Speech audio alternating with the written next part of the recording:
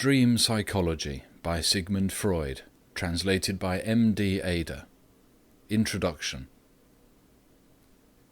The medical profession is justly conservative. Human life should not be considered as the proper material for wild experiments. Conservatism, however, is too often a welcome excuse for lazy minds, loath to adapt themselves to fast-changing conditions. Remember the scornful reception which first was accorded to Freud's discoveries in the domain of the unconscious. When, after years of patient observations, he finally decided to appear before medical bodies to tell them modestly of some facts which always recurred in his dream and his patients' dreams, he was first laughed at and then avoided as a crank. The words dream interpretation were, and still are, indeed, fraught with unpleasant, unscientific associations. They remind one of all sorts of childish, superstitious notions, which make up the thread and woof of dream books, read by none but the ignorant and the primitive. The wealth of detail, the infinite care never to let anything pass unexplained, with which he presented to the public the result of his investigations, are impressing more and more serious-minded scientists, but the examination of his evidential data demands arduous work and presupposes an absolutely open mind. This is why we still encounter men totally unfamiliar with Freud's writings, men who were not even interested enough in the subject to attempt an interpretation of their dreams or their patients' dreams, deriding Freud's theories and combating them with the help of statements which he never made. Some of them, like Professor Boris Sidis, reach at times conclusions which are strangely similar to Freud's, but in their ignorance of psychoanalytic literature, they fail to credit Freud for observations antedating theirs. Besides those who sneer at dream study because they have never looked into the subject, there are those who do not dare to face the facts revealed by dream study. Dreams tell us many an unpleasant biological truth about ourselves, and only very free minds can thrive on such a diet. Self-deception is a plant which withers fast in the pellucid atmosphere of dream investigation. The weakling and the neurotic attached to his neurosis are not anxious to turn such a powerful searchlight upon the dark corners of their psychology. Freud's theories are anything but theoretical. He was moved by the fact that there always seemed to be a close connection between his patients' dreams and their mental abnormalities, to collect thousands of dreams and to compare them with the case histories in his possession. He did not start out with a preconceived bias, hoping to find evidence which might support his views. He looked at facts 1,000 times until they began to tell him something. His attitude towards dream study was, in other words, that of a statistician who does not know and has no means of foreseeing what conclusions will be forced on him by the information he is gathering, but who is fully prepared to accept those unavoidable conclusions. This was indeed a novel way in psychology. Psychologists had always been wont to build in what Bleuler calls autistic ways, that is, through methods in no wise supported by evidence, some attractive hypothesis which sprung from their brain, like Minerva from Jove's brain, fully armed. After which they would stretch upon that unyielding frame the hide of a reality which they had previously killed.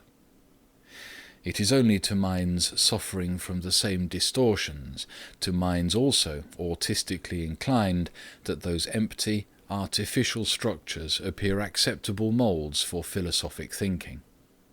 The pragmatic view that truth is what works had not been as yet expressed when Freud published his revolutionary views on the psychology of dreams. 5 facts of first magnitude were made obvious to the world by his interpretation of dreams. First of all, Freud pointed out a constant connection between some part of every dream and some detail of the dreamer's life during the previous waking state.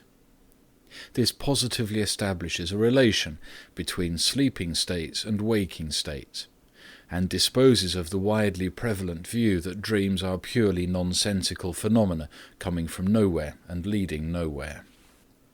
Secondly, Freud, after studying the dreamer's life and modes of thought, after noting down all his mannerisms and the apparently insignificant details of his conduct which reveal his secret thoughts, came to the conclusion that there was in every dream the attempted or successful gratification of some wish, conscious or unconscious.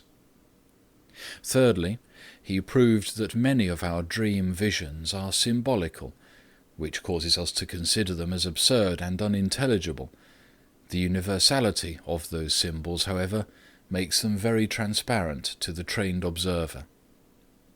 Fourthly, Freud showed that sexual desires play an enormous part in our unconscious, a part which puritanical hypocrisy has always tried to minimize, if not to ignore entirely.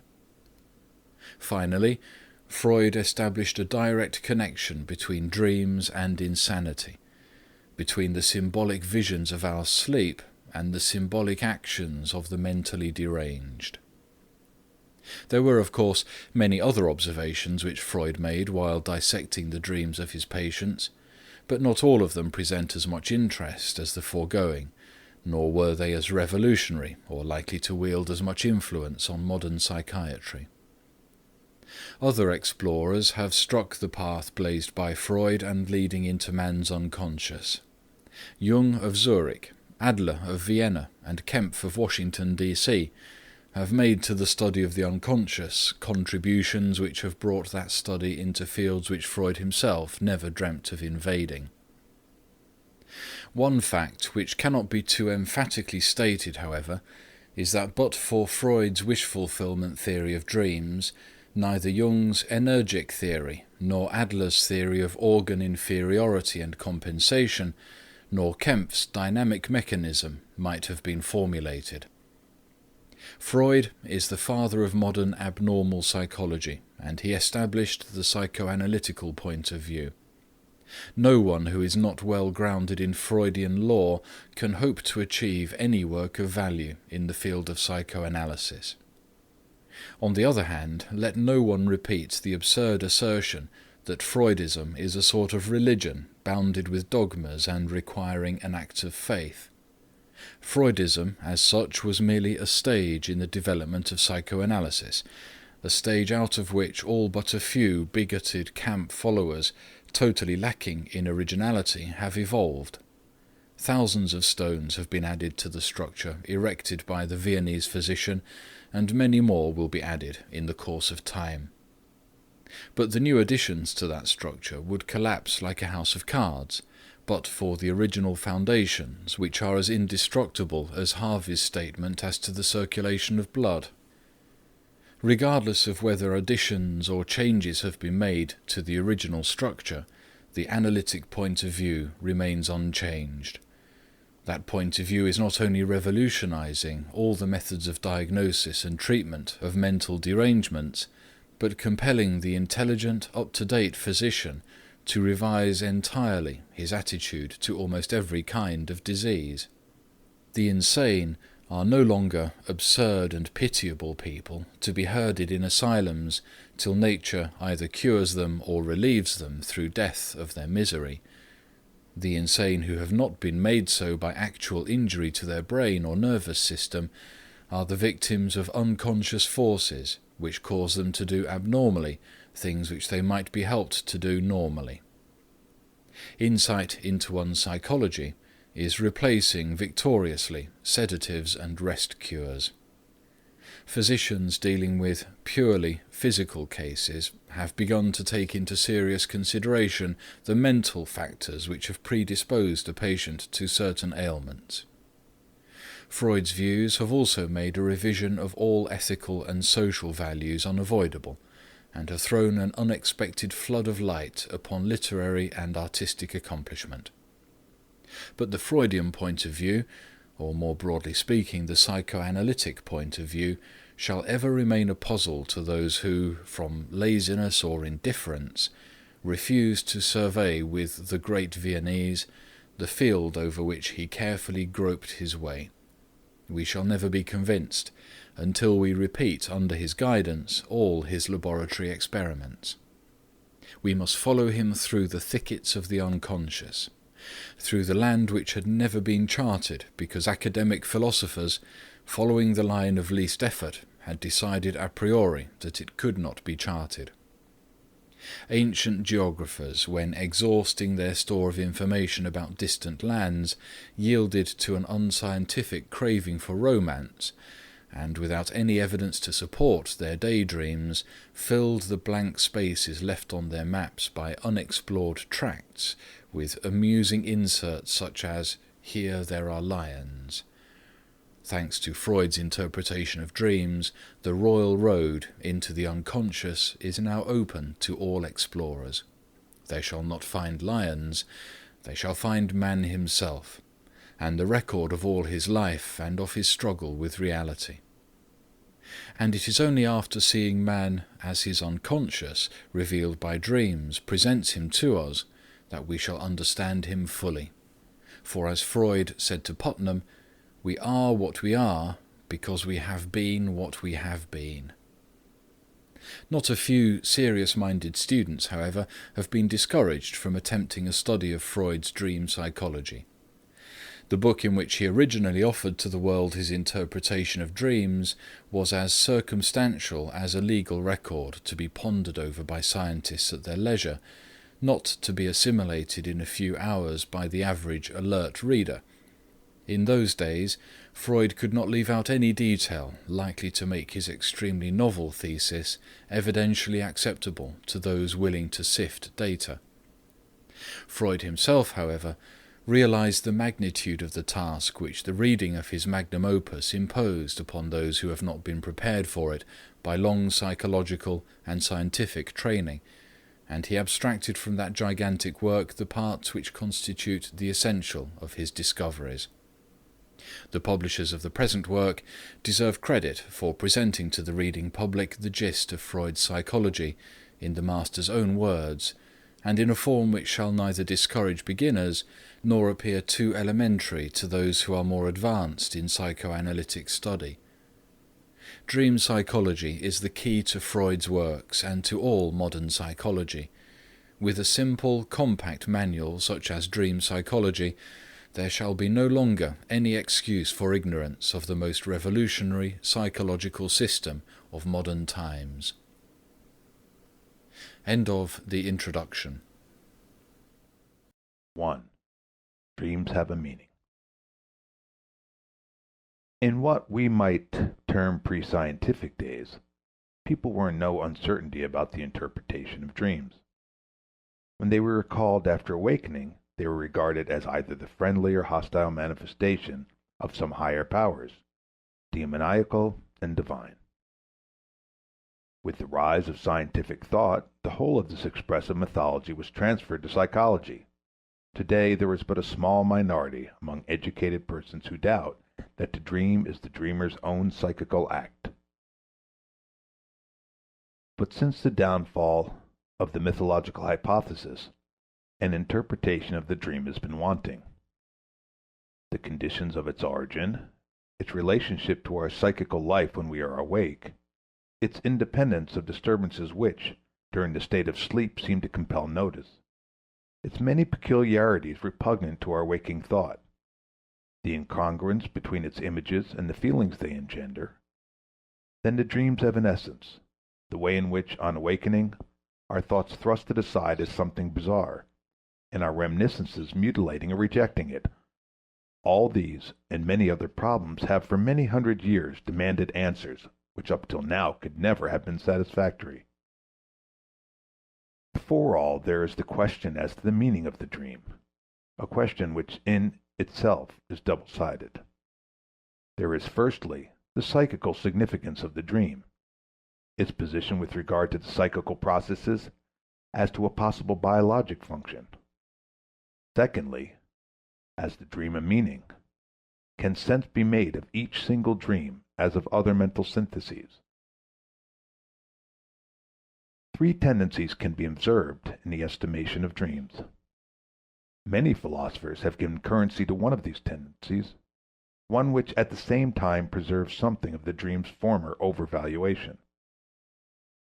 The foundation of dream life is for them a peculiar state of psychical activity, which they even celebrate as elevation to some higher state. Schubert, for instance, claims, "The dream is the liberation of the spirit from the pressure of external nature, a detachment of the soul from the fetters of all matter." Not all go so far as this, but many maintain that dreams have their origin in real spiritual excitations, and are the outward manifestation of spiritual powers, whose free movements have been hampered during the day. See Dream Fantasies by Scherner and Volkert. A large number of observers acknowledge that dream life is capable of extraordinary achievements, at any rate in certain fields. See Memory. In striking contradistinction with this, the majority of medical writers hardly admit that the dream is a psychical phenomena at all. According to them, dreams are provoked and initiated exclusively by stimuli proceeding from the senses or the body, which either reach the sleeper from without or are accidental disturbances of his internal organs. The dream has no greater claim to meaning and importance than the sound called forth by the 10 fingers of a person quite unacquainted with music, running his fingers over the keys of an instrument. The dream is to be regarded, says Binns, as a physical process, always useless, frequently morbid. All the peculiarities of dream life are explicable as the incoherent effort, due to some physiological stimulus, of certain organs or of the cortical elements of a brain otherwise asleep. But slightly affected by scientific opinion, and untroubled as to the origin of dreams, the popular view holds firmly to the belief that dreams really have got a meaning. In some way they do foretell the future, whilst the meaning can be unraveled in some way or other from its oft bizarre and enigmatical content. The reading of dreams consists in replacing the events of the dream, so far as remembered, by other events.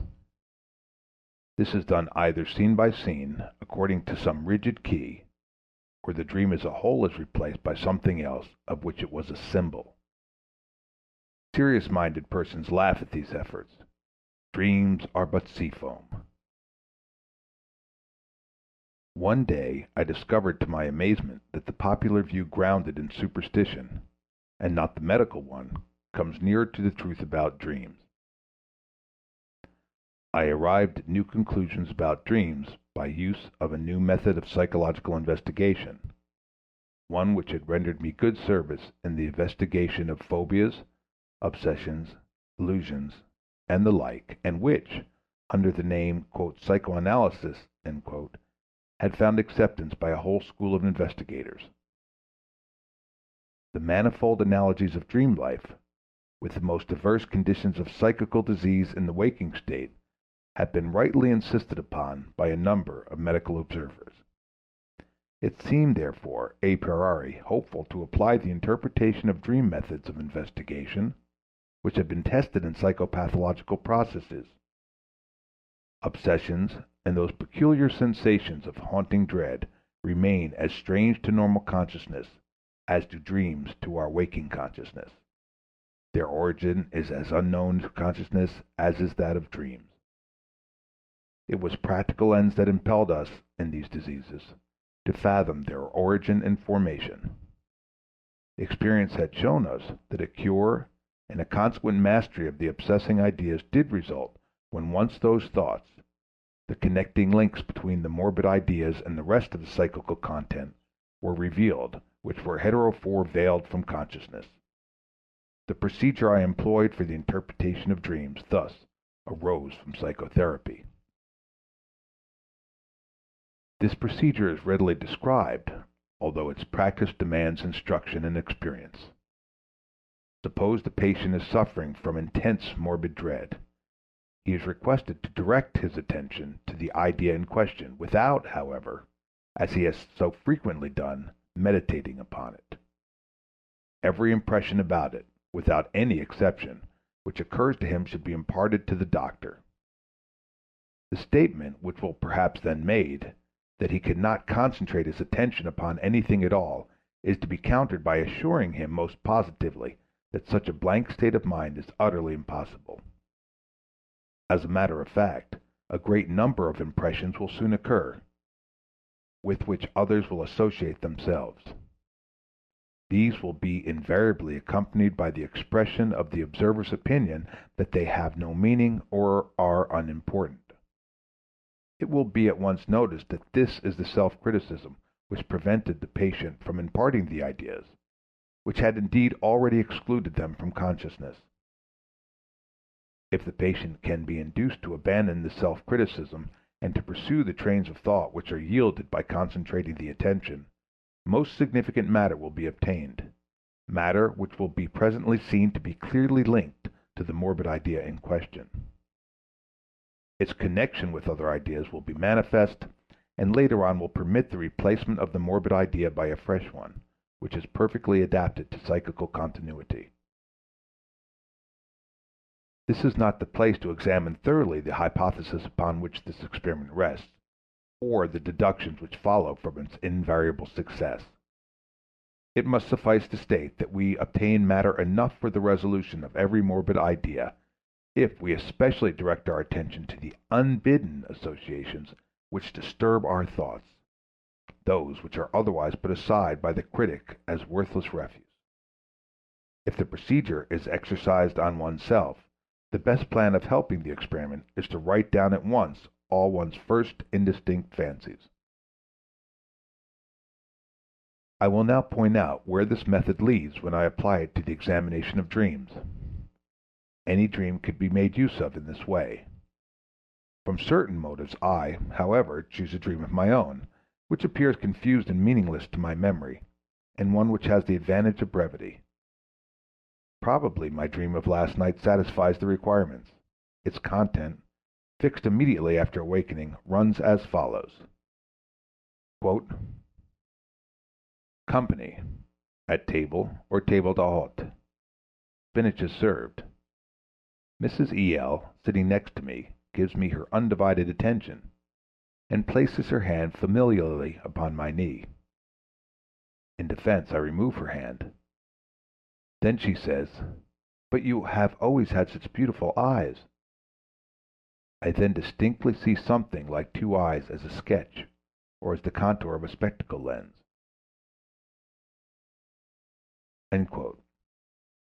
This is the whole dream, or, at all events, all I can remember. It appears to me not only obscure and meaningless, but more especially odd. Mrs. E.L. is a person with whom I am scarcely on visiting terms, nor to my knowledge have I ever desired any more cordial relationship. I have not seen her for a long time, and do not think there was any mention of her recently. No emotion whatever accompanied the dream process. Reflecting upon this dream does not make it a bit clearer in my mind. I will now, however, present the ideas without premeditation and without criticism, which introspected yielded.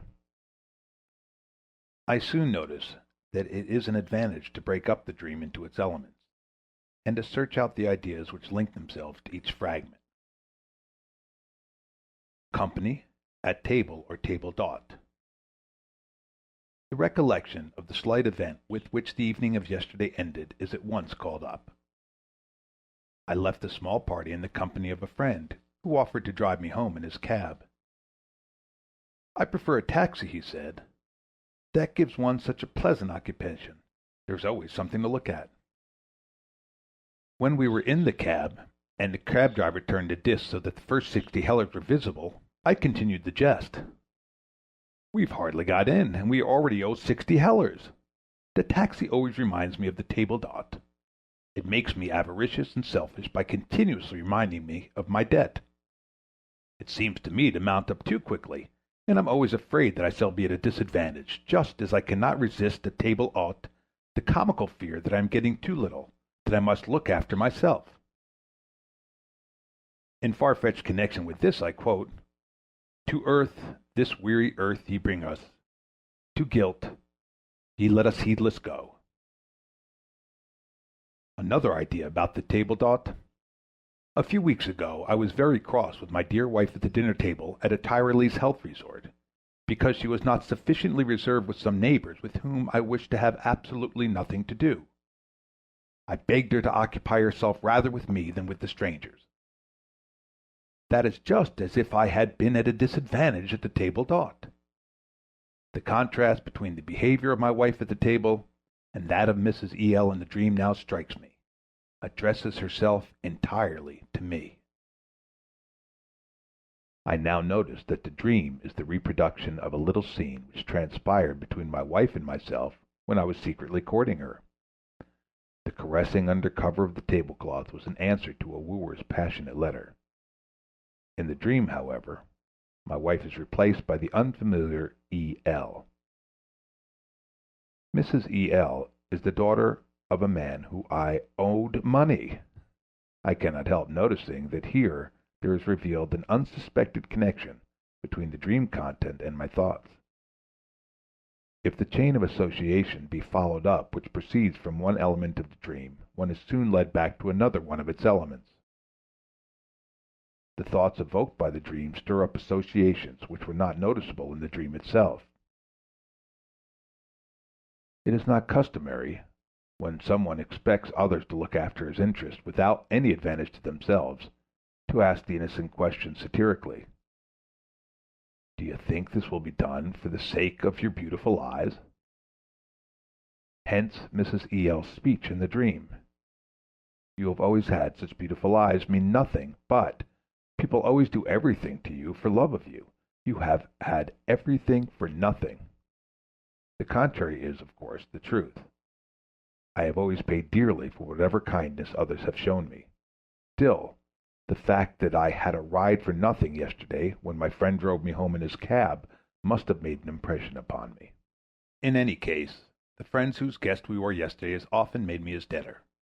Recently I had allowed an opportunity of requiting him to go by. He has only one present from me, an antique shawl, upon which eyes are painted all around, a so-called ukulele, as a charm against the malocchio. Moreover, he is an eye specialist.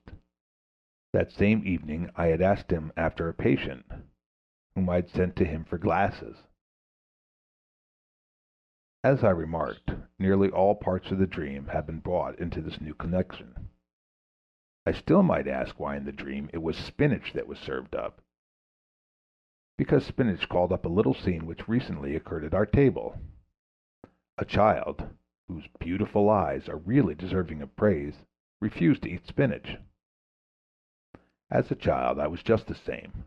For a long time I loathed spinach, until in later life my taste altered, and it became one of my favorite dishes.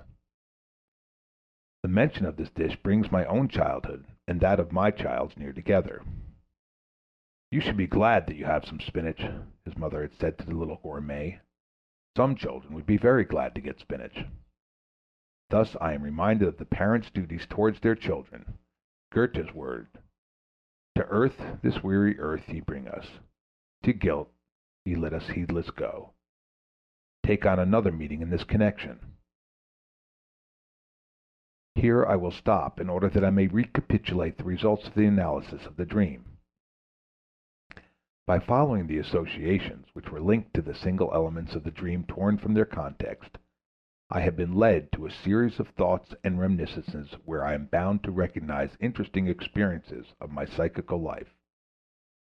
The matter yielded by an analysis of the dream stands in intimate relationship with the dream content, but this relationship is so special that I should never have been able to have inferred the new discoveries directly from the dream itself.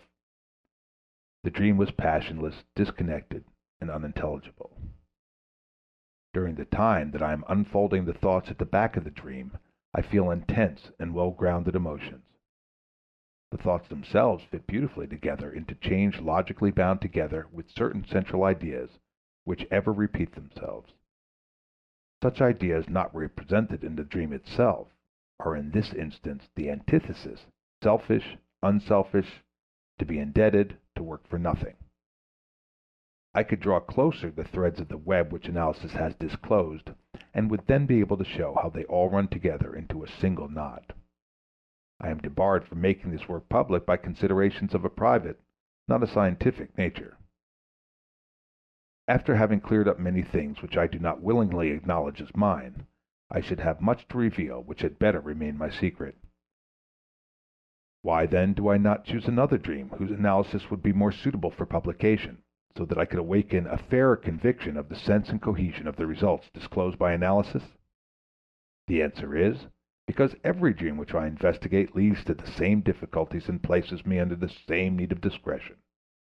Nor should I forego this difficulty any the more were I to analyze the dream of someone else. That could only be done when opportunity allowed all concealment to be dropped without injury to those who trusted me. The conclusion which is now forced upon me is that the dream is a sort of substitution for those emotional and intellectual trains of thought which I attained after complete analysis.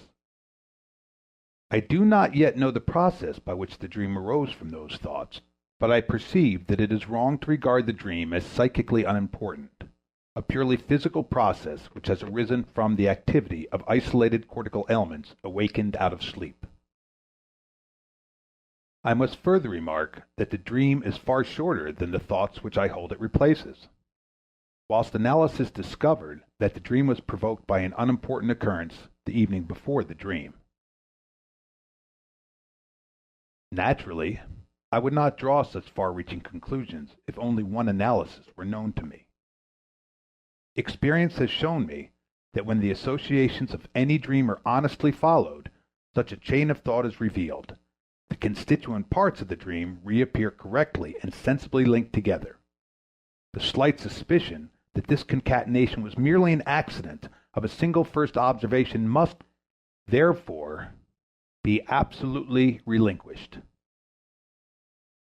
I regard it, therefore, as my right to establish this new view by a proper nomenclature.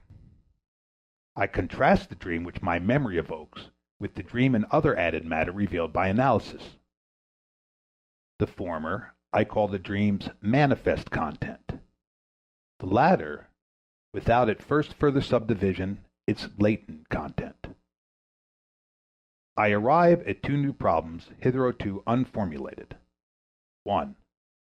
What is the psychical process which has transformed the latent content of the dream into its manifest content? 2. What is the motive or the motives which have made such a transformation exigent?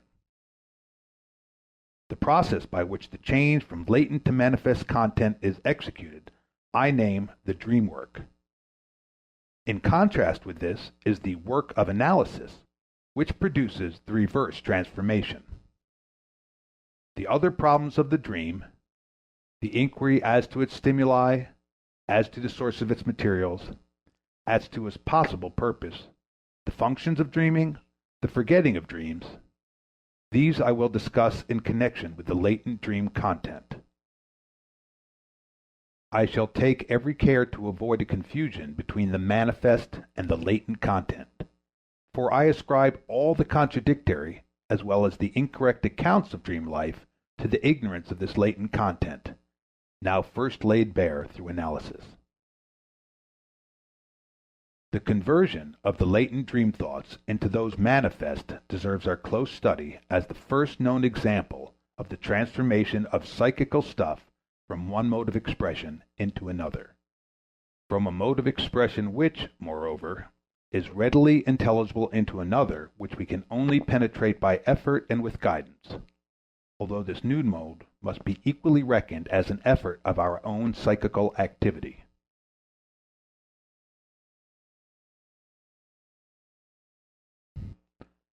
From the standpoint of the relationship of latent to manifest dream content, dream can be divided into three classes.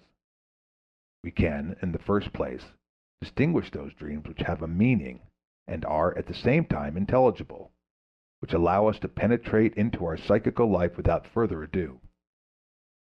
Such dreams are numerous. They are usually short and, as a general rule, do not seem very noticeable because everything remarkable or exciting surprise is absent.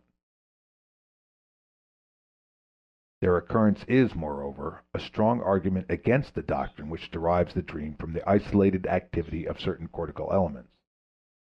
All signs of a lowered or subdivided psychical activity are wanting.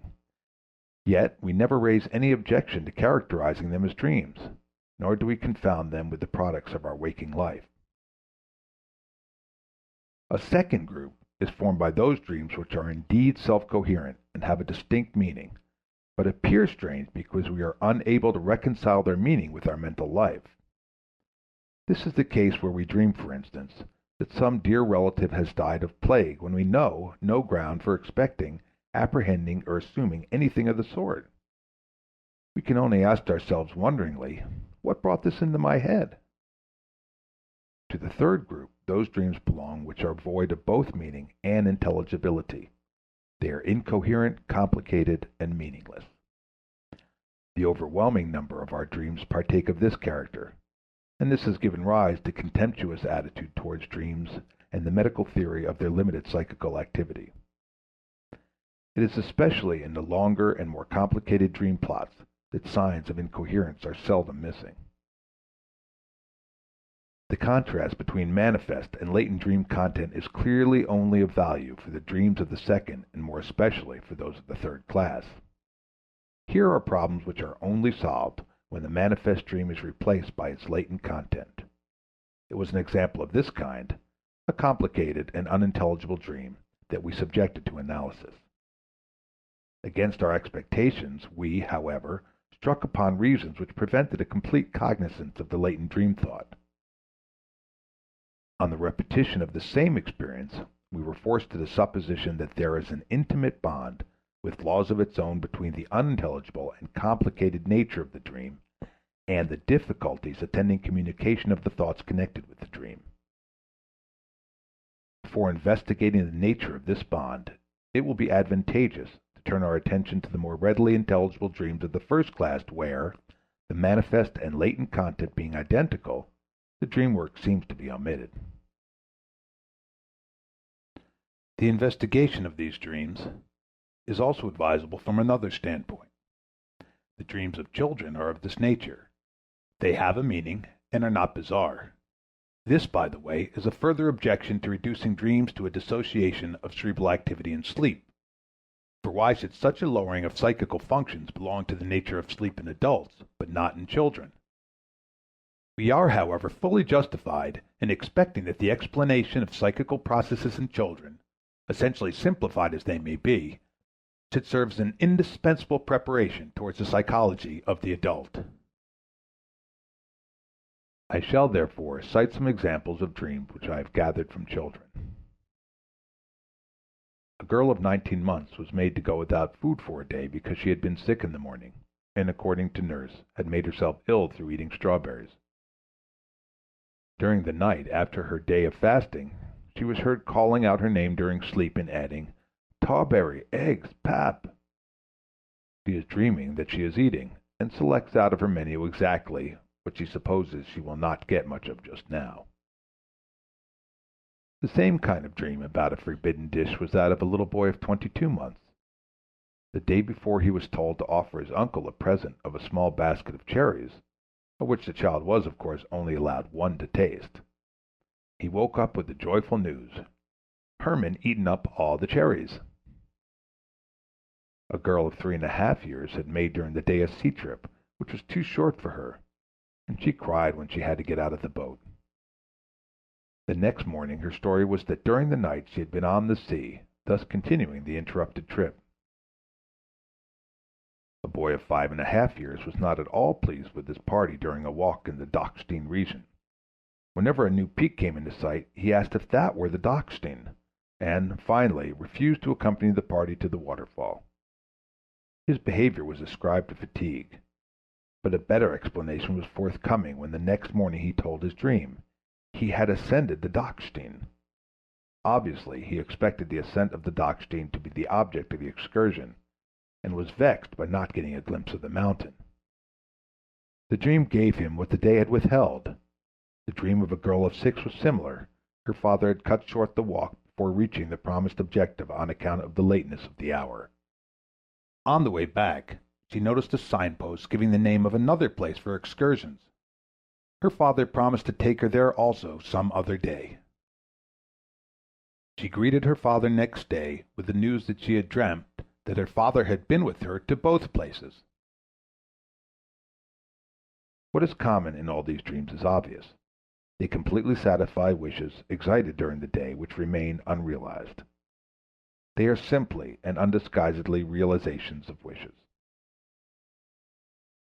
The following child dream, not quite understandable at first sight, is nothing else than a wish realized. On account of poliomyelitis, a girl, not quite 4 years of age, was brought from the country into town, and remained overnight with a childless aunt in a big, for her naturally huge, bed. The next morning she stated that she had dreamt that the bed was much too small for her, so she could find no place in it. To explain this dream as a wish is easy when we remember that to be big is a frequently expressed wish of all children. The bigness of the bed reminded Miss Little Would Be Big only too forcibly of her smallness. This nasty situation became righted in her dream, and she grew so big that the bed now became too small for her. Even when children's dreams are complicated and polished, their comprehension as a realization of desire is fairly evident. A boy of 8 dreamt that he was being driven with Achilles in a war chariot, guided by Diomedes.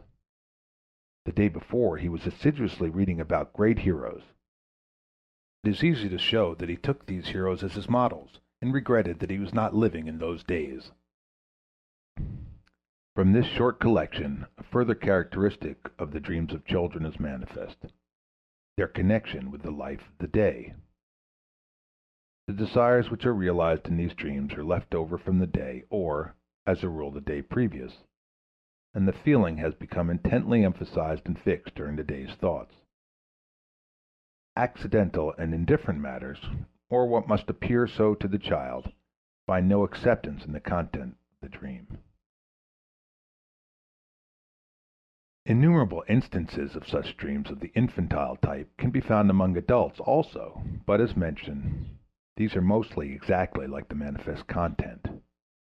Thus, a random selection of persons will generally respond to thirst at night with a dream about drinking, thus striving to get rid of the sensation and to let sleep continue. Many persons frequently have these comforting dreams before waking, just when they are called. Then they dream that they are already up, that they are washing or already in school, at the office, etc., where they ought to be at a given time. The night before an intended journey, one not infrequently dreams that one has already arrived at the destination. Before going to a play or to a party, the dream not infrequently anticipates, in impatience, as it were, the expected pleasure. At other times, the dream expresses the realization of the desire somewhat indirectly. Some connection, some sequel must be known, the first step towards recognizing the desire. Thus, when a husband related to me the dream of his young wife, that her monthly period has begun, I had to bethink myself that the young wife would have expected a pregnancy if the period had been absent. The dream is then a sign of pregnancy. Its meaning is that it shows the wish realized that the pregnancy should not occur just yet. Under unusual and extreme circumstances, these dreams of the infantile type become very frequent. The leader of a polar expedition tells us, for instance, that during the wintering amid the ice, the crew, with their monotonous diet and slight rations, dreamt regularly, like children, of fine meals, of mountains, of tobacco, and of home. It is not uncommon that out of some long, complicated, and intricate dream, one specially lurid part stands out containing unmistakably the realization of a desire, but bound up with much unintelligible matter. On more frequently analyzing the seemingly more transparent dreams of adults, it's astonishing to discover that these are rarely as simple as the dreams of children, and that they cover another meaning beyond that of the realization of a wish. It would certainly be a simple and convenient solution of the riddle if the work of analysis made it at all possible for us to trace the meaningless and intricate dreams of adults back to the infantile type. to the realization of some intensely experienced desire of the day. But there is no warrant for such an expectation. Their dreams are generally full of the most indifferent and bizarre matter, and no trace of the realization of the wish is to be found in their content. Before leaving these infantile dreams, which are obviously unrealized desires, we must not fail to mention another chief characteristic of dreams, one that has been long noticed, and one which stands out most clearly in this class. I can replace any of these dreams by a phrase expressing a desire. If the sea trip had only lasted longer, if I were only washed and dressed, if I had only been allowed to keep the cherries instead of giving them to my uncle. But the dream gives something more than the choice, for here the desire is already realized. Its realization is real and actual. The dream presentations consist chiefly, if not wholly, of scenes and mainly of visual sense images. Hence, a kind of transformation is not entirely absent in this class of dreams, and this may be fairly designated as the dream work. An idea merely existing in the region of possibility is replaced by a vision of its accomplishment. End of Dream Psychology, Chapter 1. Chapter 2. We are compelled to assume that such transformation of scene has also taken place in intricate dreams, though we do not know whether it has encountered any possible desire. The dream instance at the commencement, which we analyzed somewhat thoroughly, did give us occasion in two places to suspect something of the kind. Analysis brought out that my wife was occupied with others at the table, and that I did not like it. In the dream itself, exactly the opposite occurs, for the person who replaces my wife gives me her undivided attention. But can one wish for anything pleasanter after a disagreeable incident than that the exact contrary should have occurred, just as the dream has it? The stinging thought in the analysis, that I have never had anything for nothing, is similarly connected with the woman's remark in the dream, "You have always had such beautiful eyes." Some portion of the opposition between the latent and manifest content of the dream must be therefore derived from the realization of a wish. Another manifestation of the dream work, which all incoherent dreams have in common, is still more noticeable. Choose any instance and compare the number of separate elements in it, or the extent of the dream, if written down, with the dream thoughts yielded by analysis, and of which but a trace can be refound in the dream itself. There can be no doubt that the dream working has resulted in an extraordinary compression or condensation. It is not at first easy to form an opinion as to the extent of the condensation. The more deeply you go into the analysis, the more deeply you are impressed by it. There will be found no factor in the dream whence the chains of associations do not lead in two or more directions, no scene which has not been pieced together out of two or more impressions and events. For instance, I once dreamt about a kind of swimming bath where the bathers suddenly separated in all directions. At one place on the edge, a person stood bending towards one of the bathers as if to drag him out.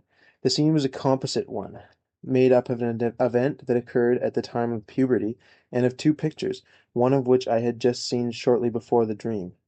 The two pictures were the surprise in the bath, from Schwind's cycle of the Melusine, note the bathers were suddenly separating, and the flood by an Italian master.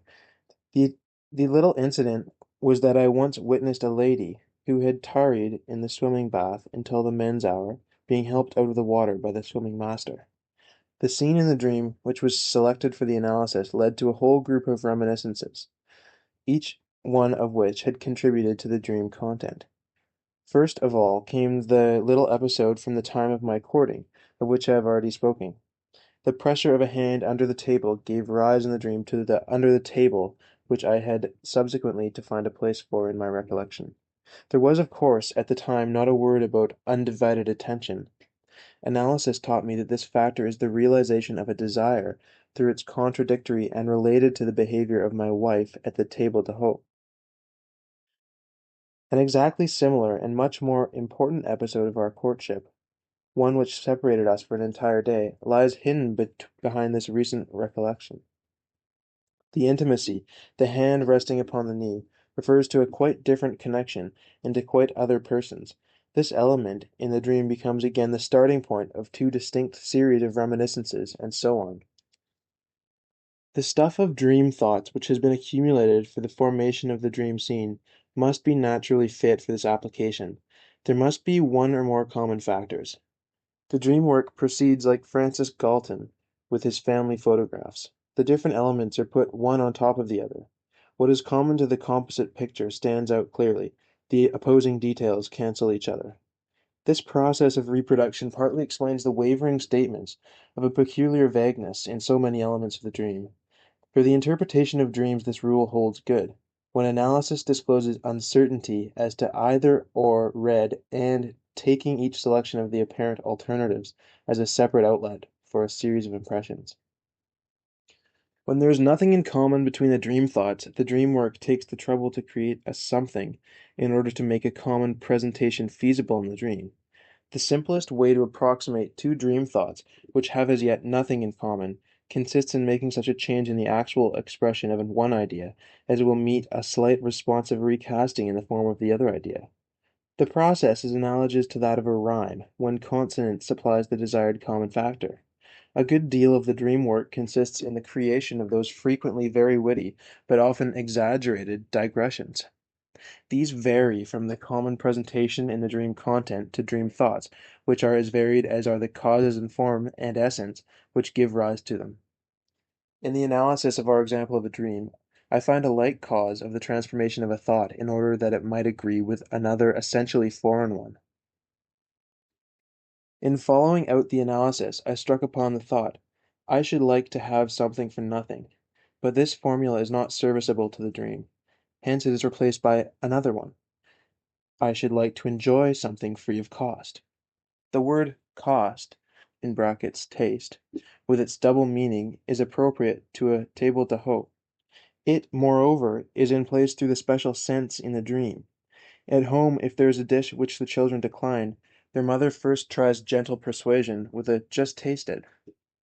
That the dream work should unhesitatingly use the double meaning of the word is certainly remarkable. Ample experience has shown, however, that the occurrence is quite usual. Through condensation of the dream, certain constituent parts of its content are explicable which are peculiar to the dream life alone, and which are not found in the waking state. Such are the composite and mixed persons, the extraordinary mixed figures, creations comparable with the fantastic animal compositions of Orientals. A moment's thought, and these are reduced to unity, whilst the fancies of the dream are ever formed anew in an inexhaustible profusion. Everyone knows such images in his own dreams. Manifold are their origins. I can build up a person by borrowing one feature from one person and one from another, or by giving to the form of one the name of another in my dream. I can also visualize one person, but place him in a position which has occurred to another. There is a meaning in all these cases when different persons are amalgamated into one substitute.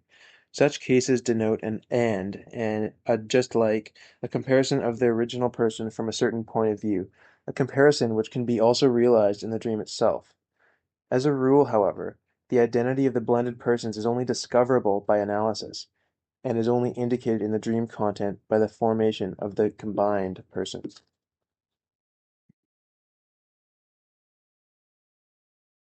The same diversity in their ways of formation, and the same rules for its solution hold good also for the innumerable medley of dream contents, examples of which I need scarcely adduce. Their strangeness quite disappears when we resolve not to place them on a level with the objects of perception as known to us when awake, but to remember that they represent the art of dream condensation, by an exclusion of unnecessary detail. Prominence is given to the common character of the combination. Analysis must also generally supply the common features. The dream says simply, all these things have an X in common. The decomposition of these mixed images by analysis is often the quickest way to an interpretation of the dream. Thus, I once dreamt that I was sitting with one of my former university tutors on a bench, which was undergoing a rapid, continuous movement amidst other benches.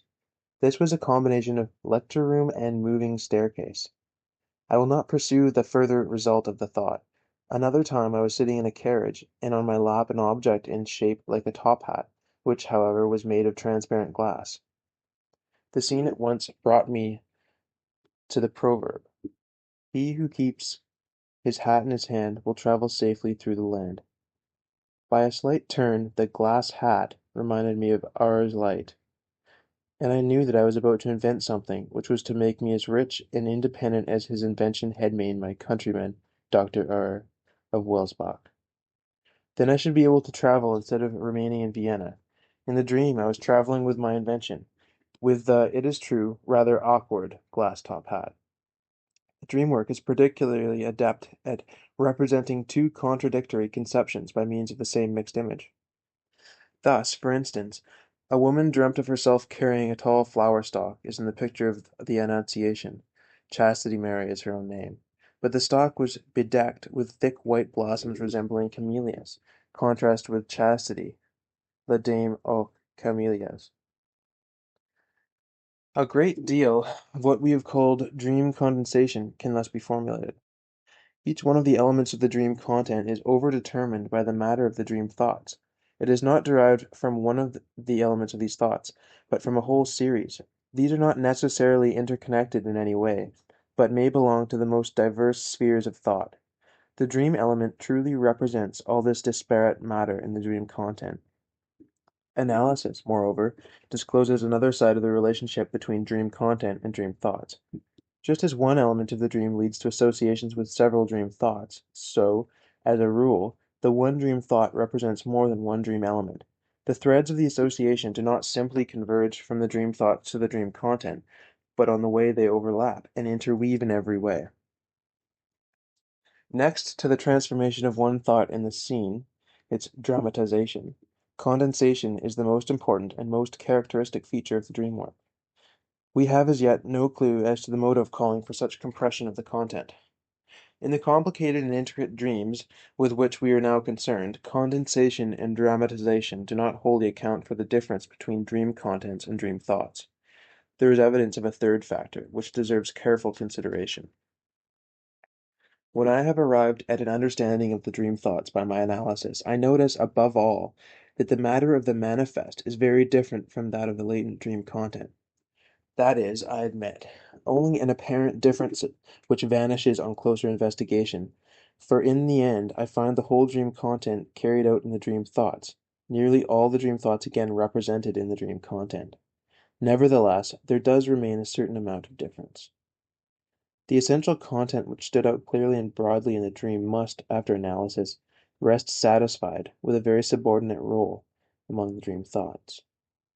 These very dream thoughts, which, going by my feelings, have a claim to the greatest importance, are either not present at all in the dream content, or are represented by some remote allusion in some obscure region of the dream.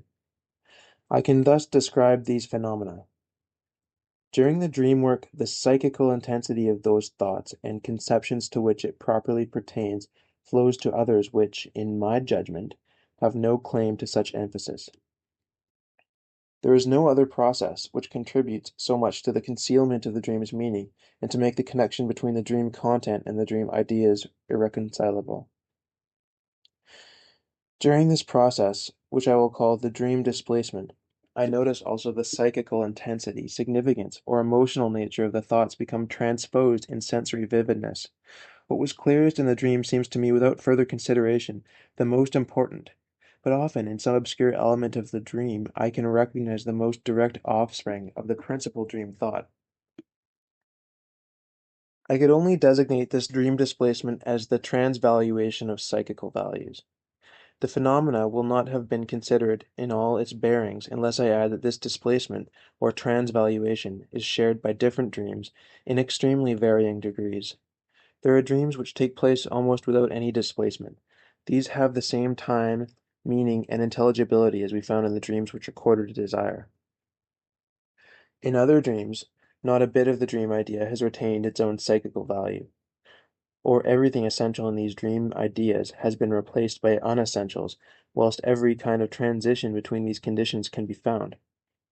The more obscure and intricate a dream is, the greater is the part to be ascribed to the impetus of the displacement in its formation. The example that we chose for analysis shows that at least this much of the displacement, that its context has a different center of interest from that of the dream ideas. In the forefront of the dream content, the main scene appears as if a woman wished to make advances to me. In the dream idea, the chief interest rests on the desire to enjoy disinterested love, which shall cost nothing. This idea lies at the back of the talk about the beautiful eyes and the far-fetched allusion to spinach. If we abolish the dream displacement, we attain through analysis quite certain conclusions regarding the two problems of the dream which are most disputed, as to what provokes a dream at all, and as to the connection of the dream with our waking life. There are dreams which at once expose their links with the events of the day. In others no trace of such a connection can be found. By the aid of analysis, it can be shown that every dream, without exception, is linked up with our impressions of the day, or perhaps it would be more correct to say of the day previous to the dream. The impressions which have incited the dream may be so important that we are not surprised at our being occupied with them whilst awake. In this case, we are right in saying that the dream carries on the chief interest of our waking life. More usually, however, when the dream contains anything relating to the impressions of the day, it is so trivial, unimportant, and so deserving of oblivion that we can only recall it with an effort. The dream content appears then, even when coherent and intelligible, to be concerned with those indifferent trifles of thought undeserving of our waking interest. The depreciation of dreams is largely due to the predominance of the indifferent and the worthless in their content. Analysis destroys the appearance upon which this derogatory judgment is based. When the dream content discloses nothing but some indifferent impression as instigating the dream, analysis ever indicates some significant event which has been replaced by something indifferent with which it has entered into abundant associations. Where the dream is concerned with uninteresting and unimportant conceptions, analysis reveals the numerous associative paths which connect the trivial with the momentous in the psychical estimation of the individual. It is only the action of displacement if what is indifferent obtains recognition in the dream content instead of those impressions which are really the stimulus, or instead of the things of real interest.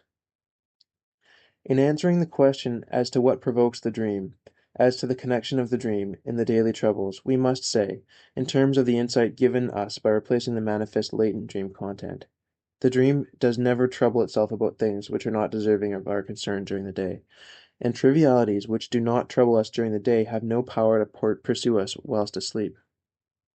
What provoked the dream in the example which we have analyzed? The really unimportant event that a friend invited me to a free ride in his cab. The table d'hote seen in the dream contains an allusion to this indifferent motive, for in conversation I had brought the taxi parallel with the table d'hote. But I can indicate the important event which has its substitute the trivial one. A few days before I disbursed a large sum of money for a member of my family who is very dear to me. Small wonder, says the dream thought, if this person is grateful to me for this. This love is not cost-free. But love that shall cost nothing is one of the prime thoughts of the dream. The fact that shortly before this I had several drives with the relative in question puts the one drive with my friend in a position to recall the connection with the other person. The indifferent impression which by such ramifications provokes the dream is subservient to another condition which is not true of the real source of the dream. The impression must be a recent one, everything arising from the day of the dream. I cannot leave the question of dream displacement without the consideration of a remarkable process in the formation of dreams in which condensation and displacement work together towards one end. In condensation, we have already considered the case where two conceptions in the dream have something in common, some point of contact, are replaced in the dream content by a mixed image, where the distinct germ corresponds to what is common, and the indistinct secondary modifications to what is distinctive. If displacement is added to condensation, there is no formation of a mixed image, but a common mean, which bears the same relationship to the individual elements as does the resultant in the parallelogram of forces to its components. In one of my dreams, for instance, there is talk of an injection with propyl. On first analysis, I discovered an indifferent but true incident where Amel played a part as the excitant of the dream. I cannot yet vindicate the exchange of Amel for propyl.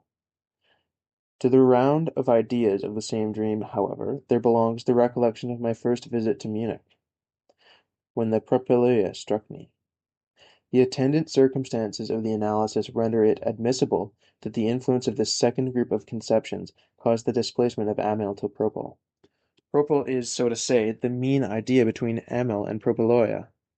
It got into the dream as a kind of compromise by simultaneous condensation and displacement.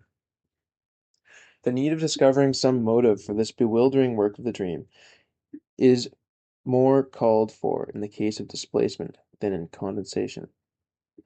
Although the work of displacement must be held mainly responsible if the dream thoughts are not refound or recognized in the dream content, unless the motive of the changes be guessed, it is another and milder kind of transformation which will be considered with the dream thoughts which leads to the discovery of a new but readily understood act of dream work. The first dream thoughts, which are unraveled by analysis, frequently strike one by their unusual wording. They do not appear to be expressed in the sober form which our thinking prefers. Rather, they are expressed symbolically by allegories and metaphors, like the figurative language of the poets. It is not difficult to find the motives for this degree of constraint in the expression of the dream ideas. The dream content consists chiefly of visual scenes, hence the dream ideas must, in the first place, be prepared to make use of these forms of presentation. Conceive that a political leader's or a barrister's address had to be transposed into pantomime, and it will be easy to understand the transformations to which the dream work is constrained by regard for this dramatization of the dream content. Around the psychical stuff of dream thoughts, there are ever found reminiscences of impressions, not infrequently of early childhood, scenes which, as a rule, have been visually grasped. Whenever possible, this portion of the dream ideas exercises a definite influence upon the modeling of the dream content. It works like a center of crystallization, by attracting and rearranging the stuff of dream thoughts. The scene of the dream is not infrequently nothing but a modified repetition, complicated by interpolations of events that have left such an impression. The dream but very seldom reproduces accurate and unmixed reproductions of real scenes. The dream content does not, however, consist exclusively of scenes, but it also includes scattered fragments of visual images, conversations, and even bits of unchanged thoughts. It will be perhaps to the point if we instance in the briefest way the means of dramatization, which are at the disposal of the dream work, for the repetition of the dream thoughts in the peculiar language of the dream. The dream thoughts which we learn from the analysis exhibit themselves as a psychical complex of the most complicated superstructure. Their parts stand in the most diverse relationship to each other. They form backgrounds and foregrounds, stipulations, digressions, illustrations, demonstrations, and protestations. It may be said to be almost the rule that one train of thought is followed by its contradictory. No feature known to our reason whilst awake is absent. If a dream is to grow out of all of this, the psychical matter is submitted to a pressure which condenses it extremely, to an inner shrinking and displacement, creating at the same time fresh surfaces, to a selective interweaving among the constituents best adapted for the construction of these scenes. Having regard to the origin of this stuff, the term regression can be fairly applied to this process. The logical chains with which hitherto held the psychical stuff together become lost in this transformation to the dream content. The dream work takes on, as it were, only the essential content of the dream thoughts for elaboration. It is left to analysis to restore the connection which the dream work has destroyed. The dream's means of expression must therefore be regarded as meager in comparison with those of our imagination, though the dream does not renounce all claims to the restitution of logical relation to dream thoughts. It rather succeeds with tolerable frequency in replacing these by formal characters of its own. By reason of the undoubted connection existing between all parts of the dream thoughts, the dream is able to embody this matter into a single scene. It upholds a logical connection as approximation in time and space, just as the painter who groups all the poets for his picture of Parnassus, who, though they have never been altogether on a mountain peak, yet form ideally a community. The dream continues this method of presentation in individual dreams, and often when it displays two elements close together in the dream content, it warrants some special interconnection between what they represent in the dream thoughts. It should be, moreover, observed that all the dreams of one night prove on analysis to originate from the same sphere of thought.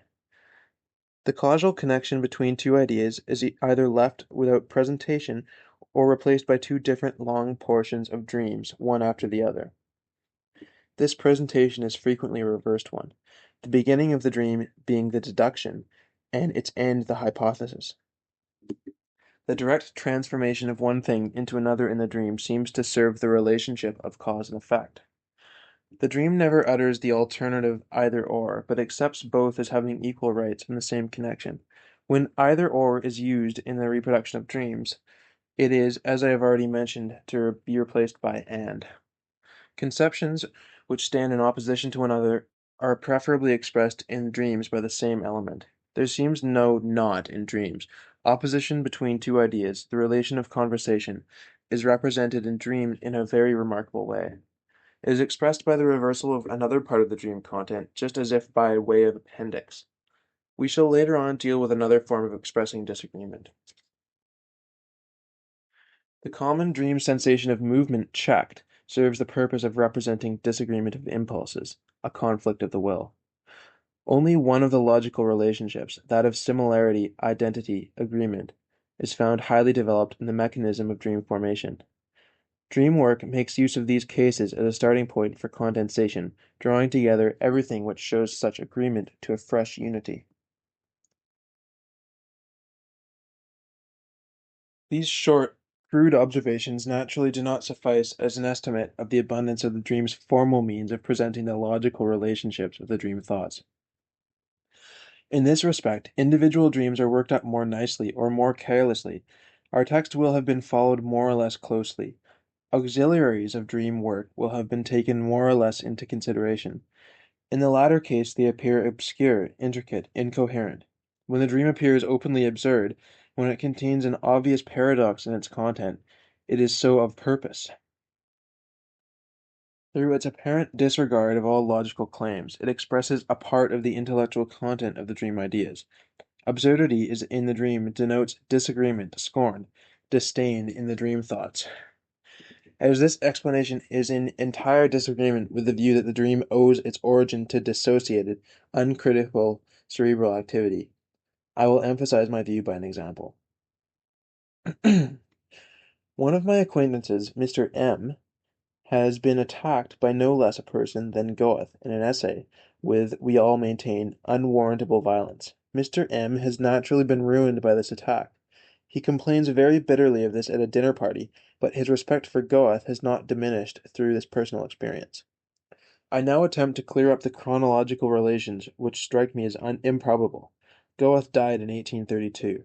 As his attack upon Mr. M. must, of course, have taken place before Mr. M.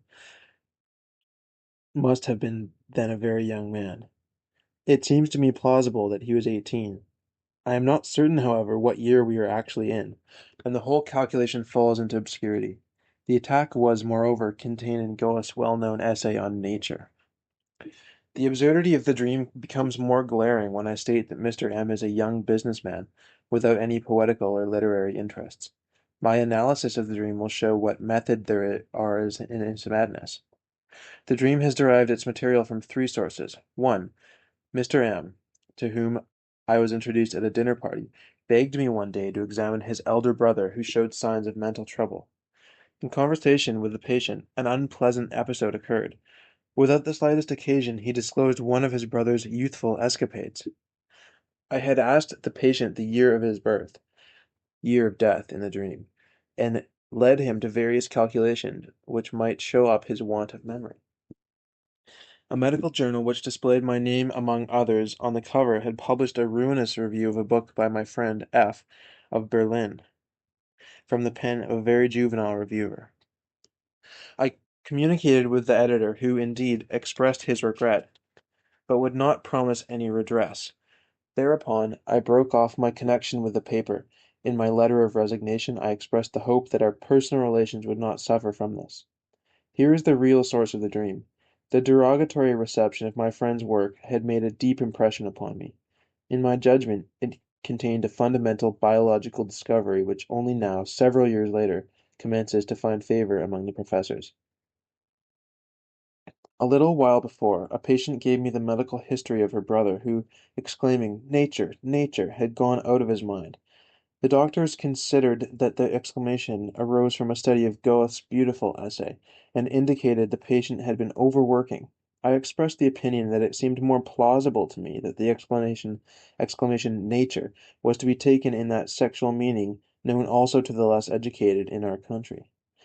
It seemed to me that this view had something in it, because the unfortunate youth afterwards mutilated his genital organs. The patient was 18 years old when the attack occurred.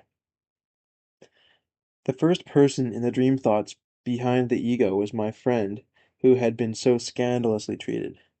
I now attempted to clear up the chronological relation. My friend's book deals with the chronological relations of life, and amongst other things, correlates Goethe's duration of life with a number of days in many ways important to biology. The ego is, however, represented as a general paralytic. I am not certain what year we are actually in. The dream exhibits my friend as behaving like a general paralytic, and thus riots in absurdity. But the dream thoughts run ironically. Of course he is a madman, a fool, and you are the genius who understands it all. But shouldn't it be the other way around? This inversion obviously took place in the dream when Goethe attacked the young man, which is absurd, whilst anyone, however young, can, today, easily attack the great Goethe. I am prepared to maintain that no dream is inspired by other than egoistic emotions. The ego in the dream does not, indeed, represent only my friend, but stands for myself also. I identify myself with him because the fate of his discovery appears to me typical of the acceptance of my own. If I were to publish my own theory, which gives sexuality predominance in the etiology of psychoneurotic disorders, see the allusion to the 18-year-old patient, nature, nature, the same criticism would be leveled at me, and it would even now meet with the same contempt. When I follow out the dream thoughts closely, I ever find only scorn and contempt as correlated with the dream's absurdity. It is well known that the discovery of a cracked sheep's skull on the Lido in Venice gave Goethe the hint for the so-called vertebral theory of the skull. My friend plumes himself on having as a student raised a hubbub for the resignation of an aged professor who had done good work, including some in this very subject of comparative anatomy, but who, on account of decrepitude, had become quite incapable of teaching. The agitation my friend inspired was so successful because in the German universities an age limit is not demanded for the academic work. Age is no protection against folly. In the hospital here, I had 4 years the honor to serve under a chief who, long fossilized, was for decades notoriously feeble-minded, and yet was permitted to continue in his responsible office. A trait after the manner of the find in the Lido forces itself upon me here. It was to this man that some youthful colleagues in the hospital adapted then the popular slang of the day. No Goethe has written that. No Schiller composed that, etc. We have not exhausted our valuation of the dream work. In addition to condensation, displacement, and the definite arrangement of the psychical matter, we must ascribe to it yet another activity, one which is, indeed, not shared by every dream. I shall not treat this position of the dream work exhaustively. I will only point out that the readiest way to arrive at a conception of what it is to take for granted, probably unfairly, that it only subsequently influences the dream content which has already been built up. Its mode of action thus consists in so coordinating the parts of the dream that these coalesce to a coherent whole, to a dream composition. The dream gets a kind of facade which, it is true, does not conceal the whole of its content. There is a sort of preliminary explanation to be strengthened by interpolations and slight alterations. Such elaborations of the dream content must not be too pronounced. The misconception of the dream thoughts to which it gives rise is merely superficial, and our first piece of work in analyzing a dream is to get rid of these early attempts at interpretation. The motives for this part of the dream work are easily gauged. This final elaboration of the dream is due to a regard for intelligibility, a fact at once betraying the origin of an action which behaves towards the actual dream content, just as our normal psychical action behaves towards some proffered perception that is to our liking. The dream content is thus secured under the pretense of certain expectations, is perceptually classified by the supposition of its intelligibility, thereby risking its falsification, whilst, in fact, the most extraordinary misconceptions arise if the dream can be correlated with nothing familiar. Every one is aware that we are unable to look at any series of unfamiliar signs or to listen to any discussion of unknown words without at once making perpetual changes through our regard for intelligibility, through our falling back upon what is familiar. We can call those dreams properly made up, which are the result of an elaboration in every way analogous to the psychical action of our waking life. In other dreams there is no such action.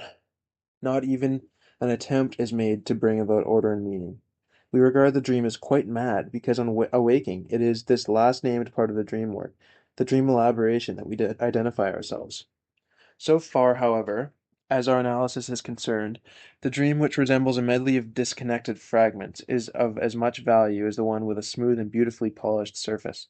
In the former case, we are spared to some extent the trouble of breaking down the super-elaboration of the dream content.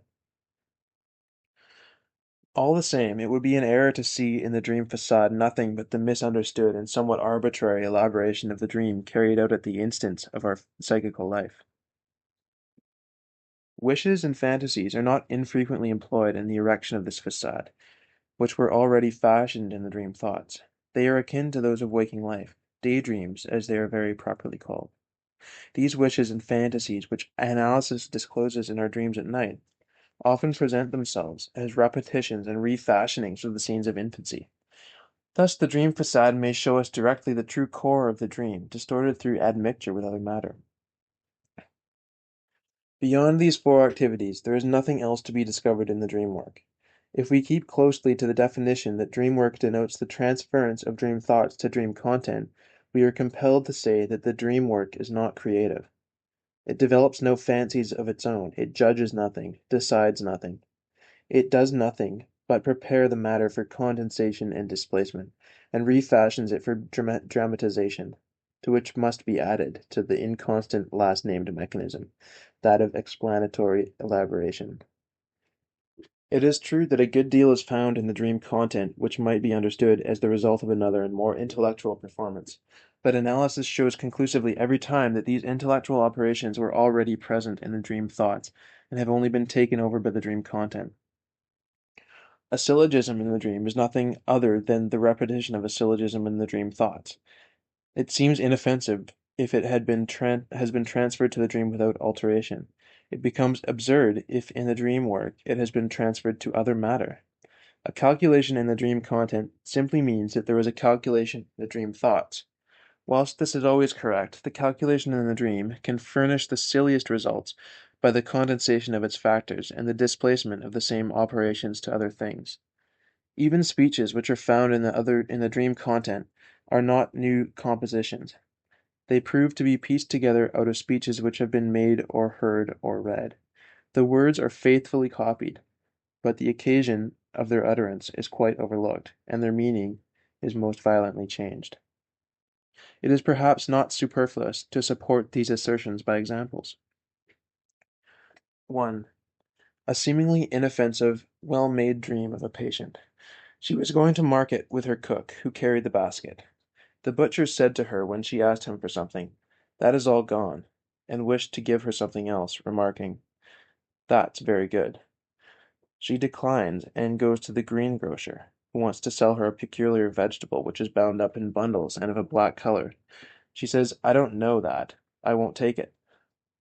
The remark, "That is all gone," arose from the treatment. A few days before I said myself to the patient that the earliest reminiscences of childhood are all gone as such, but are replaced by transferences and dreams. Thus I am the butcher. The second remark, "I don't know," arose in a very different connection. The day before, she had herself called out in rebuke to the cook, who, moreover, also appears in the dream. "Behave yourself properly. I don't know that. That is, I don't know this kind of behavior, I won't have it. The more harmless portion of this speech was arrived at by a displacement of the dream content. In the dream thoughts, only the other portion of the speech played a part, because the dream work changed an imaginary situation into utterly irrecognizable and complete inoffensiveness, while in a certain sense I behaved in an unseemly way to the lady. The situation resulting in this fantasy, however, is nothing but a new edition of one that actually took place. 2. A dream apparently meaningless relates to figures. She wants to pay something. Her daughter takes her florins 65 kreutzers out of her purse, but she says, "What are you doing? It only costs 21 kreutzers." The dreamer was a stranger, who had placed her child at school in Vienna, and who was able to continue under my treatment so long as her daughter remained in Vienna. The day before the dream, the directress of the school had recommended her to keep the child another year at school. In this case, she would have been able to prolong her treatment by 1 year. The figures in the dream become important if it to be remembered that time is money.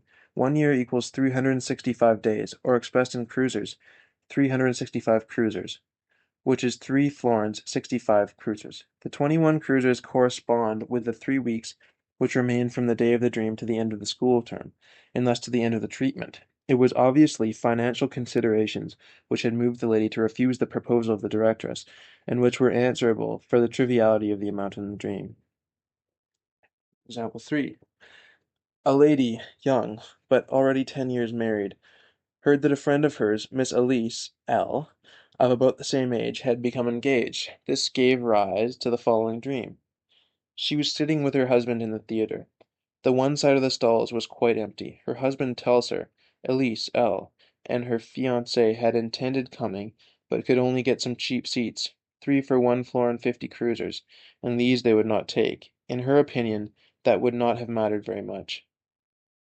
The origin of the figures from the matter of the dream thoughts and the changes the figures underwent are of interest. Whence came the 1 florin 50 kreutzers? From a trifling occurrence of the previous day. Her sister-in-law had received 150 florins as a present from her husband, and had quickly got rid of it by buying some ornament. Note that 150 florins is 100 times 1 florin 50 kreutzers. For the 3 concerned with the tickets, the only link is that Elise L. is exactly 3 months younger than the dreamer. The scene in the dream is the repetition of a little adventure for which she has often been teased by her husband. She was once in a great hurry to get tickets in time for a piece, and when she came to the theatre, one side of the stall was almost empty. It was therefore quite unnecessary for her to have been in such a hurry. Nor must we overlook the absurdity of the dream that 2 persons should take 3 tickets for the theatre. Now for the dream ideas. It was stupid to have married so early. I need not have been in so great a hurry. Elise L.'s example shows me that I should have been able to get a husband later. Indeed, one 100 times better, if I had but waited. I could have bought 3 such men with the money. Dowry. End of section. Chapter 3. Why the Dream Disguises the Desires. In the foregoing exposition, we have now learnt something of the dream work. We must regard it as a quite special psychical process, which, so far as we are aware, resembles nothing else. To the dream work has been transferred that bewilderment which its product, the dream, has aroused in us. In truth, the dream work is only the first recognition of a group of psychical processes, to which must be referred the origin of hysterical symptoms, the ideas of morbid dread, obsession, and delusion. Condensation, and especially displacement, are never failing features in these other processes. The regard for appearance remains, on the other hand, peculiar to the dream work. If this explanation brings the dream into line with the formation of psychical disease, it becomes the more important to fathom the essential conditions of processes like dream building. It will be probably a surprise to hear that neither the state of sleep nor illness is among the indispensable conditions. A whole number of phenomena of the everyday life of healthy persons, forgetfulness, slips in speaking, and in holding things, together with a certain class of mistakes, are due to a psychical mechanism analogous to that of the dream and the other members of this group. Displacement is the core of the problem, and the most striking of all the dream performances. A thorough investigation of the subject shows that the essential condition of a displacement is purely psychological. It is in the nature of a motive.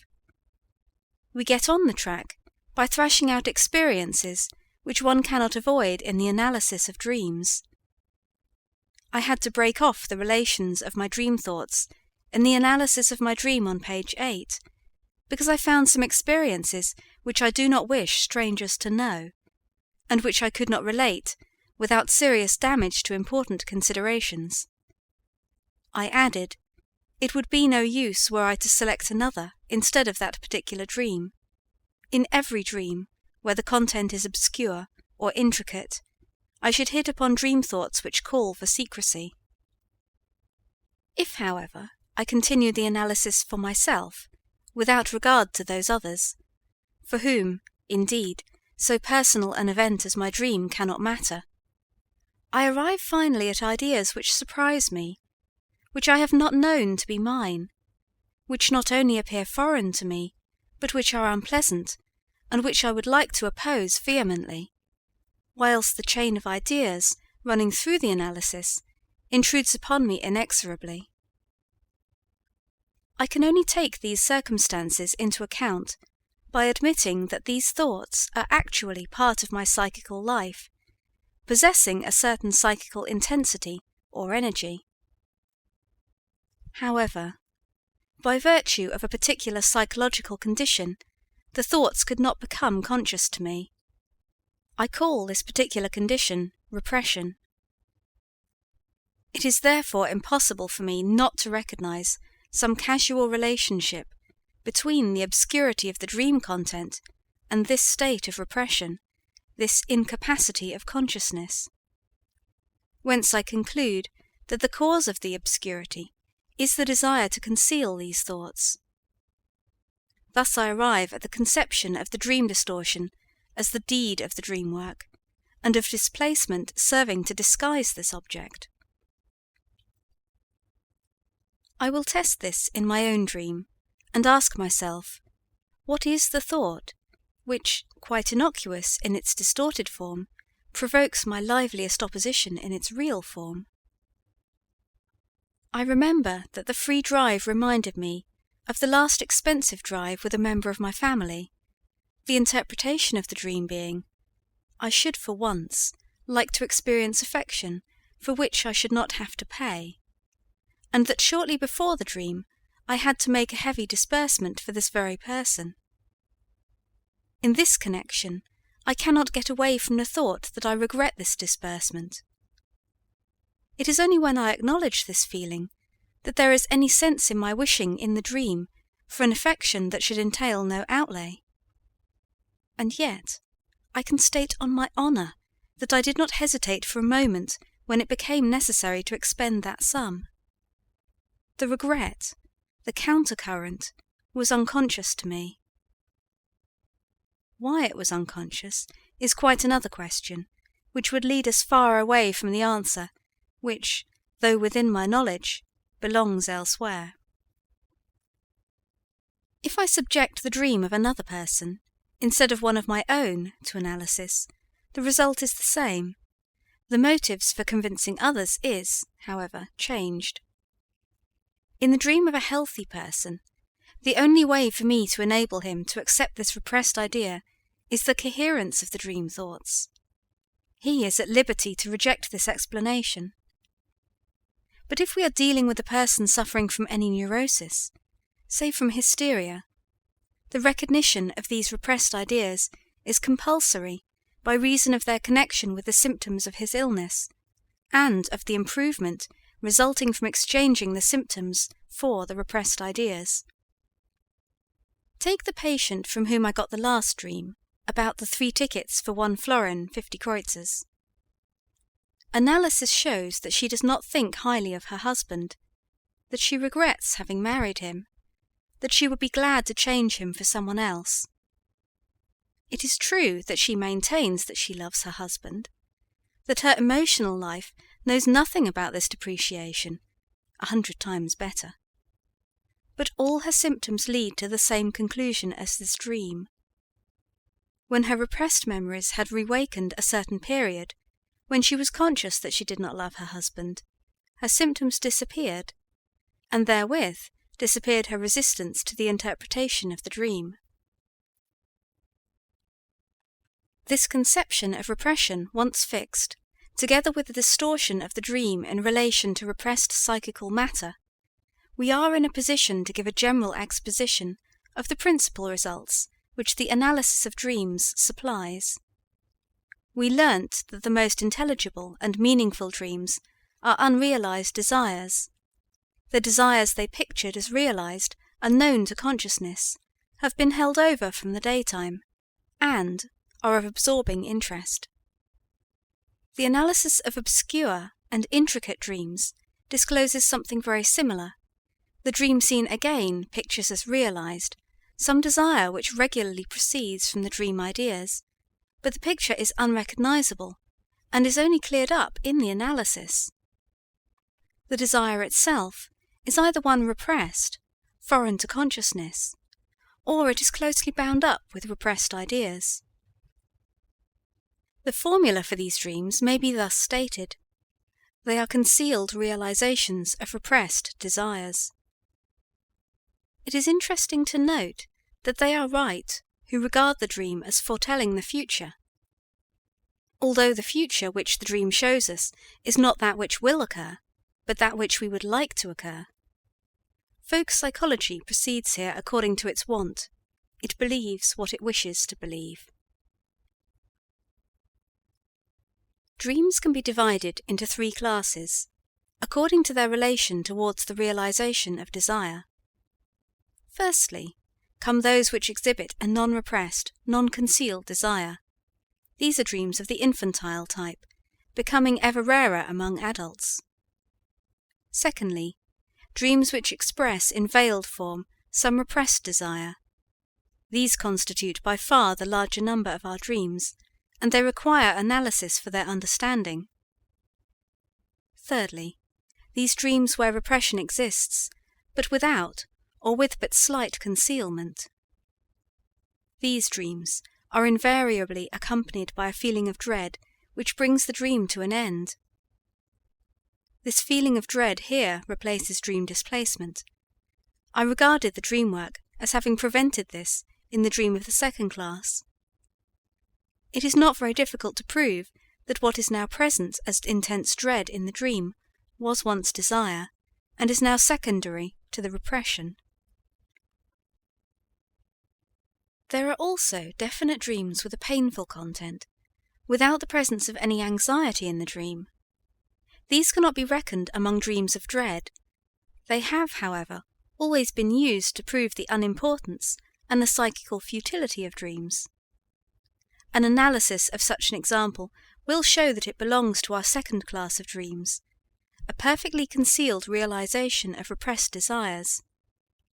Analysis will demonstrate at the same time how excellently adapted is the work of displacement to the concealment of desires. A girl dreamt that she saw lying dead before her the only surviving child of her sister, amid the same surroundings as a few years before she saw the first child lying dead.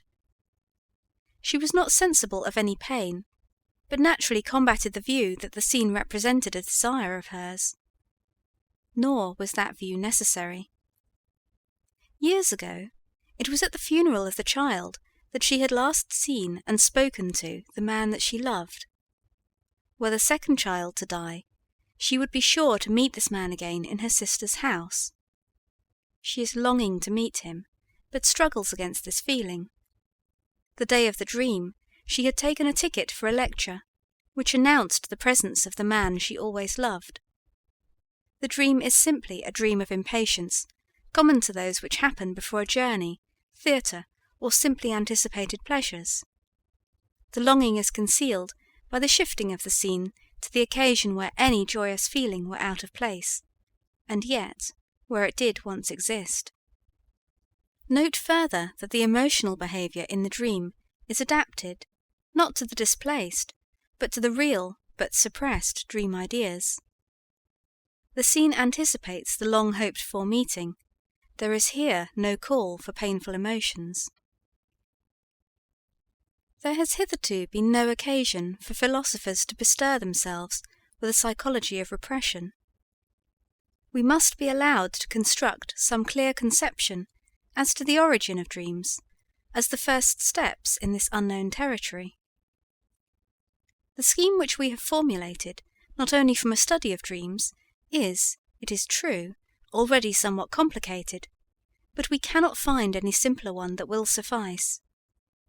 We hold that our psychical apparatus contains two procedures for the construction of thoughts. The second one has the advantage that its products find an open path to consciousness, while the activity of the first procedure is unknown to itself and can only arrive at consciousness through the second one. At the borderland of these two procedures, where the first passes over into the second, a censorship is established which only passes what pleases it, keeping back everything else. That which is rejected by the censorship is, according to our definition, in a state of repression. Under certain conditions, one of which is the sleeping state, the balance of power between the two procedures is so changed that what is repressed can no longer be kept back. In the sleeping state, this may possibly occur through the negligence of the censor. What has been hitherto repressed will now succeed in finding its way to consciousness.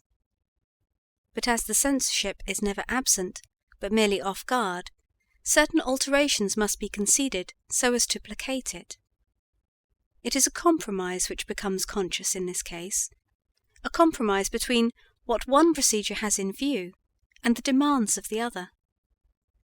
Repression, laxity of the censor, compromise, this is the foundation for the origin of many another psychological process, just as it is for the dream.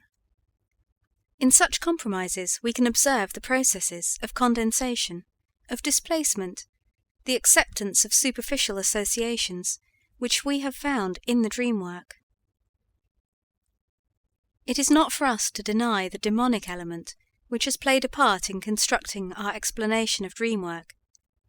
The impression left is that the formation of obscure dreams proceeds as if a person had something to say which must be agreeable for another person upon whom he is dependent to hear. It is by the use of this image that we figure to ourselves the conception of the dream distortion and of the censorship, and ventured to crystallize our impression in a rather crude, but at least definite, psychological theory. Whatever explanation the future may offer of these first and second procedures, we shall expect a confirmation of our correlate that the second procedure commands the entrance to consciousness and can exclude the first from consciousness.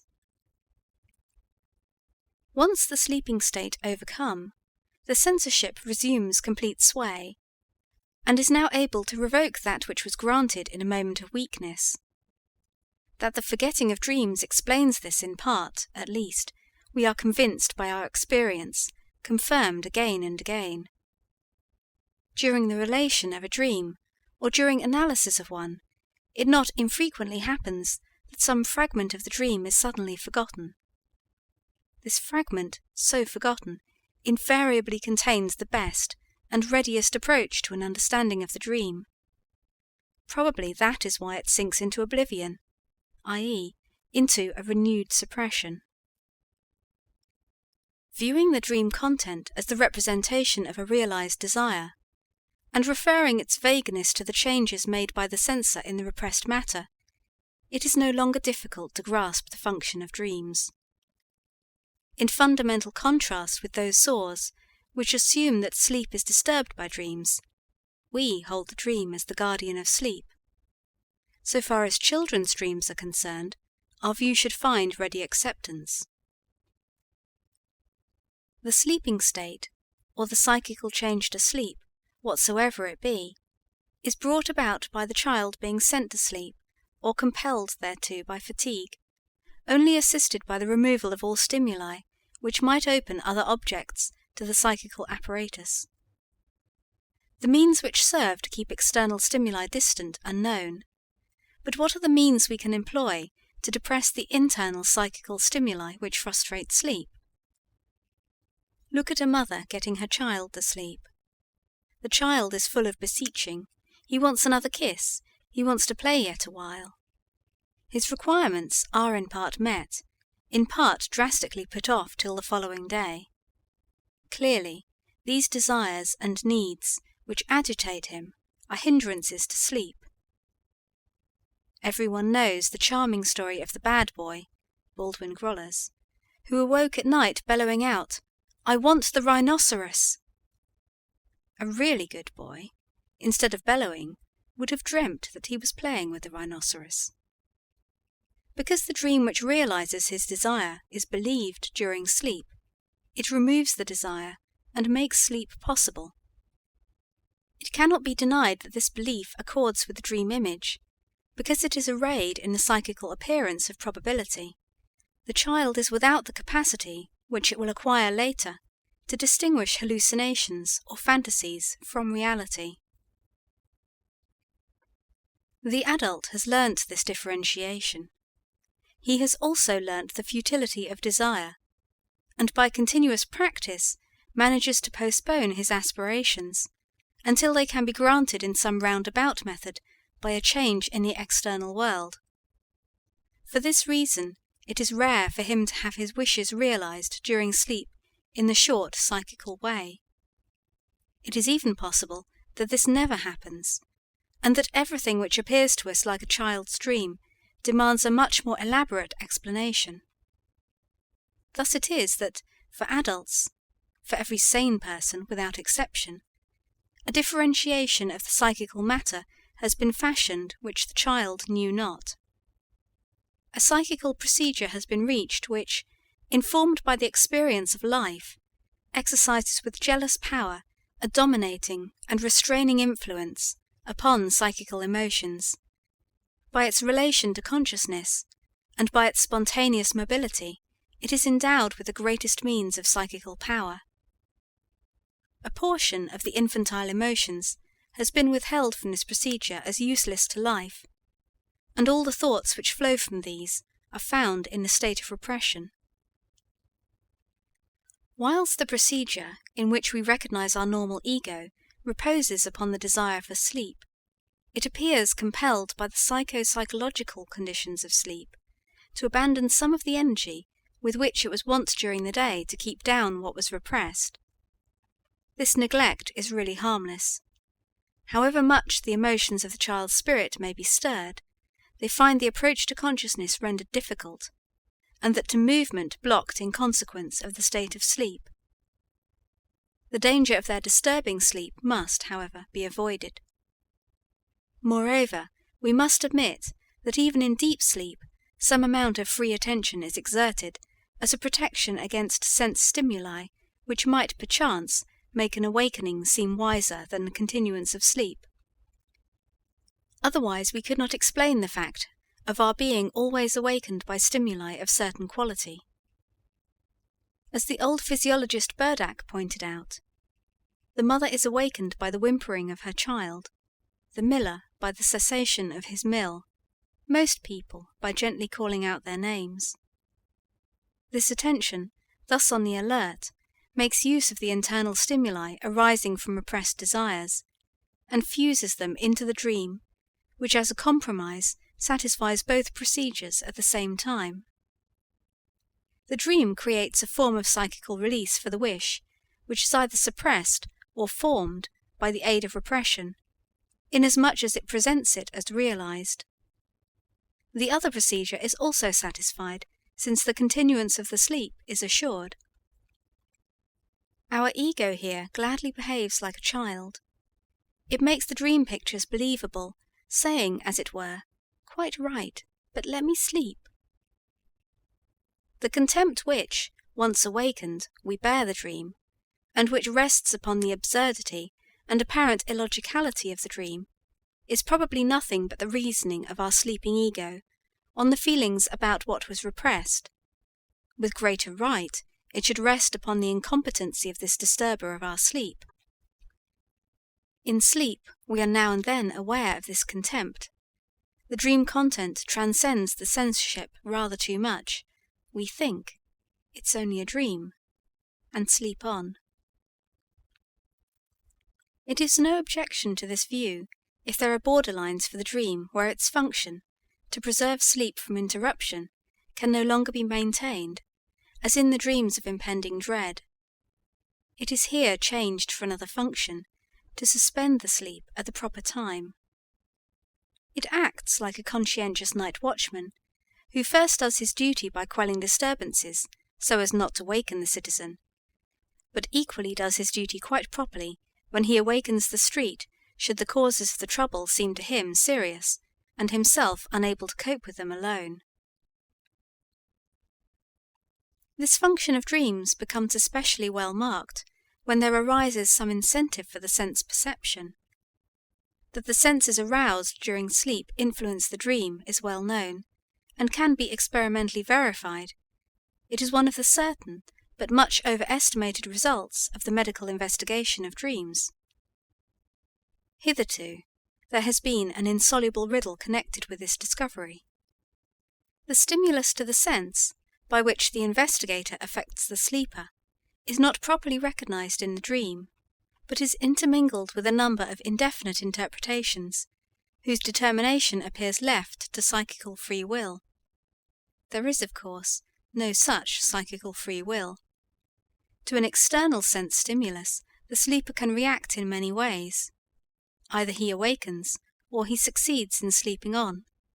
In the latter case, he can make use of the dream to dismiss the external stimulus, and this, again, in more ways than one. For instance, he can stay the stimulus by dreaming of a scene which is absolutely intolerable to him. This was the means used by one who was troubled by a painful perineal abscess. He dreamt that he was on horseback, and made use of the poultice, which was intended to alleviate his pain, as a saddle, and thus got away from the cause of the trouble. Or, as is more frequently the case, the external stimulus undergoes a new rendering, which leads him to connect it with a repressed desire seeking its realization, and robs him of its reality, and is treated as if it were part of the psychical matter. Thus, someone dreamt that he had written a comedy which embodied a definite motif. It was being performed. The first act was over amid enthusiastic applause. There was great clapping. At this moment, the dreamer must have succeeded in prolonging his sleep despite the disturbance, for when he woke he no longer heard the noise. He concluded rightly that someone must have been beating a carpet or bed. The dreams which come with a loud noise just before waking have all attempted to cover the stimulus to waking by some other explanation, and thus to prolong the sleep for a little while.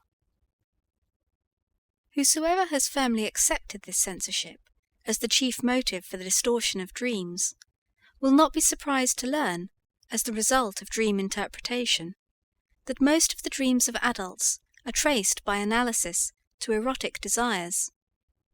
This assertion is not drawn from dreams obviously of a sexual nature, which are known to all dreamers from their own experience, and are the only ones usually described as sexual dreams. These dreams are ever sufficiently mysterious by reason of the choice of persons who are made the objects of sex, the removal of all the barriers which cry halt to the dreamer's sexual needs in his waking state, the many strange reminders as to details of what are called perversions.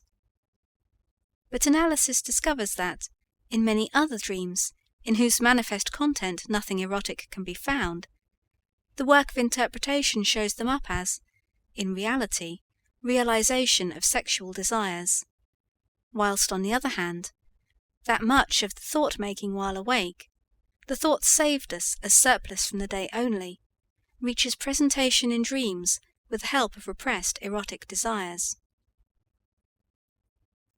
Towards the explanation of this statement, which is no theoretical postulate, it must be remembered that no other class of instincts has required so vast a suppression at the behest of civilization as the sexual, whilst their mastery by the highest psychical processes are in most persons soonest of all relinquished.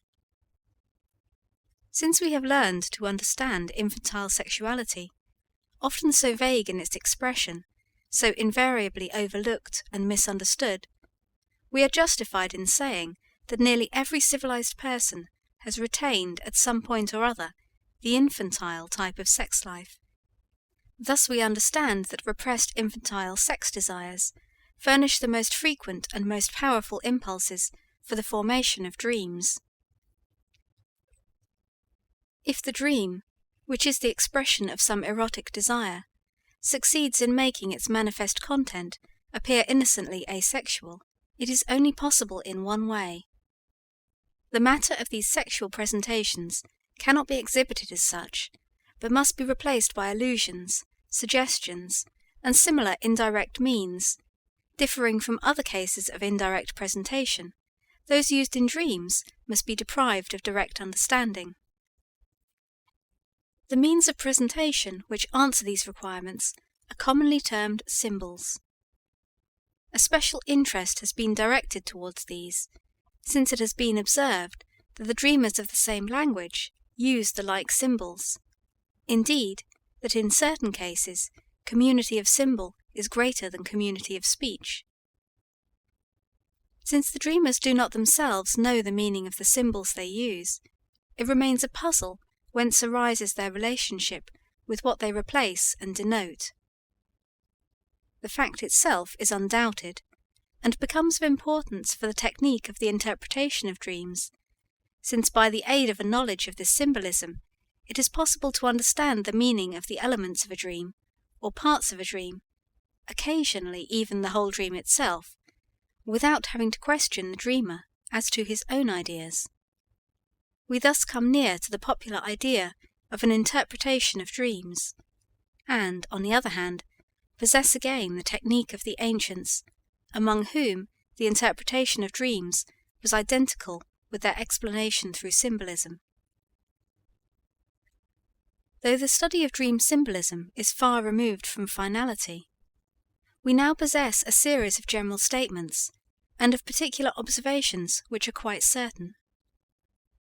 Footnote: the words from "and" to "channels" in the next sentence is a short summary of the passage in the original.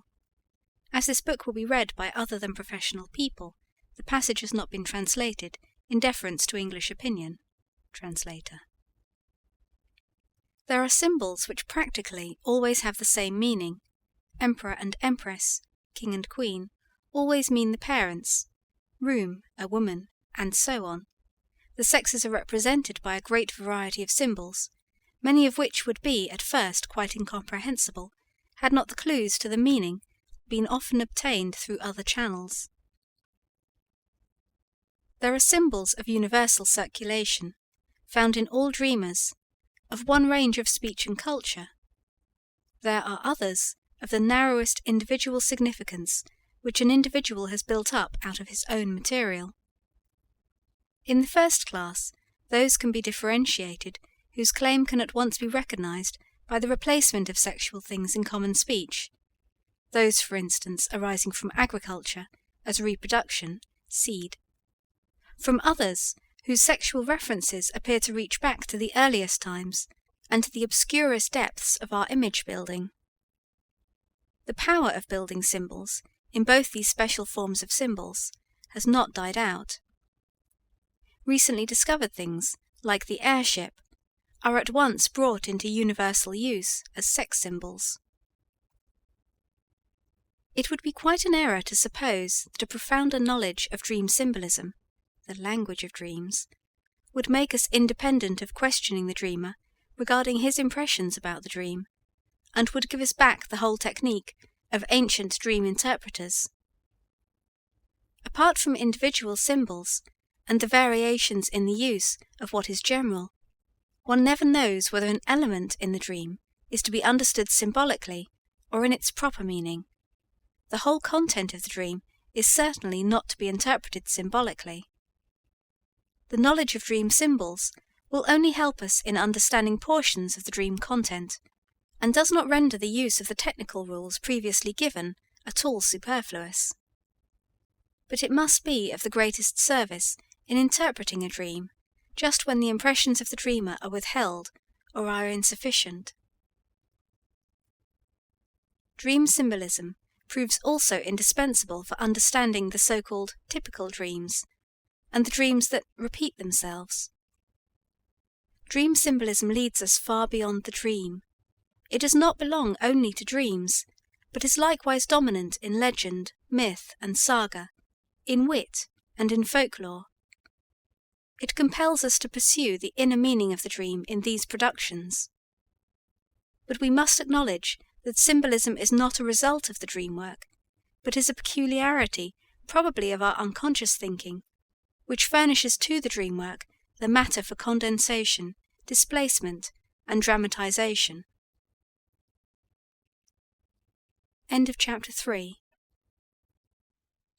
Chapter 4. Dream Analysis. Perhaps we shall now begin to suspect that dream interpretation is capable of giving us hints about the structure of our psychic apparatus, which we have thus far expected in vain from philosophy. We shall not, however, follow this track, but return to our original problem as soon as we have cleared up the subject of dream disfigurement. The question has arisen how dreams with disagreeable content can be analyzed as the fulfillment of wishes. We see now that this is possible in case dream disfigurement has taken place, in case the disagreeable content serves only as a disguise for what is wished. Keeping in mind our assumptions in regard to the two psychic instances, we may now proceed to say, disagreeable dreams, as a matter of fact, contain something which is disagreeable to the second instance, but which at the same time fulfills a wish of the first instance. They are wish dreams, in the sense that every dream originates in the first instance, while the second instance acts towards the dream only in repelling, not in a creative manner. If we limit ourselves to a consideration of what the second instance contributes to the dream, we can never understand the dream. If we do so, all the riddles which the authors have found in the dream remain unsolved. That the dream actually has a secret meaning, which turns out to be the fulfillment of a wish, must be proved afresh for every case by means of an analysis. I therefore select several dreams which have painful contents and attempt an analysis of them. They are partly dreams of hysterical subjects, which require long preliminary statements, and now and then also an examination of the psychic processes which occur in hysteria. I cannot, however, avoid this added difficulty in the exposition. When I give a psychoneurotic patient analytic treatment, dreams are always, as I have said, the subject of our discussion. It must, therefore, give him all the psychological explanations through whose aid I myself have come to an understanding of his symptoms, and here I undergo an unsparing criticism, which is perhaps not less keen than that I must expect from my colleagues. Contradiction of the thesis that all dreams are the fulfillments of wishes is raised by my patients with perfect regularity. Here are several examples of the dream material which is offered me to refute this position. You always tell me that the dream is a wish fulfilled, begins a clever lady patient. Now I shall tell you a dream in which the content is quite the opposite, in which a wish of mine is not fulfilled. How do you reconcile that with your theory? The dream is as follows. I want to give a supper, but having nothing at hand except some smoked salmon, I think of going marketing, but I remember that it is Sunday afternoon, when all the shops are closed. I next try to telephone to some caterers, but the telephone is out of order. Thus I must resign my wish to give a supper. I answer, of course, that only the analysis can decide the meaning of this dream, although I admit that at first sight it seems sensible and coherent, and looks like the opposite of a wish fulfillment. But what occurrence has given rise to this dream? I ask. You know that the stimulus for a dream always lies among the experiences of the preceding day. Analysis. The husband of the patient, an upright and conscientious wholesale butcher, had told her the day before that he is growing too fat, and that he must, therefore, begin treatment for obesity. He was going to get up early, take exercise, keep to a strict diet, and above all accept no more invitations to suppers. She proceeds laughingly to relate how her husband, at an inn table, had made the acquaintance of an artist, who insisted upon painting his portrait because he, the painter, had never found such an expressive head. But her husband had answered in his rough way that he was very thankful for the honor, but that he was quite convinced that a portion of the backside of a pretty young girl would please the artist better than his whole face. She said that she was at the time very much in love with her husband, and teased him a good deal. She had also asked him not to send her any caviar. What does that mean? As a matter of fact, she had wanted for a long time to eat a caviar sandwich every forenoon, but had grudged herself the expense. Of course, she would at once get the caviar from her husband, as soon as she asked him for it. But she had begged him, on the contrary, not to send her the caviar, in order that she might tease him about it longer. This explanation seems far-fetched to me. Unadmitted motives are in the habit of hiding behind such unsatisfactory explanations. We are reminded of subjects hypnotized by Bernheim, who carried out a post-hypnotic order, and who, upon being asked for their motives, instead of answering, "I do not know why I did that," had to invent a reason that was obviously inadequate. Something similar is probably the case with the caviar of my patient. I see that she is compelled to create an unfulfilled wish in life. Her dream also shows the reproduction of the wish as accomplished. But why does she need an unfulfilled wish? The ideas so far produced are insufficient for the interpretation of the dream.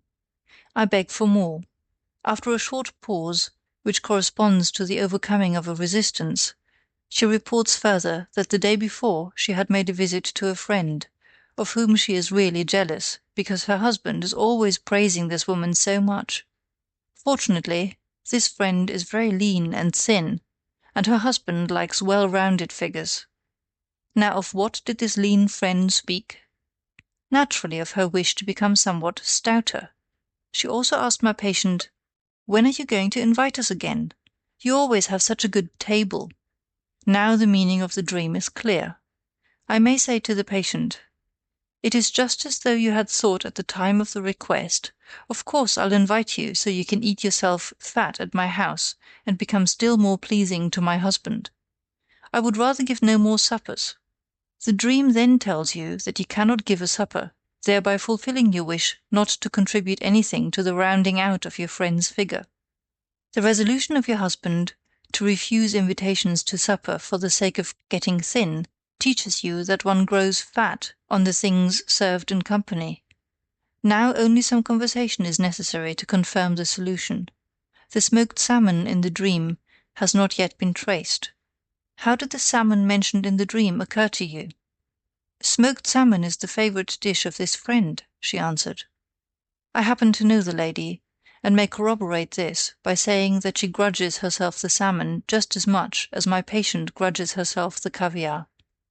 The dream admits of still another and more exact interpretation, which is necessitated only by a subordinate circumstance.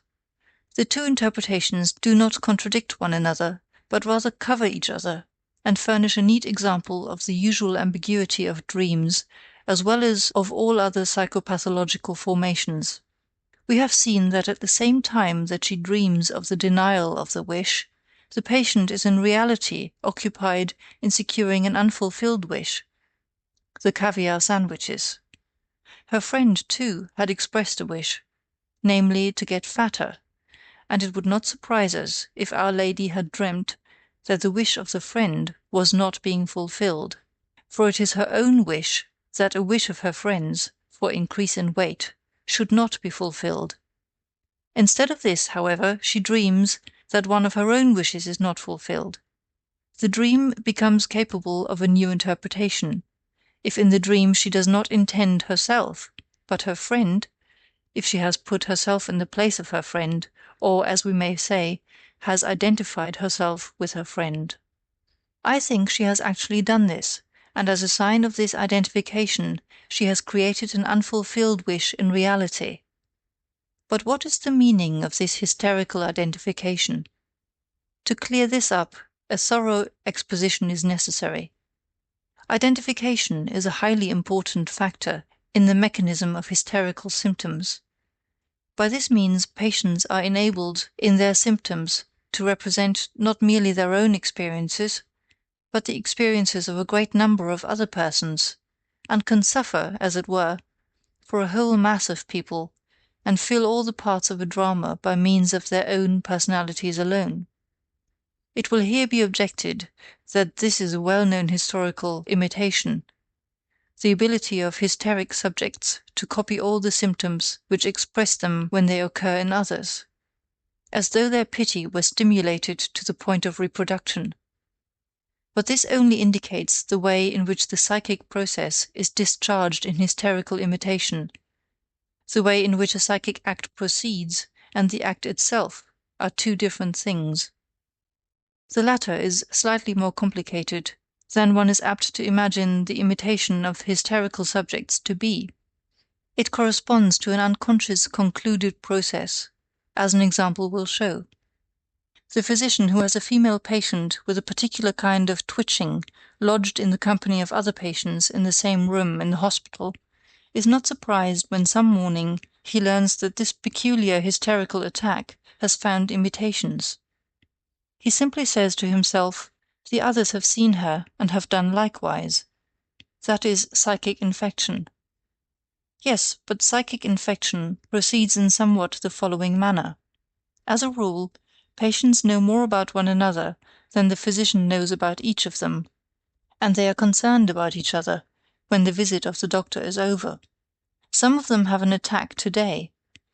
Soon it is known among the rest that a letter from home, a return of love-sickness, or the like, is the cause of it.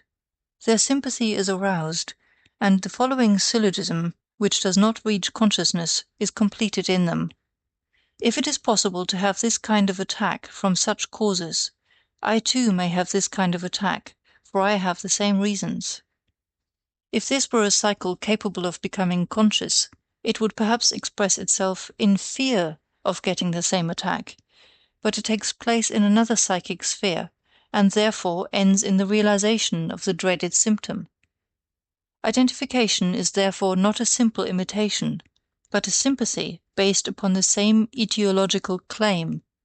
It expresses an as though, and refers to some common quality which has remained in the unconscious. Identification is most often used in hysteria to express sexual community.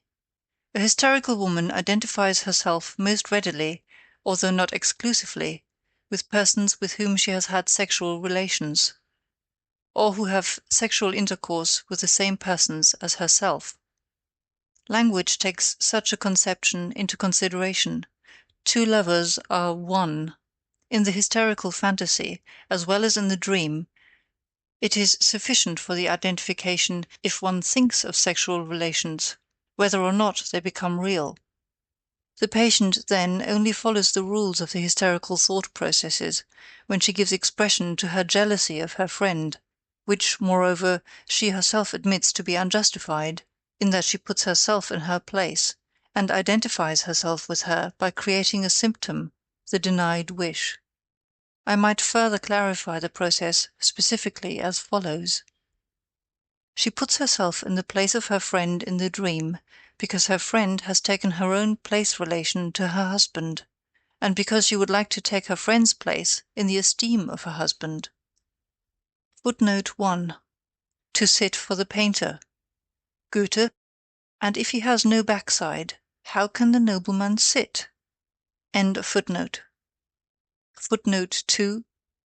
I myself regret the introduction of such passages from the psychopathology of hysteria, which, because of their fragmentary representation, and of being torn from all connection with the subject, cannot have a very enlightening influence.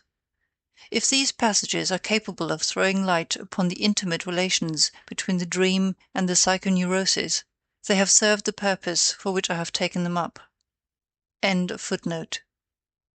The contradiction to my theory of dreams, in the case of another female patient, the most witty among all my dreamers, was solved in a simpler manner, although according to the scheme that a non-fulfillment of one wish signifies the fulfillment of another. I had one day explained to her that the dream is a wish of fulfillment. The next day she brought me a dream to the effect that she was traveling with her mother-in-law to their common summer resort. Now I knew that she had struggled violently against spending the summer in the neighborhood of her mother-in-law. I also knew that she had luckily avoided her mother-in-law by renting an estate in a far distant country resort. Now the dream reversed this wished-for solution. Was not this in the flattest contradiction to my theory of wish-fulfillment in the dream? Certainly it was only necessary to draw the inferences from this dream in order to get at its interpretation. According to this dream, I was in the wrong. It was thus her wish that I should be in the wrong, and this wish the dream showed her as fulfilled. But the wish that I should be in the wrong, which was fulfilled in the theme of the country home, referred to a more serious matter. At the time that I had made up my mind, from this material furnished by her analysis, that something of significance for her illness must have occurred at a certain time in her life. At that time I had made up my mind, from the material furnished by her analysis, that something of significance for her illness must have occurred at a certain time in her life. She had denied it because it was not present in her memory. We soon came to see that I was in the right. Her wish that I should be in the wrong, which is transformed into the dream, thus corresponded to the justifiable wish that those things which at the time had only been suspected had never occurred at all. Without an analysis, and merely by means of an assumption, I took the liberty of interpreting a little occurrence in the case of a friend, who had been my colleague through the 8 classes of the gymnasium. He once heard a lecture of mine delivered to a small assemblage, on the novel subject of the dream as the fulfillment of a wish. He went home, dreamt that he had lost all his suits (he was a lawyer), and then complained to me about it. I took refuge in the evasion. One can't win all one's suits, but I thought to myself, if for 8 years I sat as primus on the first bench, while he moved around somewhere in the middle of the class, may he not naturally have had a wish from his boyhood days that I, too, might for once completely disgrace myself? In the same way another dream of a more gloomy character was offered me by a female patient, as a contradiction to my theory of the wish dream. The patient, a young girl, began as follows. You remember that my sister has now only one boy, Charles. She lost the elder one, Otto, while I was still at her house. Otto was my favorite. It was I who really brought him up. I like the other little fellow too, but of course not nearly as much as the dead one. Now I dreamt last night that I saw Charles lying dead before me. He was lying in his little coffin, his hands folded. There were candles all about, and in short, it was just like the time of little Otto's death, which shocked me so profoundly. Now tell me, what does this mean? You know me, am I really bad enough to wish my sister to lose the only child she has left? Or does the dream mean that I wish Charles to be dead rather than Otto, whom I like so much better?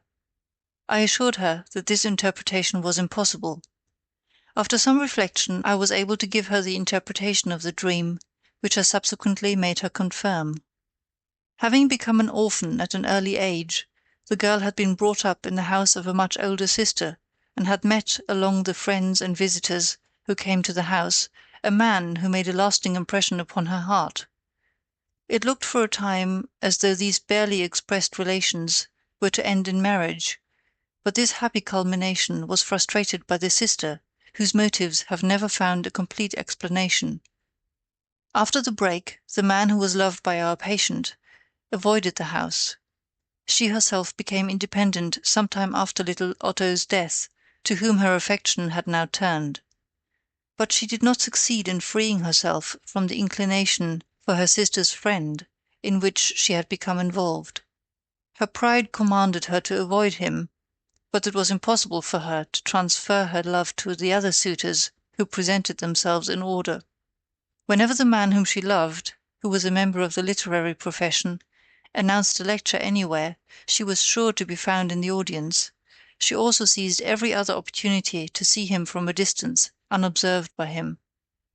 I remembered that on the day before she had told me that the professor was going to a certain concert, and that she was also going there, in order to enjoy the sight of him. This was on the day of the dream, and the concert was to take place on the day on which she told me the dream. I could now easily see the correct interpretation, and I asked her whether she could think of any event which had happened after the death of little Otto. She answered immediately, "Certainly, at the time the professor returned after a long absence, and I saw him once more beside the coffin of little Otto. It was exactly as I had expected." I interpreted the dream in the following manner. If now the other boy were to die, the same thing would be repeated. You would spend the day with your sister, the professor would surely come in order to offer condolence, and you would see him again under the same circumstances as at that time. The dream signifies nothing but this wish of yours to see him again, against which you are fighting inwardly. I know that you are carrying the ticket for today's concert in your bag. Your dream is a dream of impatience. It has anticipated the meeting which is to take place today by several hours. In order to disguise her wish, she had obviously selected a situation in which wishes of that sort are commonly suppressed, a situation which is so filled with sorrow that love is not thought of. And yet it is very easily probable that even in the actual situation at the bier of the second, more dearly loved boy, which the dream copied faithfully, she had not been able to suppress her feelings of affection for the visitor whom she had missed for so long a time. A different explanation was found in the case of a similar dream of another female patient, who was distinguished in her earlier years by her quick wit and her cheerful demeanours, and who still showed these qualities, at least in the notion which occurred to her in the course of treatment. In connection with a longer dream, it seemed to this lady that she saw her 15-year-old daughter lying dead before her in a box. She was strongly inclined to convert this dream image into an objection to the theory of wish fulfillment, but herself suspected that the detail of the box must lead to a different conception of the dream. Footnote: something like the smoked salmon in the dream of the deferred supper. End of footnote. In the course of the analysis, it occurred to her that on the evening before the conversation of the company had turned upon the English word box, and upon the numerous translations of it into German, such as box, theatre box, chest, box on the ear, etc. From other components of the same dream, it is now possible to add that the lady had guessed the relationship between the English word box and the German Büchse, and had then been haunted by the memory that Büchse, as well as box, is used in vulgar speech to designate the female genital organ. It was therefore possible, making a certain allowance for her notions on the subject of topographical anatomy, to assume that the child in the box signified a child in the womb of the mother. At this stage of the explanation she no longer denied that the picture of the dream really corresponded to one of her wishes. Like so many other young women, she was by no means happy when she became pregnant, and admitted to me more than once the wish that her child might die before its birth. In a fit of anger following a violent scene with her husband, she had even struck her abdomen with her fists in order to hit the child within. The dead child was, therefore, really a fulfillment of a wish, but a wish which had been put aside for 15 years, and it is not surprising that the fulfillment of the wish was no longer recognized after so long an interval, for there had been many changes meanwhile. The group of dreams to which the two last mentioned belong, having as content the death of beloved relatives, will be considered again under the head of typical dreams. I shall there be able to show by new examples that in spite of their undesirable content, all these dreams must be interpreted as wish fulfillments. In the following dream, which again was told me in order to deter me from a hasty generalization of the theory of wishing in dreams, I am indebted not to a patient, but to an intelligent jurist of my acquaintance. I dream, my informant tells me, that I am walking in front of my house with a lady on my arm. Here a closed wagon is waiting, a gentleman steps up to me, gives his authority as an agent of the police, and demands that I should follow him. I only ask for time in which to arrange my affairs. Can you possibly suppose this is a wish of mine to be arrested? Of course not, I must admit. Do you happen to know upon which charge you were arrested? Yes, I believe for infanticide. Infanticide? But you know that only a mother can commit this crime upon her newly born child. That is true. Footnote. It often happens that a dream is told incompletely, and that a recollection of the omitted portions appear only in the course of the analysis. These portions subsequently fitted in regularly furnish the key to the interpretation. Compare below about forgetting in dreams. End of footnote. And under what circumstances did you dream? What happened on the evening before? I would rather not tell you that. It's a delicate matter. But I must have it, otherwise we must forego the interpretation of the dream. Well, then, I will tell you. I spent the night not at home, but at the house of a lady who means very much to me. When we awoke in the morning, something again passed between us. Then I went to sleep again and dreamt what I have told you. The woman is married? Yes. And you do not wish her to conceive a child? No, that might betray us. Then you do not practice normal coitus? I'd take the precaution to withdraw before ejaculation. Am I permitted to assume that you did this trick several times during the night, and that in the morning you were not quite sure whether you had succeeded? That might be the case. Then your dream is the fulfillment of a wish. By means of it, you secure the assurance that you have not begotten a child, or, what amounts to the same thing, that you have killed a child. I can easily demonstrate the connecting links. Do you remember, a few days ago, we were talking about the distress of matrimony, Ehenot, and about the inconsistency of permitting the practice of coitus as long as no impregnation takes place, while every delinquency, after the ovum and the semen meet and the fetus is formed, is punished as a crime. In connection with this, we also recalled the medieval controversy about the moment of time at which the soul is really lodged in the fetus, since the concept of murder becomes admissible only from that point on. Doubtless you also know the gruesome poem by Lenau, which puts infanticide and the prevention of children on the same plane. Strangely enough, I had happened to think of Lenau during the afternoon. Another echo of your dream. And now I shall demonstrate to you another subordinate wish fulfillment in your dream. You walk in front of your house with the lady on your arm. So you take her home, instead of spending the night at her house, as you do in actuality. The fact that this was wish fulfillment, which is the essence of the dream, disguises itself in such an unpleasant form, has perhaps more than one reason. From my essay on the etiology of anxiety neuroses, you will see that I note interrupted coitus as one of the factors which cause the development of neurotic fear. It would be consistent with this, that if after repeated cohabitation of the kind mentioned, you should be left in an uncomfortable mood, which now becomes an element in the composition of your dream. You also make use of this unpleasant state of mind to conceal the wish fulfillment. Furthermore, the mention of infanticide has not yet been explained. Why does this crime, which is peculiar to females, occur to you?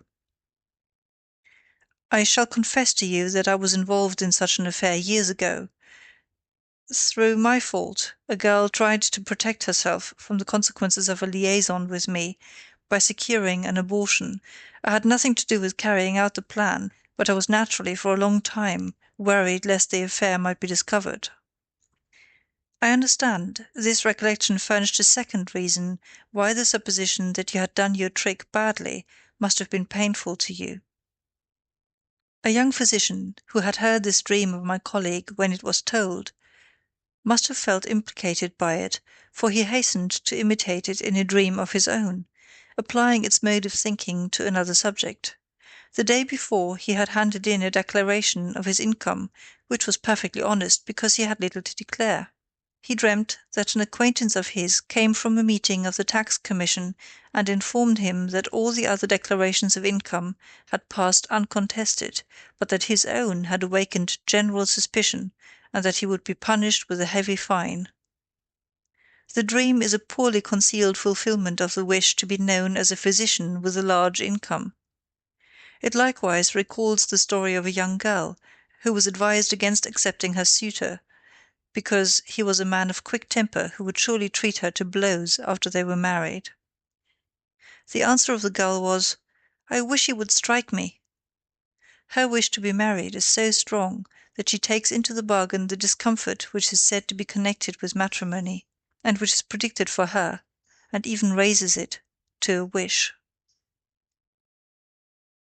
If I group the very frequently occurring dreams of this sort, which seem flatly to contradict my theory, in that they contain the denial of a wish or some occurrence decidedly unwished for, under the head of counter-wish dreams, I observe that they may all be referred to two principles, of which one has not yet been mentioned, although it plays a large part in the dreams of human beings. One of the motives inspiring these dreams is the wish that I should appear in the wrong. These dreams regularly occur in the course of my treatment if the patient shows a resistance against me, and I can count with a large degree of certainty upon causing such a dream after I have once explained to the patient my theory that the dream is a wish fulfillment. Footnote: similar counter-wish dreams have been repeatedly reported to me within the last few years by my pupils, who thus reacted to their first encounter with the wish theory of the dream. End of footnote. I may even expect this to be the case in a dream merely in order to fulfill the wish that I may appear in the wrong. The last dream which I shall tell from those occurring in the course of treatment again shows this very thing. A young girl who has struggled hard to continue my treatment, against the will of her relatives and the authorities whom she had consulted, dreams as follows. She is forbidden at home to come to me any more.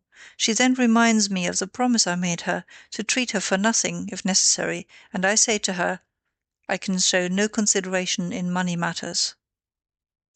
It is not at all easy in this case to demonstrate the fulfillment of a wish, but in all cases of this kind there is a second problem, the solution of which helps also to solve the first. Where does she get the words which she puts into my mouth? Of course I have never told her anything like that, but one of her brothers, the very one who has the greatest influence over her, has been kind enough to make this remark about me. It is then the purpose of the dream that this brother should remain in the right, and she does not try to justify this brother merely in the dream. It is her purpose in life, and the motive for her being ill. The other motive for counter-wish dreams is so clear that there is danger of overlooking it, as for some time happened in my own case. In the sexual makeup of many people there is a masochistic component, which has arisen through the conversion of the aggressive, sadistic component into its opposite. Such people are called ideal masochists if they seek pleasure not in the bodily pain which may be inflicted upon them, but in humiliation and in chastisement of the soul. It is obvious that such persons can have counter-wish dreams and disagreeable dreams, which, however, for them are nothing but wish fulfillment, affording satisfaction for their masochistic inclinations. Here is such a dream. A young man who has in earlier years tormented his older brother, towards whom he was homosexually inclined, but who had undergone a complete change of character, has the following dream, which consists of 3 parts. 1. He is insulted by his brother. 2. Two adults are caressing each other with homosexual intentions. 3. His brother has sold the enterprise whose management the young man reserved for his own future. He awakens from the last mentioned dream with the most unpleasant feelings, and yet it is a masochistic wish dream, which might be translated: "It would serve me quite right if my brother were to make that sale against my interest, as a punishment for all the torments which he has suffered at my hands." I hope that the above discussion and examples will suffice, until further objection can be raised, to make it seem credible that even dreams with a painful content are to be analyzed as the fulfillment of wishes. Nor will it seem a matter of chance that in the course of interpretation one always happens upon subjects of which one does not like to speak or think. The disagreeable sensation with which such dreams arouse is simply identical with the antipathy which endeavors, usually with success, to restrain us from the treatment or discussion of such subjects, and which must be overcome by all of us, if in spite of its unpleasantness we find it necessary to take the matter in hand. But this disagreeable sensation, which occurs also in dreams, does not preclude the existence of a wish. Everyone has wishes which he would not like to tell to others, which he does not want to admit even to himself. We are, on other grounds, justified in connecting the disagreeable character of all these dreams with the fact of dream disfigurement, and in concluding that these dreams are distorted, and that the wish fulfillment in them is disguised until recognition is impossible for no other reason than that the repugnance, a will to suppress, exists in relation to the subject matter of the dream, or in relation to the wish which the dream creates. Dream disfigurement, then, turns out in reality to be an act of the censor. We shall take into consideration everything which the analysis of disagreeable dreams has brought to light, if we reword our formula as follows: the dream is the disguised fulfillment of a suppressed, repressed wish. Now there still remains, as a particular species of dreams with painful content, dreams of anxiety, the inclusion of which under dreams of wishing will find least acceptance with the uninitiated. But I can settle the problem of anxiety dreams in very short order, for what they may reveal is not a new aspect of the dream problem. It is a question, in their case, of understanding neurotic anxiety in general. The fear which we experience in the dream is only seemingly explained by the dream content. If we subject the content of the dream to analysis, we become aware that the dream fear is no more justified by the dream content than the fear in a phobia is justified by the idea upon which the phobia depends.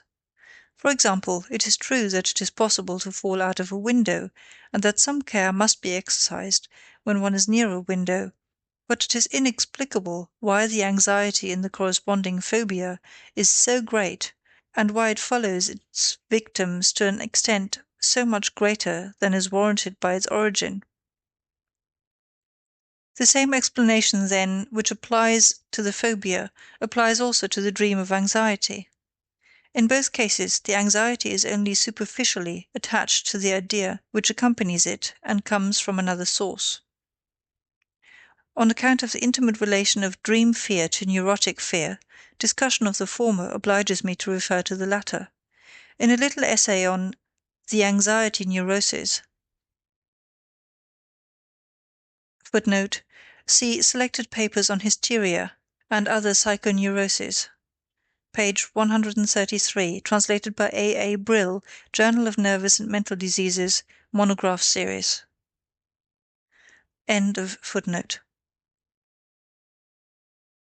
I maintained that neurotic fear has its origin in the sexual life, and corresponds to a libido which has been turned away from its object and has not succeeded in being applied, From this formula, which has since proved its validity more and more clearly, we may deduce the conclusion that the content of anxiety dreams is of a sexual nature, the libido belonging to which content has been transformed into fear.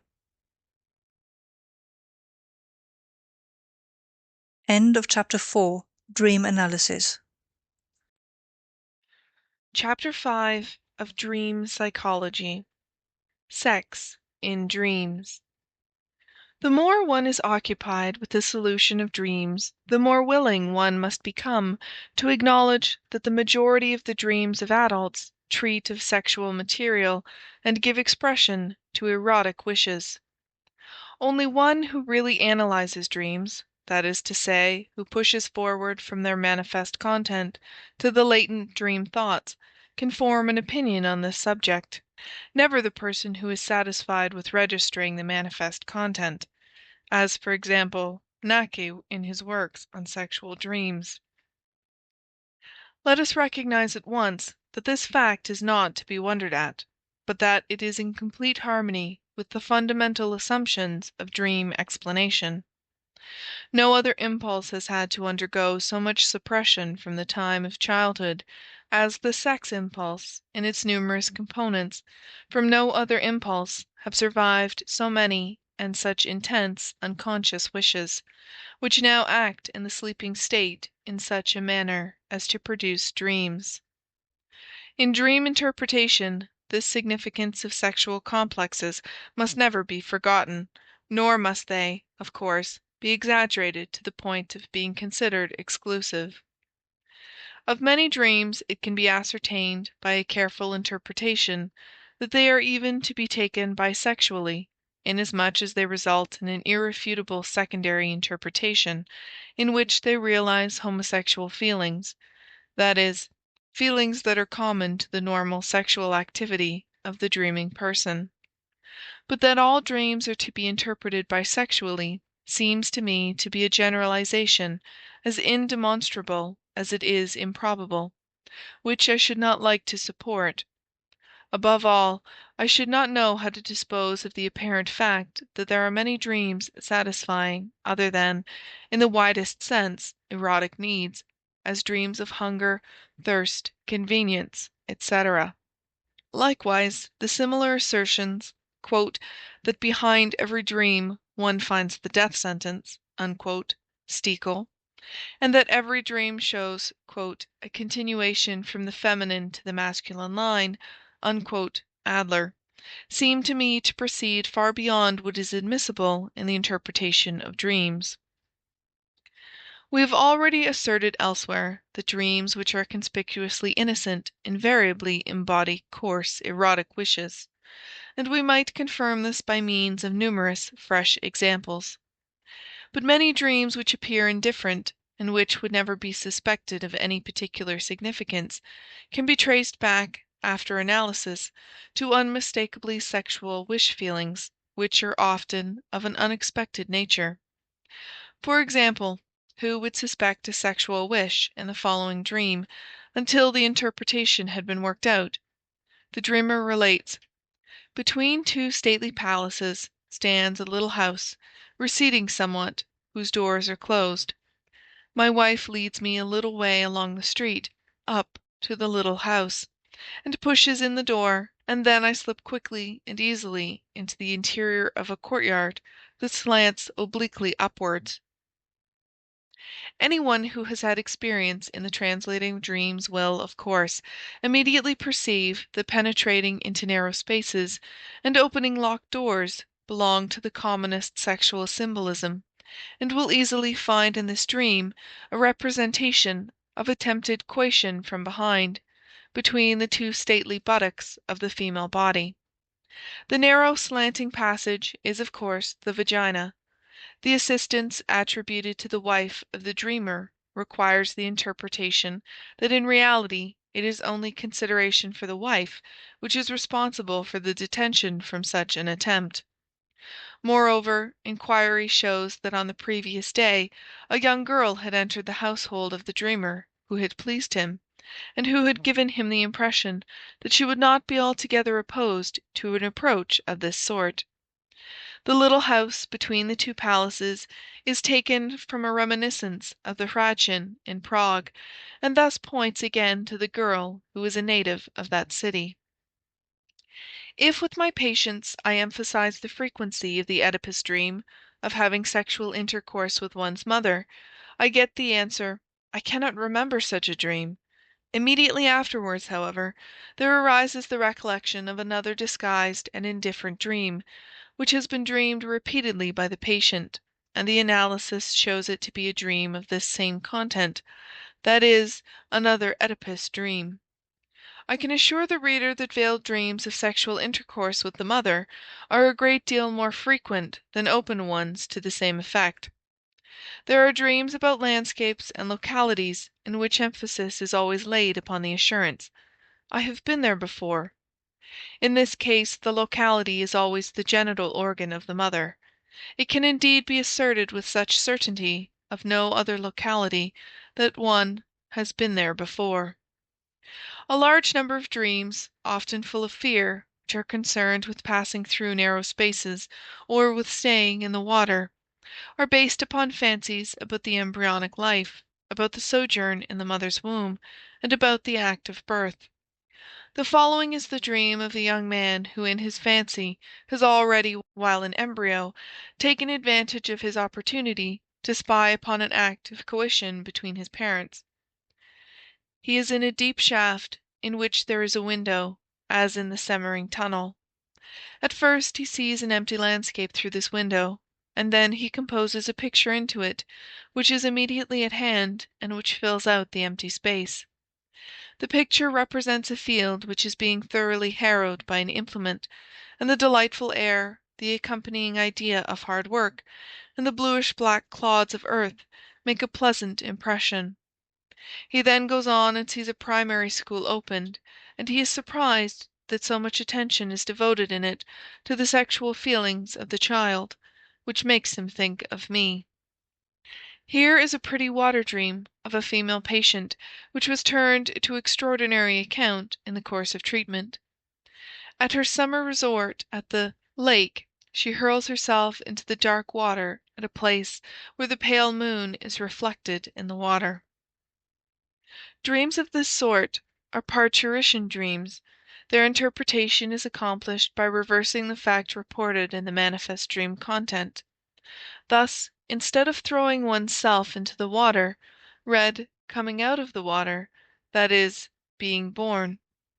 The place from which one is born is recognized if one thinks of the bad sense of the French la lune. The pale moon thus becomes the white "bottom" popo, which the child soon recognizes as the place from which it came. Now what can be the meaning of the patient's wishing to be born at her summer resort? I asked the dreamer this, and she answered without hesitation, "Hasn't the treatment made me as though I were born again?" Thus the dream becomes an invitation to continue the cure at this summer resort, that is, to visit her there. Perhaps it also contains a very bashful allusion to the wish to become a mother herself. Another dream of parturition, with its interpretation, I take from the work of E. Jones. "She stood at the seashore, watching a small boy, who seemed to be hers, wading into the water.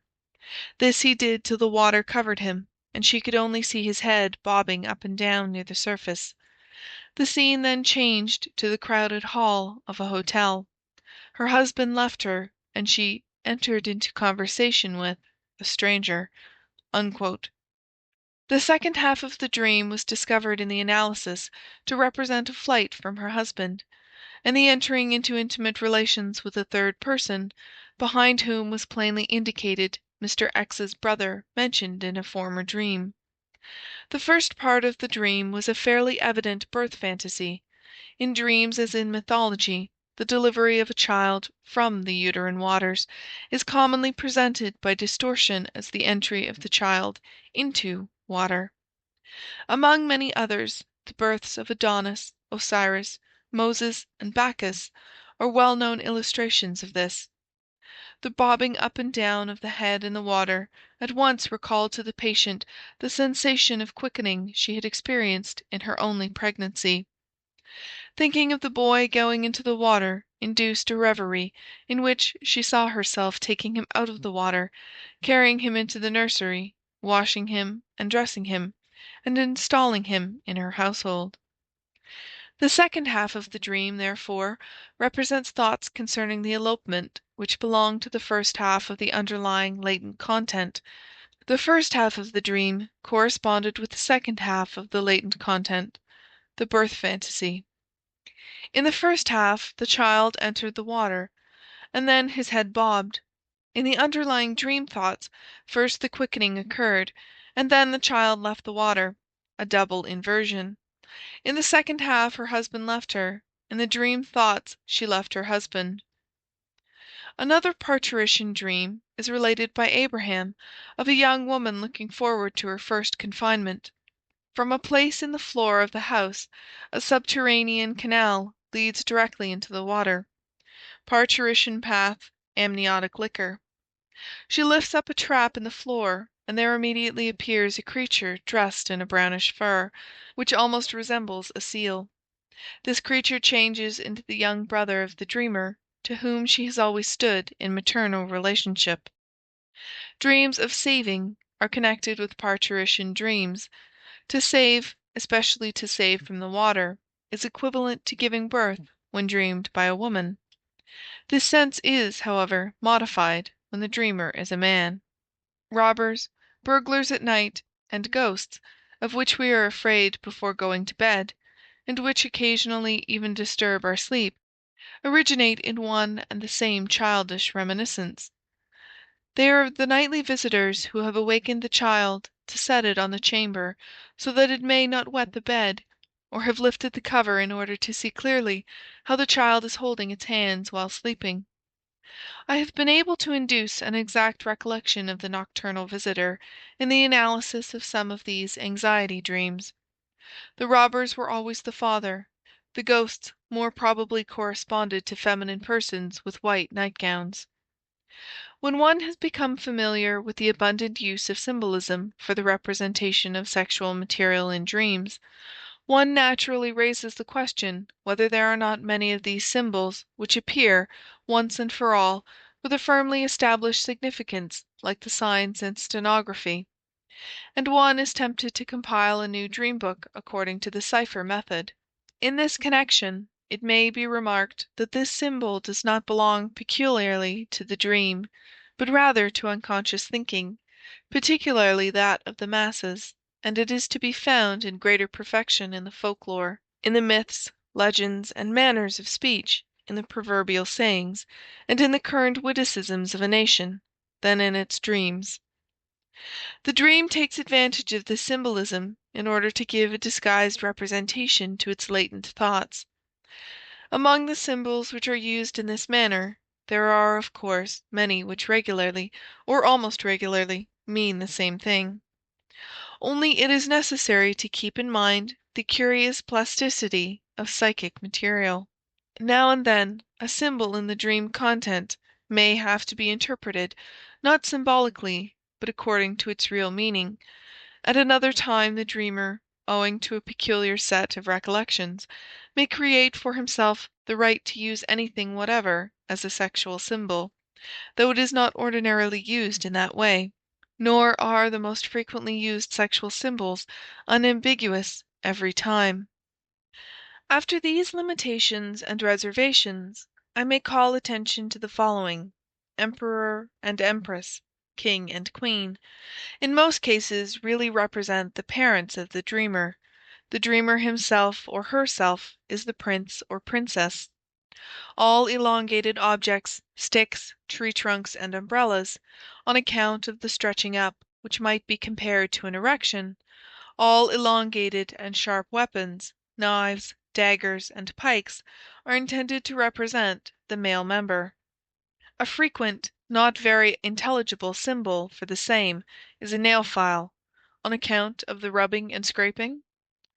Little cases, boxes, caskets, closets, and stoves correspond to the female part. The symbolism of lock and key has been very gracefully employed in Uhland in his song about the Gräfin Eberstein, to make a common smutty joke. The dream of walking through a row of rooms is a brothel or harem dream. Staircases, ladders, and flights of stairs, or climbing on these, either upwards or downwards, are symbolic representations of the sexual act. Smooth walls over which one is climbing, facades of houses upon which one is letting oneself down, frequently under great anxiety correspond to the erect human body, and probably repeat in the dream reminiscences of the upward climbing of little children on their parents or foster parents. Smooth walls are men. Often in a dream of anxiety, one is holding on firmly to some projection from a house. Tables, set tables, and boards are women, perhaps on account of the opposition which does away with the bodily contours. Since bed and board, mensa et thorus, constitute marriage, the former are often put for the latter in the dream, and as far as practicable, the sexual presentation complex is transposed to the eating complex. Of articles of dress, the woman's hat may frequently be definitely interpreted as the male genital. In dreams of men one often finds the cravat as a symbol for the penis.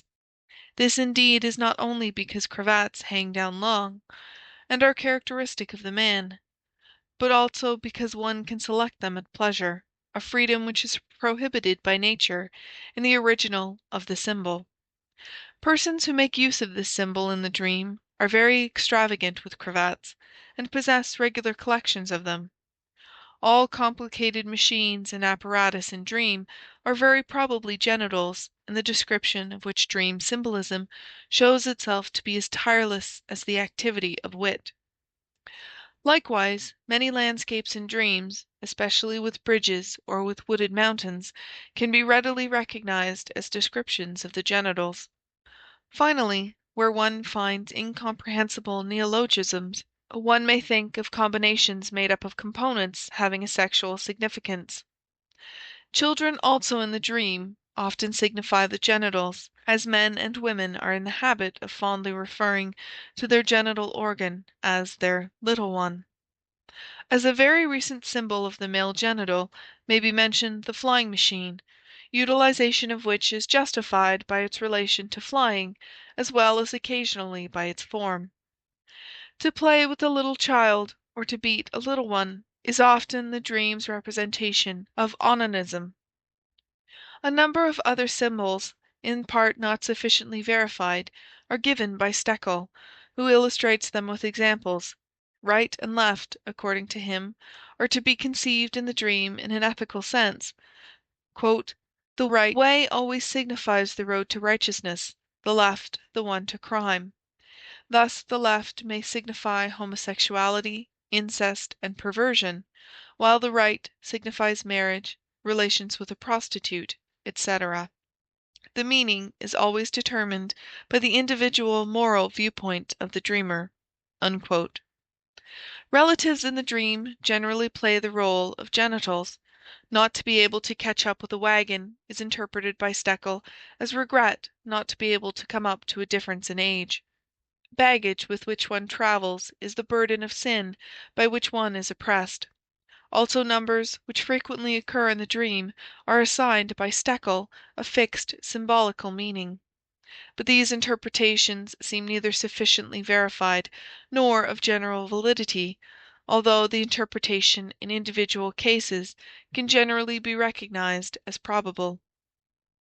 In a recently published book by W. Stekel, Die Sprache des Traum, which I was unable to utilize, there is a list of the most common sexual symbols, the object of which is to prove that all sexual symbols can be bisexually used. He states, "Is there a symbol which (if in any way permitted by the phantasy) may not be used simultaneously in the masculine and feminine sense?" To be sure, the clause in parentheses takes away much of the absoluteness of this assertion, for this is not at all permitted by the phantasy. I do not, however, think it superfluous to state that in my experience Stekel's general statement has to give way to the recognition of a greater manifoldness. Besides those symbols, which are just as frequent for the male as for the female genitals, there are others which preponderately, or almost exclusively, designate one of the sexes, and there are still others of which only the male or only the female signification is known.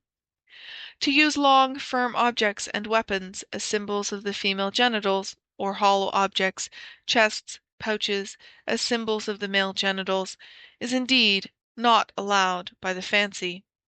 It is true that the tendency of the dream and the unconscious fancy to utilize the sexual symbol bisexually betrays an archaic trend, for in children a difference in the genitals is unknown, and the same genitals are attributed to both sexes. These very incomplete suggestions may suffice to stimulate others to make a more careful collection. I shall now add a few examples of the application of such symbolisms in dreams, which will serve to show how impossible it becomes to interpret a dream without taking into account the symbolism of dreams, and how imperatively it obtrudes itself in many cases. 1. The hat as a symbol of a man, of the male genital. A fragment from the dream of a young woman who suffered from agoraphobia on account of a fear of temptation. I am walking in the street in summer. I wear a straw hat of peculiar shape, the middle piece of which is bent upwards, and the side pieces of which hang downwards.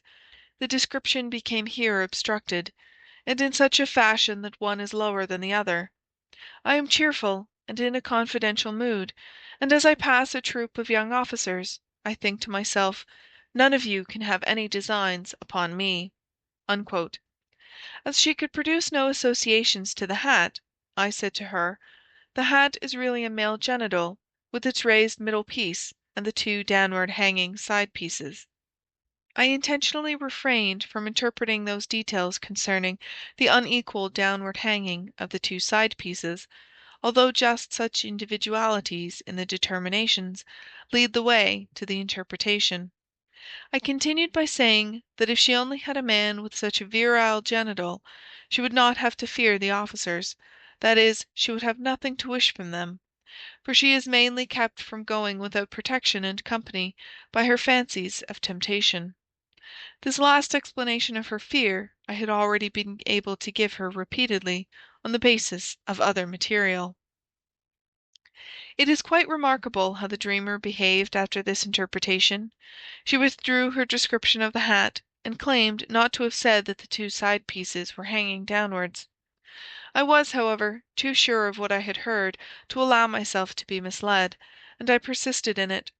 She was quiet for a while, and then found the courage to ask why it was that one of her husband's testicles was lower than the other, and whether it was the same in all men. With this, the peculiar detail of the hat was explained, and the whole interpretation was accepted by her. The hat symbol was familiar to me long before the patient related this dream. From other but less transparent cases, I believe that the hat may also be taken as a female genital. 2. The little one as the genital, to be run over as a symbol of sexual intercourse. Another dream of the same agoraphobic patient. Her mother sends away her little daughter so that she must go alone. She rides with her mother to the railroad, and sees her little one walking directly upon the tracks, so that she cannot avoid being run over. She hears the bones crackle. From this she experiences a feeling of discomfort, but no real horror. She then looks out through the car window to see whether the parts cannot be seen behind. She then reproaches her mother for allowing the little one to go out alone." Unquote. Analysis. It is not an easy matter to give here a complete interpretation of the dream. It forms part of a cycle of dreams, and can be fully understood only in connection with the others. For it is not easy to get the necessary material sufficiently isolated to prove the symbolism. The patient at first finds that the railroad journey is to be interpreted historically as an allusion to a departure from a sanatorium for nervous diseases, with the superintendent of which she naturally was in love. Her mother took her away from this place, and the physician came to the railroad station and handed her a bouquet of flowers on leaving. She felt uncomfortable because her mother witnessed this homage. Here the mother therefore appears as a disturber of her love affairs, which is the role actually played by this strict woman during her daughter's girlhood. The next thought referred to the sentence, "She then looks to see whether the parts can be seen behind." Unquote. In the dream façade, one would naturally be compelled to think of the parts of the little daughter run over and ground up. The thought, however, turns in quite a different direction. She recalls that she once saw her father in the bathroom naked from behind. She then begins to talk about the sex differentiation, and asserts that in the man the genitals can be seen from behind, but in the woman they cannot. In this connection, she now herself offers the interpretation that the little one is the genital, her little one (she has a 4-year-old daughter), her own genital. She reproaches her mother for wanting her to live as though she had no genital, and recognizes this reproach in the introductory sentence of the dream. The mother sends away her little one so that she must go alone. In her fantasy, going alone on the street signifies to have no man and no sexual relations. Quar equals to go together, and this she does not like. According to all her statements, she really suffered as a girl on account of the jealousy of her mother, because she showed a preference for her father.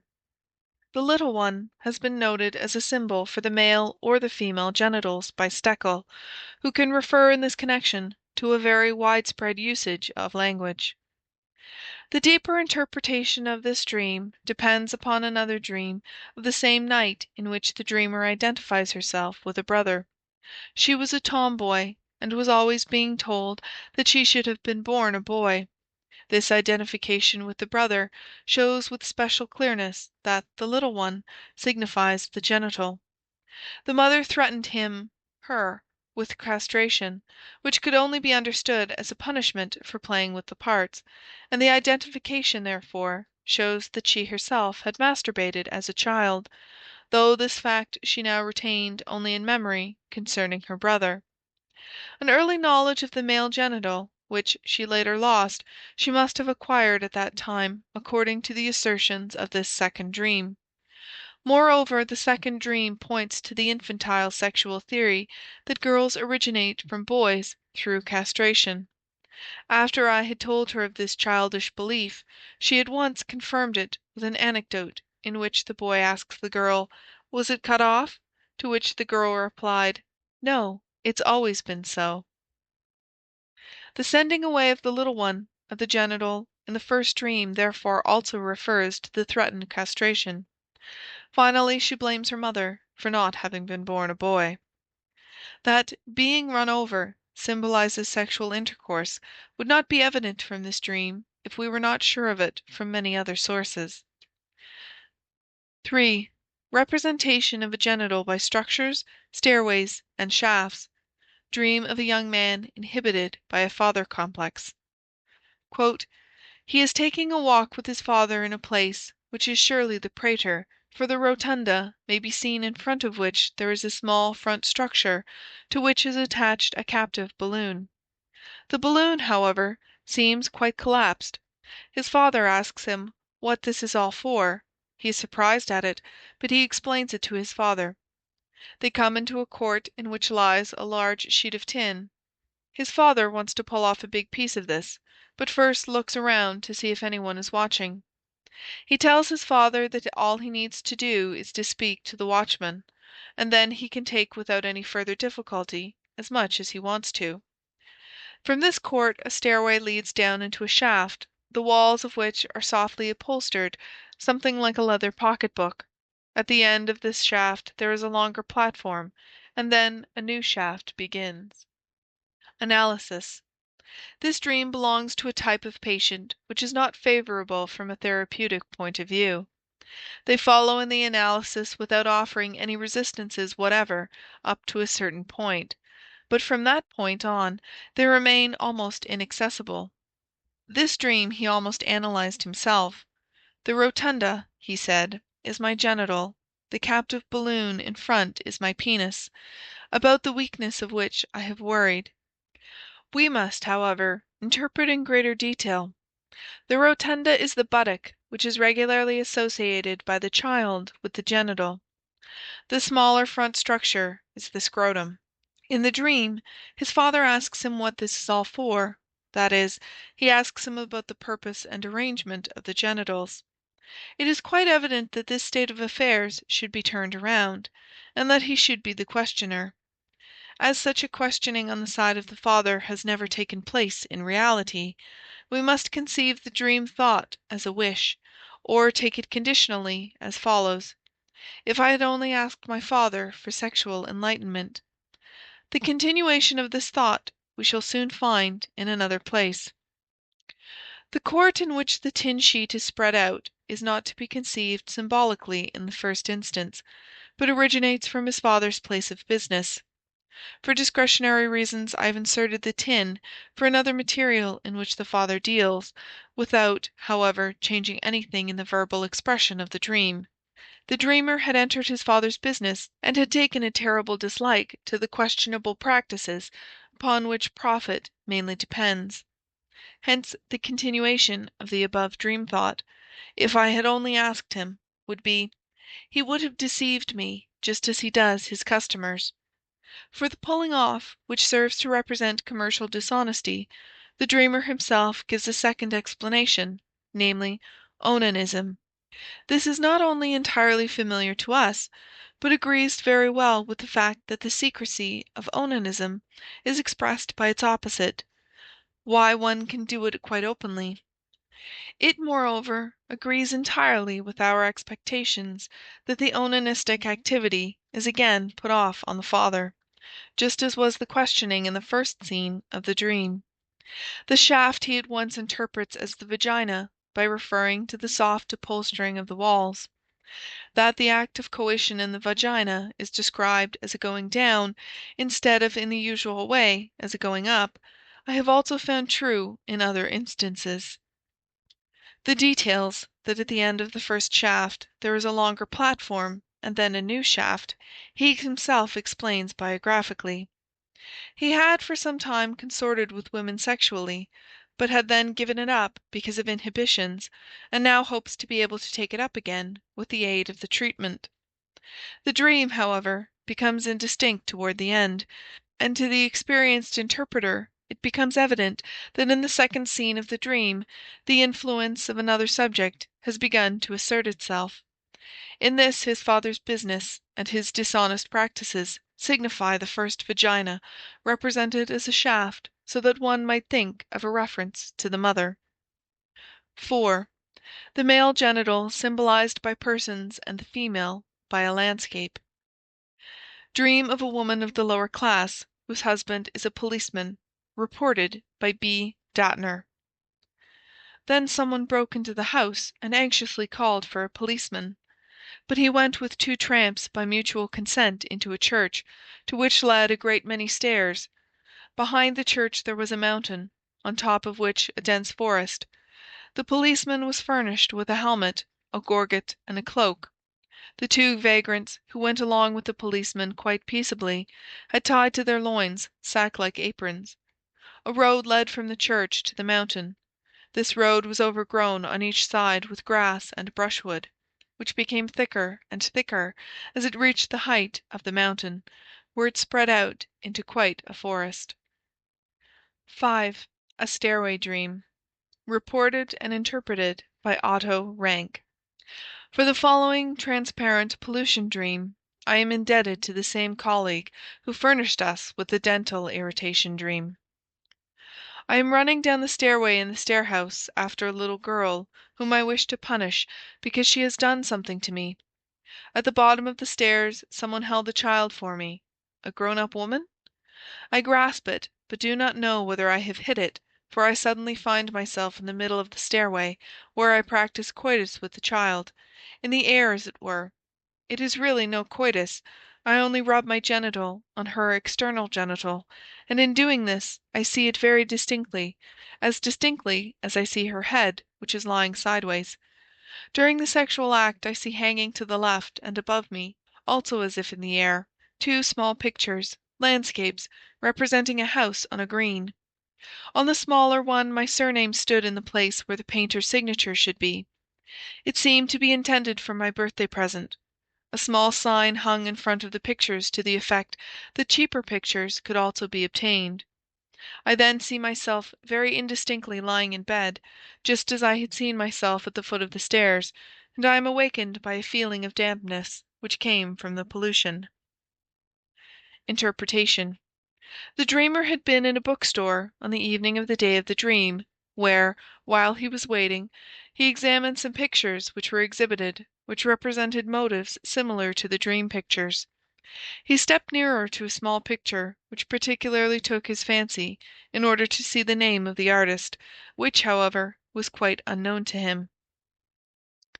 Later in the same evening, in company, he heard about a Bohemian servant girl who boasted that her illegitimate child was made on the stairs. The dreamer inquired about the details of this unusual occurrence, and learned that the servant girl went with her lover to the home of her parents, where there was no opportunity for sexual relations, and that the excited man performed the act on the stairs. In witty allusion to the mischievous expression used about wine adulterers, the dreamer remarked, "The child really grew on the cellar steps." These experiences of the day, which are quite prominent in the dream content, were readily reproduced by the dreamer. But he just as readily reproduced an old fragment of infantile recollection, which was also utilized by the dream. The stair-house was the house in which he had spent the greatest part of his childhood, and in which he had first become acquainted with sexual problems. In this house he used, among other things, to slide down the banister astride, which caused him to become sexually excited. In the dream he also comes down the stairs very rapidly, so rapidly that, according to his own distinct assertions, he hardly touched the individual stairs, but rather flew, or slid down, as we used to say. Upon reference to this infantile experience, the beginning of the dream seems to represent the factor of sexual excitement. In the same house and in the adjacent residence, the dreamer used to play pugnacious games with the neighboring children, in which he satisfied himself, just as he did in the dream. If one recalls from Freud's investigation of sexual symbolism that in the dream stairs or climbing stairs almost regularly symbolizes coitus, the dream becomes clear. Its motive power, as well as its effect, as is shown by the pollution, is of a purely libidinous nature. Sexual excitement became aroused during the sleeping state. In the dream, this is represented by the rapid running or sliding down the stairs, and the sadistic thread in this is, on the basis of the pugnacious playing, indicated in the pursuing and overcoming of the child. The libidinous excitement becomes enhanced and urges to sexual action, represented in the dream by the grasping of the child and the conveyance of it to the middle of the stairway. Up to this point, the dream would be one of pure sexual symbolism, and obscure for the unpracticed dream interpreter. But this symbolic gratification, which would have ensured undisturbed sleep, was not sufficient for the powerful libidinous excitement. The excitement leads to an orgasm, and thus the whole stairway symbolism is unmasked as a substitute for coitus. Freud lays stress on the rhythmical character of both actions, as one of the reasons for the sexual utilization of the stairway symbolism, and this dream especially seems to corroborate this, for, according to the express assertion of the dreamer, the rhythm of a sexual act was the most pronounced feature in the whole dream. Still another remark concerning the two pictures, which, aside from their real significance, also have the value of Weibsbilder, literally woman pictures, but idiomatically women. This is at once shown by the fact that the dream deals with a big and a little picture, just as the dream content presents a big, grown-up, and a little girl. That cheap pictures could also be obtained points to the prostitution complex, just as the dreamer's surname on the little picture and the thought that it was intended for his birthday point to the parent complex, to be born on the stairway, to be conceived in coitus. The indistinct final scene, in which the dreamer sees himself on the staircase landing, lying in bed and feeling wet, seems to go back into childhood, even beyond the infantile onanism, and manifestly has its prototype in similar pleasurable scenes of bedwetting. 6. A modified stare dream. To one of my very nervous patients, who was an abstainer, whose fancy was fixed on his mother, and who repeatedly dreamed of climbing stairs accompanied by his mother, I once remarked that moderate masturbation would be less harmful to him than enforced abstinence. This influence provoked the following dream. His piano teacher reproaches him for neglecting his piano playing, and for not practising the Étude of Moscheles and Clementi's Gradus ad Parnassum. In relation to this he remarked that the Gradus is only a stairway, and that the piano itself is only a stairway, as it has a scale. It is correct to say that there is no series of associations which cannot be adapted to the representation of sexual facts. I conclude with the dream of a chemist, a young man who has been trying to give up his habit of masturbation by replacing it with intercourse with women. Preliminary statement. On the day before the dream he had given a student instruction concerning Grignard's reaction, in which magnesium is to be dissolved in absolutely pure ether under the catalytic influence of iodine. 2 days before, there had been an explosion in the course of the same reaction, in which the investigator had burned his hand. Dream 1. He is to make phenylmagnesium bromide. He sees the apparatus with particular clearness, but he has substituted himself for the magnesium. He is now in a curious swaying attitude. He keeps repeating to himself, "This is the right thing. It is working. My feet are beginning to dissolve, and my knees are getting soft." Then he reaches down and feels for his feet, and meanwhile, he does not know how, he takes his legs out of the crucible, and then again says to himself, "That cannot be. Yes, it must be so. It has been done correctly." Then he partially awakens and repeats the dream to himself, because he wants to tell it to me. He is distinctly afraid of the analysis of the dream. He is much excited during this semi-sleeping state, and repeats continually, "Phenyl, phenyl." 2. He is in with his whole family at 11:30. He is to be at the Schottenthor for a rendezvous with a certain lady, but he does not wake up until 11:30. He says to himself, "It is too late now. When you get there it will be 12:30. The next instant he sees the whole family gathered about the table, his mother and the servant girl with the soup tureen, with particular clearness. Then he says to himself, "Well, if we are eating already, I certainly can't get away." Analysis. He feels sure that even the first dream contains a reference to the lady whom he is to meet at the rendezvous. The dream was dreamed during the night before the expected meeting. The student to whom he gave the instruction is a particularly unpleasant fellow. He had said to the chemist, "That isn't right," because the magnesium was still unaffected, and the latter answered as though he did not care anything about it, "It certainly isn't right."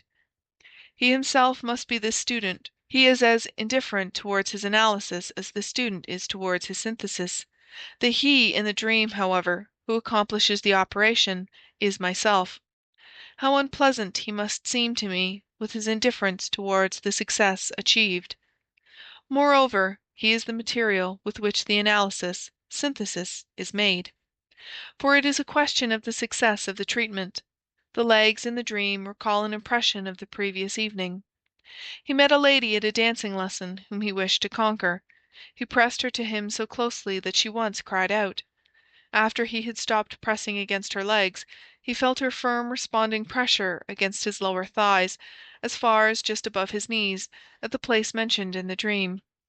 In this situation, then, the woman is the magnesium in the retort, which is at last working. He is feminine towards me, as he is masculine towards the woman. If it will work with the woman, the treatment will also work. Feeling and becoming aware of himself in the region of his knees refers to masturbation, and corresponds to his fatigue of the previous day. The rendezvous had actually been set up for 11:30. His wish to oversleep and to remain with his usual sexual objects, that is, with masturbation, corresponds with his resistance. End of section 5. Chapter 6. The Wish in Dreams. That the dream should be nothing but a wish fulfillment surely seemed strange to us all, and that not alone because of the contradictions offered by the anxiety dream.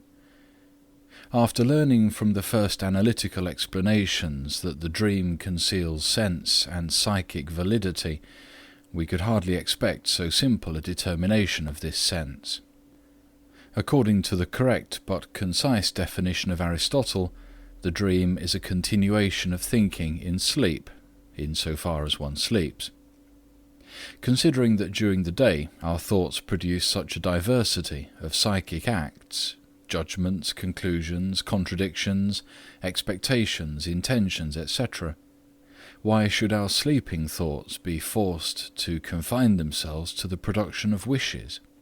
Are there not, on the contrary, many dreams that present a different psychic act in dream form, for example, a solicitude, and is not the very transparent father's dream mentioned above of such a nature? From the gleam of light falling into his eyes while asleep, the father draws the solicitous conclusion that a candle has been upset and may have set fire to the corpse. He transforms this conclusion into a dream by investing it with a senseful situation enacted in the present tense. What part is played in this dream by the wish fulfillment, and which are we to suspect? The predominance of the thought continued from the waking state, or of the thought incited by the new sensory impression? All these considerations are just, and force us to enter more deeply into the part played by the wish fulfillment in the dream, and into the significance of the waking thoughts continued in sleep. It is in fact the wish fulfillment that has already induced us to separate dreams into two groups. We have found some dreams that were plainly wish fulfillments, and others in which wish fulfillment could not be recognized, and was frequently concealed by every available means. In this latter class of dreams we recognize the influence of the dream censor. The undisguised wish dreams were chiefly found in children, yet fleeting, open-hearted wish dreams seemed, I purposely emphasize this word, to occur also in adults. We may now ask whence the wish fulfilled in the dream originates. But to what opposition or to what diversity do we refer this whence? I think it is to the opposition between conscious daily life and a psychic activity remaining unconscious, which can only make itself noticeable during the night. I thus find a threefold possibility for the origin of a wish. Firstly, it may have been incited during the day, and owing to external circumstances failed to find gratification. There is thus left for the night an acknowledged but unfulfilled wish. Secondly, it may come to the surface during the day but be rejected, leaving an unfulfilled but suppressed wish. Or thirdly, it may have no relation to daily life and belong to those wishes that originate during the night from the suppression. If we now follow our scheme of the psychic apparatus, we can localize a wish of the first order in the system foreconscious. We may assume that a wish of the second order has been forced back from the foreconscious system into the unconscious system, where alone, if anywhere, it can maintain itself. While a wish feeling of the third order we consider altogether incapable of leaving the unconscious system. This brings up the question whether wishes arising from these different sources possess the same value for the dream, and whether they have the same power to incite a dream. On reviewing the dreams which we have at our disposal for answering this question, we are at once moved to add as a fourth source of the dream wish the actual wish incitements arising during the night, such as thirst and sexual desire. It then becomes evident that the source of the dream wish does not affect its capacity to incite a dream, that a wish suppressed during the day asserts itself in the dream can be shown by a great many examples. I shall mention a very simple example in this class. A somewhat sarcastic young lady, whose younger friend has become engaged to be married, is asked throughout the day by her acquaintances whether she knows and what she thinks of the fiancé. She answers with unqualified praise, thereby silencing her own judgment, as she would prefer to tell the truth, namely that he is an ordinary person. The following night she dreams that the same question is put to her, and that she replies with the formula, "In case of subsequent orders, it will suffice to mention the number." Finally, we have learned from numerous analyses that the wish in all dreams that have been subject to distortion has been derived from the unconscious, and has been unable to come to perception in the waking state. Thus it would appear that all wishes are of the same value and force for the dream formation. I am at present unable to prove that the state of affairs is really different, but I am strongly inclined to assume a more stringent determination of the dream wish. Children's dreams leave no doubt that an unfulfilled wish of the day may be the instigator of the dream, but we must not forget that it is, after all, the wish of a child, that it is a wish feeling of infantile strength only. I have a strong doubt whether an unfulfilled wish from the day would suffice to create a dream in an adult. It would rather seem that as we learn to control our impulses by intellectual activity, we more and more reject as vain the formation or retention of such intense wishes as are natural to childhood. In this, indeed, there may be individual variations. Some retain the infantile type of psychic processes longer than others. The differences are here the same as those found in the gradual decline of the originally distinct visual imagination. In general, however, I am of the opinion that unfulfilled wishes of the day are insufficient to produce a dream in adults. I readily admit that the wish instigators originating in conscious life contribute towards the incitement of dreams, but that is probably all. The dream would not originate if the foreconscious wish were not reinforced from another source. That source is the unconscious. I believe that the conscious wish is a dream inciter only if it succeeds in arousing a similar unconscious wish which reinforces it. Following the suggestions obtained through the psychoanalysis of the neuroses, I believe that these unconscious wishes are always active and ready for expression whenever they find an opportunity to unite themselves with an emotion from conscious life, and that they transfer their greater intensity to the lesser intensity of the latter. Footnote: They share this character of indestructibility with all psychic acts that are really unconscious, that is, with psychic acts belonging to the system of the unconscious only. These paths are constantly open and never fall into disuse. They conduct the discharge of the exciting process as often as it becomes endowed with unconscious excitement. To speak metaphorically, they suffer the same form of annihilation as the shades of the lower region in the Odyssey, who awoke to new life the moment they drank blood. The processes depending on the foreconscious system are destructible in a different way. The psychotherapy of the neuroses is based on this difference. End of footnote. It may therefore seem that the conscious wish alone has been realized in a dream, but a slight peculiarity in the formation of this dream will put us on the track of the powerful helper from the unconscious.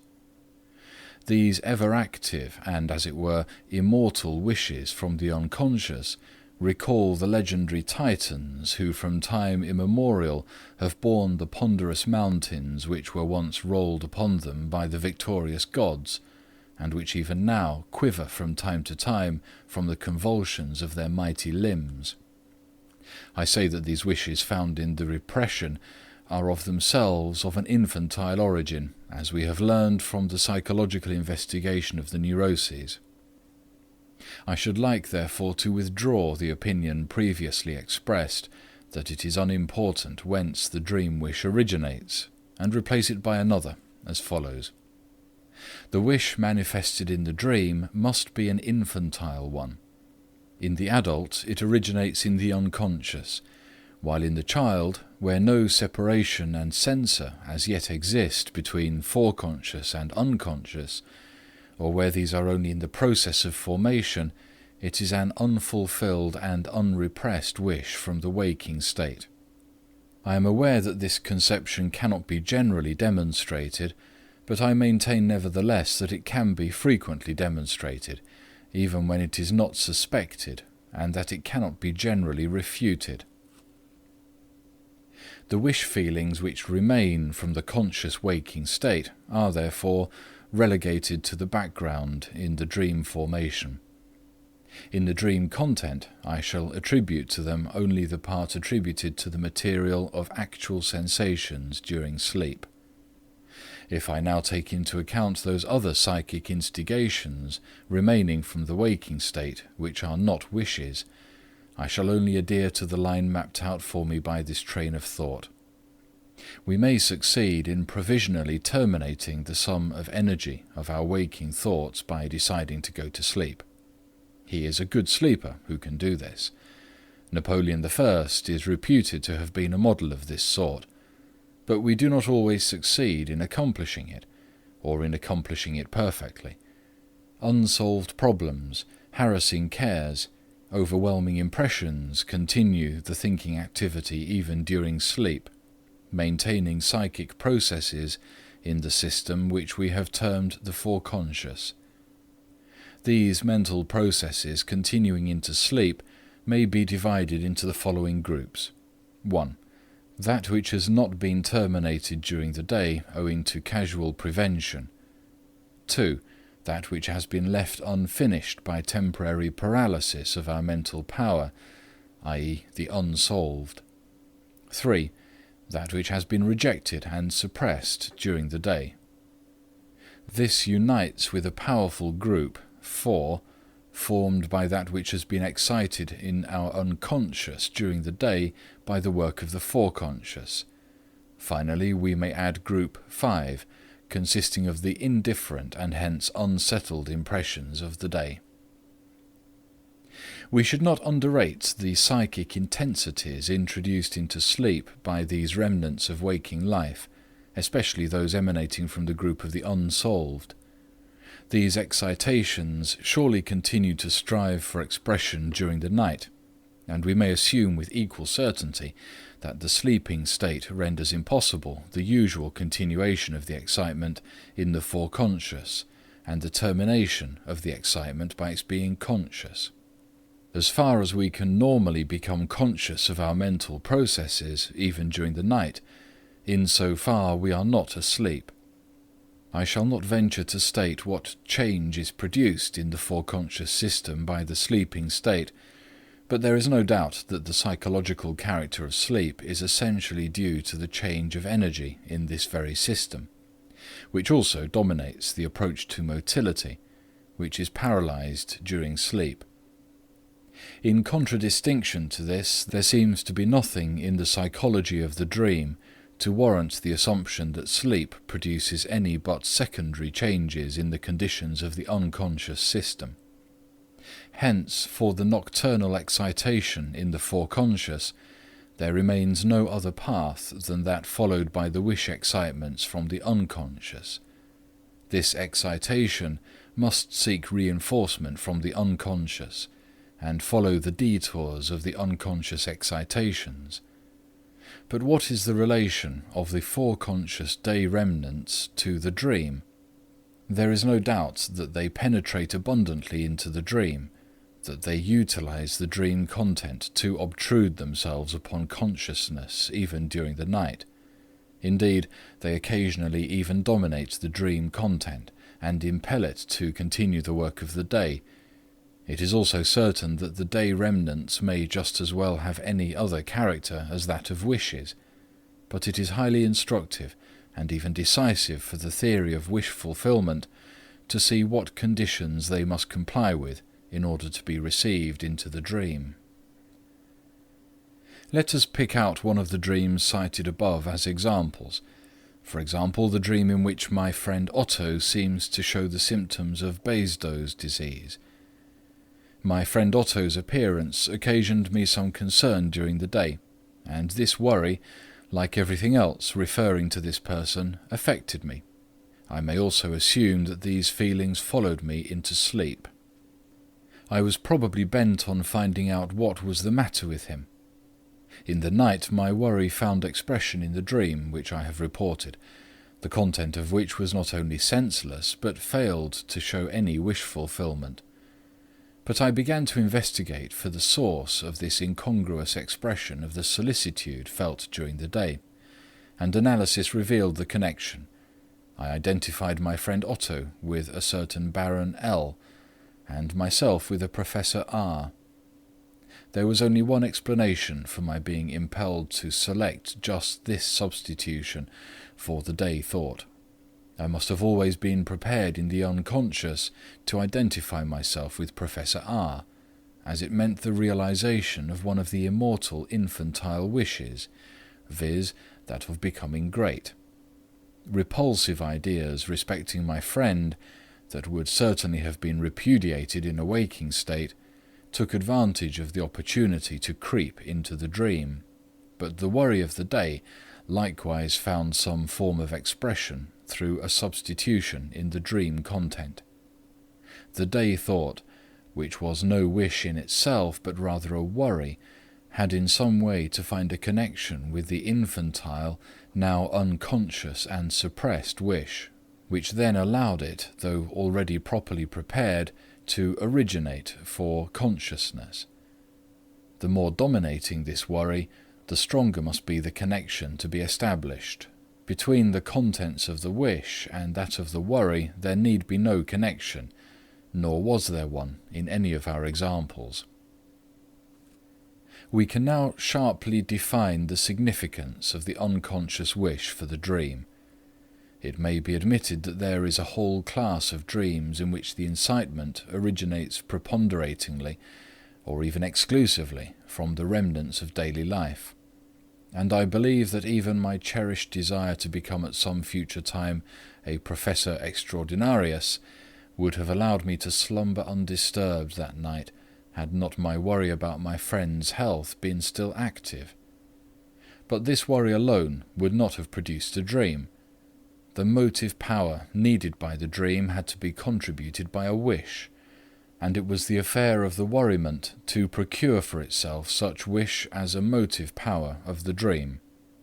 To speak figuratively, it is quite possible that a day thought plays the part of the contractor or entrepreneur in the dream.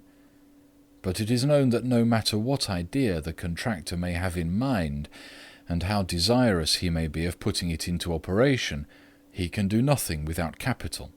He must depend upon a capitalist to defray the necessary expenses, and this capitalist who supplies the psychic expenditure for the dream is invariably and indisputably a wish from the unconscious, no matter what the nature of the waking thought may be.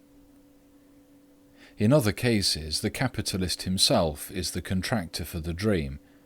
This indeed seems to be the more usual case. An unconscious wish is produced by the day's work, which in turn creates the dream.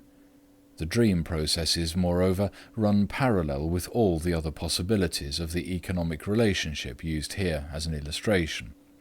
Thus, the entrepreneur may contribute some capital himself, or several entrepreneurs may seek the aid of the same capitalist, or several capitalists may jointly supply the capital required by the entrepreneur. Thus there are dreams produced by more than one dream wish, and many similar variations which may readily be passed over and are of no further interest to us. What we have left unfinished in this discussion of the dream wish we shall be able to develop later. The tertium comparationis in the comparisons just employed, i.e. the sum placed at our free disposal in proper allotment, admits of still finer application for the illustration of the dream structure. We can recognize in most dreams a center especially supplied with perceptible intensity. This is regularly the direct representation of the wish fulfillment. For if we undo the displacements of the dream work by a process of retrogression, we find that the psychic intensity of the elements of the dream thoughts is replaced by the perceptible intensity of the elements in the dream content. The elements adjoining the wish fulfillment have frequently nothing to do with its sense, but prove to be descendants of painful thoughts which oppose the wish. But, owing to their frequently artificial connection with the central element, they have acquired sufficient intensity to enable them to come to expression. Thus, the force of expression of the wish fulfillment is diffused over a certain sphere of association, within which it raises to expression all elements, including those that are in themselves impotent. In dreams having several strong wishes, we can readily separate from one another the spheres of the individual wish fulfillments. The gaps in the dream likewise can often be explained as boundary zones. Although the foregoing remarks have considerably limited the significance of the day remnants for the dream, it will nevertheless be worth our while to give them some attention, for they must be a necessary ingredient in the formation of the dream, inasmuch as experience reveals the surprising fact that every dream shows in its content a connection with some impression of a recent day, often of the most indifferent kind. So far we have failed to see any necessity for this addition to the dream mixture. This necessity appears only when we follow closely the part played by the unconscious wish, and then seek information in the psychology of the neuroses.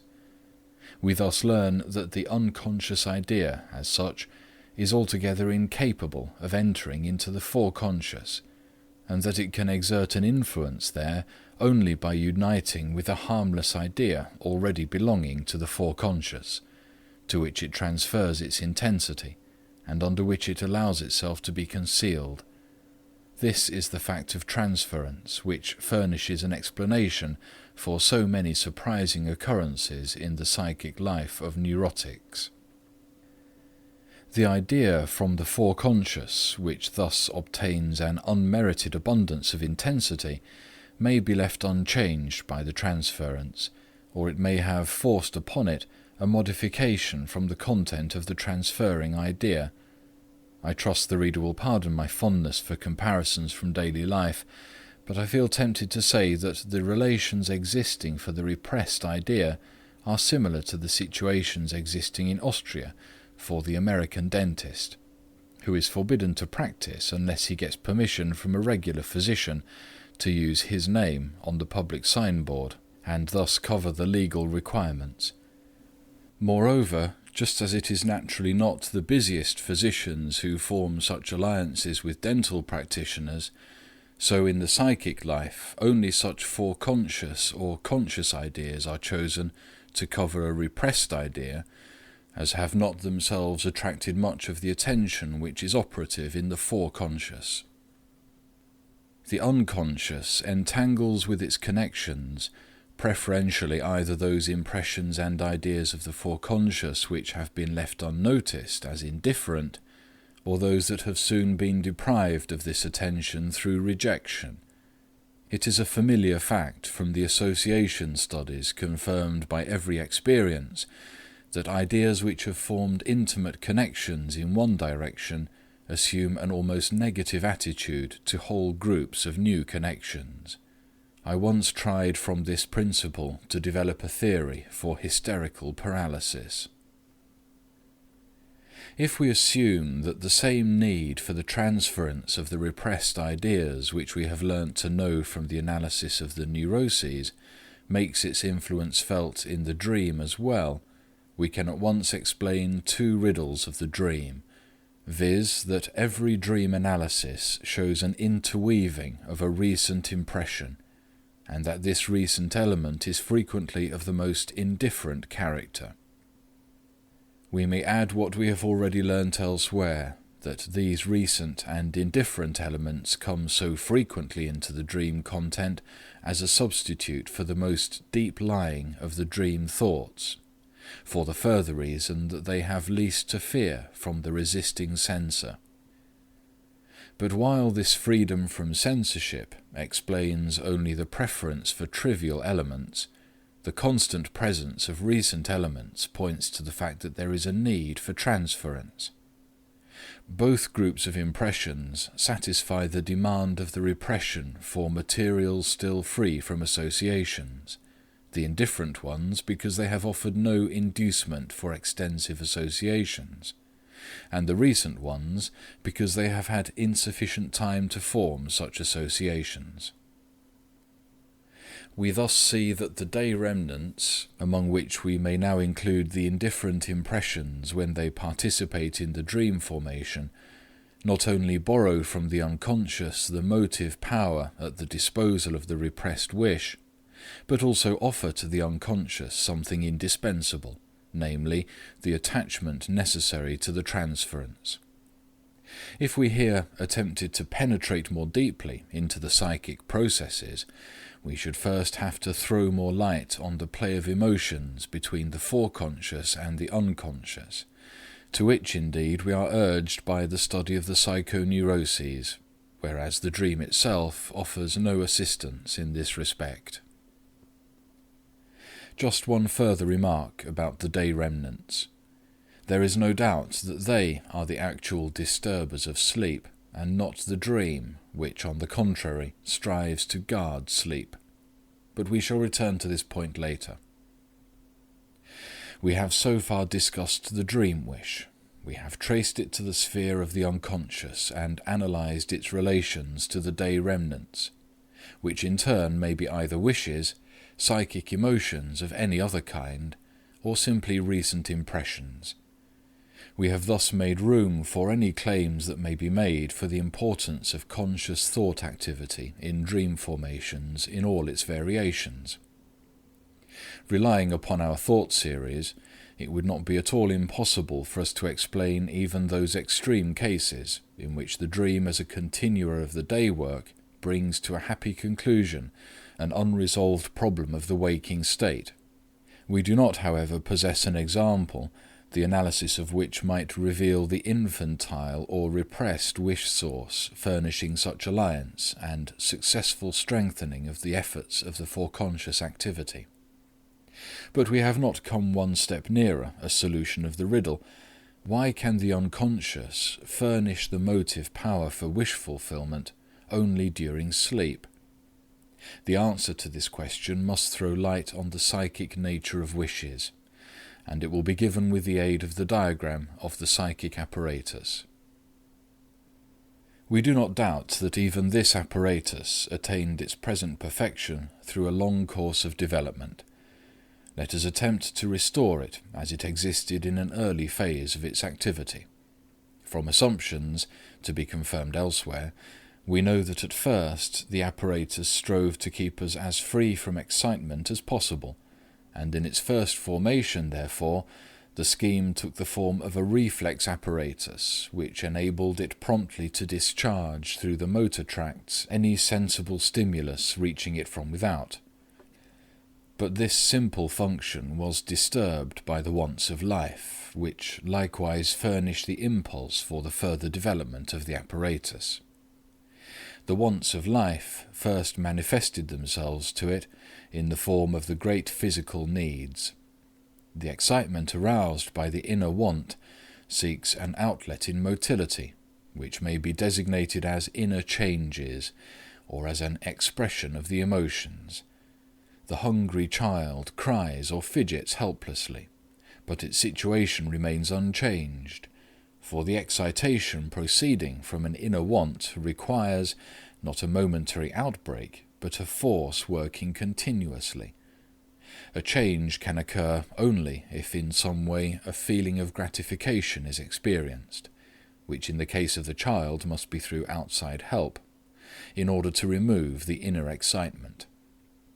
An essential constituent of this experience is the appearance of a certain perception, of food in our example, the memory picture of which thereafter remains associated with the memory trace of the excitation of want.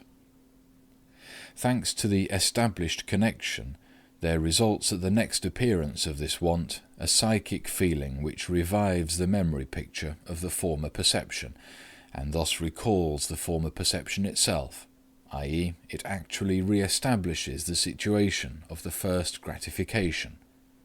We call such a feeling a wish.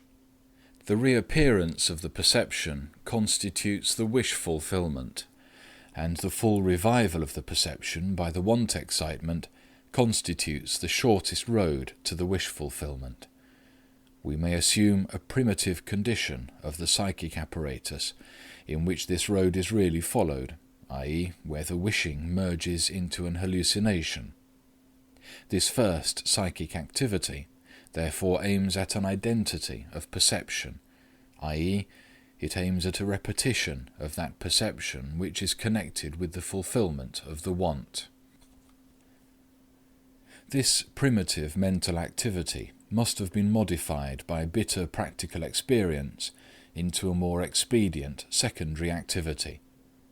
The establishment of the identity perception on the short regressive road within the apparatus does not in another respect carry with it the result which inevitably follows the revival of the same perception from without. The gratification does not take place, and the want continues. In order to equalize the internal with the external sum of energy, the former must be continually maintained, just as actually happens in the hallucinatory psychoses and in the deliriums of hunger, which exhaust their psychic capacity in clinging to the object desired. In order to make more appropriate use of the psychic force, it becomes necessary to inhibit the full regression, so as to prevent it from extending beyond the image of memory, whence it can select other paths leading ultimately to the establishment of the desired identity from the outer world. This inhibition and consequent deviation from the excitation becomes the task of a second system which dominates the voluntary motility, i.e., through whose activity the expenditure of motility is now devoted to previously recalled purposes. But this entire complicated mental activity, which works its way from the memory picture to the establishment of the perception identity from the outer world, merely represents a detour which has been forced upon the wish fulfillment by experience. Footnote: Le Lorrain justly extols the wish fulfillment of the dream, quote, sans fatigue sérieuse, sans être obligé de recourir à cette lutte opiniâtre et longue qui use et corrode les jouissances poursuivies. End of footnote. Thinking is indeed nothing but the equivalent of the hallucinatory wish, and if the dream be called a wish fulfillment, this becomes self-evident, as nothing but a wish can impel our psychic apparatus to activity. The dream, which in fulfilling its wishes follows the short regressive path, thereby preserves for us only an example of the primary form of the psychic apparatus which has been abandoned as inexpedient. What once ruled in the waking state when the psychic life was still young and unfit seems to have been banished into the sleeping state, just as we see again in the nursery the bow and arrow, the discarded primitive weapons of grown-up humanity. The dream is a fragment of the abandoned psychic life of the child. In the psychoses, these modes of operation of the psychic apparatus, which are normally suppressed in the waking state, reassert themselves, and then betray their inability to satisfy our wants in the outer world. The unconscious wish feelings evidently strive to assert themselves during the day also, and the fact of transference and the psychoses teach us that they endeavour to penetrate to consciousness and dominate motility by the road leading through the system of the foreconscious. It is therefore the censor lying between the unconscious and the foreconscious, the assumption of which is forced upon us by the dream, that we have to recognize and honor as the guardian of our psychic health. But is it not carelessness on the part of this guardian to diminish its vigilance during the night and to allow the suppressed emotions of the unconscious to come to expression, thus again making possible the hallucinatory regression? I think not, for when the critical guardian goes to rest, and we have proof that his slumber is not profound, he takes care to close the gate to motility. No matter what feelings from the otherwise inhibited unconscious may roam about on the scene, they need not be interfered with. They remain harmless because they are unable to put in motion the motor apparatus which alone can exert a modifying influence upon the outer world. Sleep guarantees the security of the fortress which is under guard. Conditions are less harmless when a displacement of forces is produced, not through a nocturnal diminution in the operation of the critical censor, but through pathological enfeeblement of the latter, or through pathological reinforcement of the unconscious excitations, and this while the foreconscious is charged with energy and the avenues to motility are open. The guardian is then overpowered. The unconscious excitations subdue the foreconscious. Through it they dominate our speech and actions, or they enforce the hallucinatory regression, thus governing an apparatus not designed for them, by virtue of the attraction exerted by the perceptions on the distribution of our psychic energy. We call this condition a psychosis. We are now in the best position to complete our psychological construction, which has been interrupted by the introduction of the two systems, unconscious and foreconscious.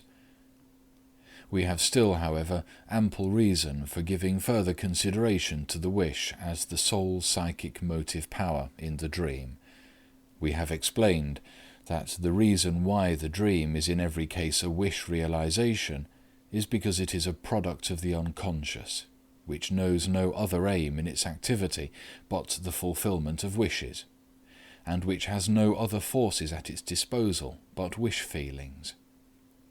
If we avail ourselves for a moment longer of the right to elaborate from the dream interpretation such far-reaching psychological speculations, we are in duty bound to demonstrate that we are thereby bringing the dream into a relationship which may also comprise other psychic structures. If there exists a system of the unconscious, or something sufficiently analogous to it for the purpose of our discussion, the dream cannot be its sole manifestation.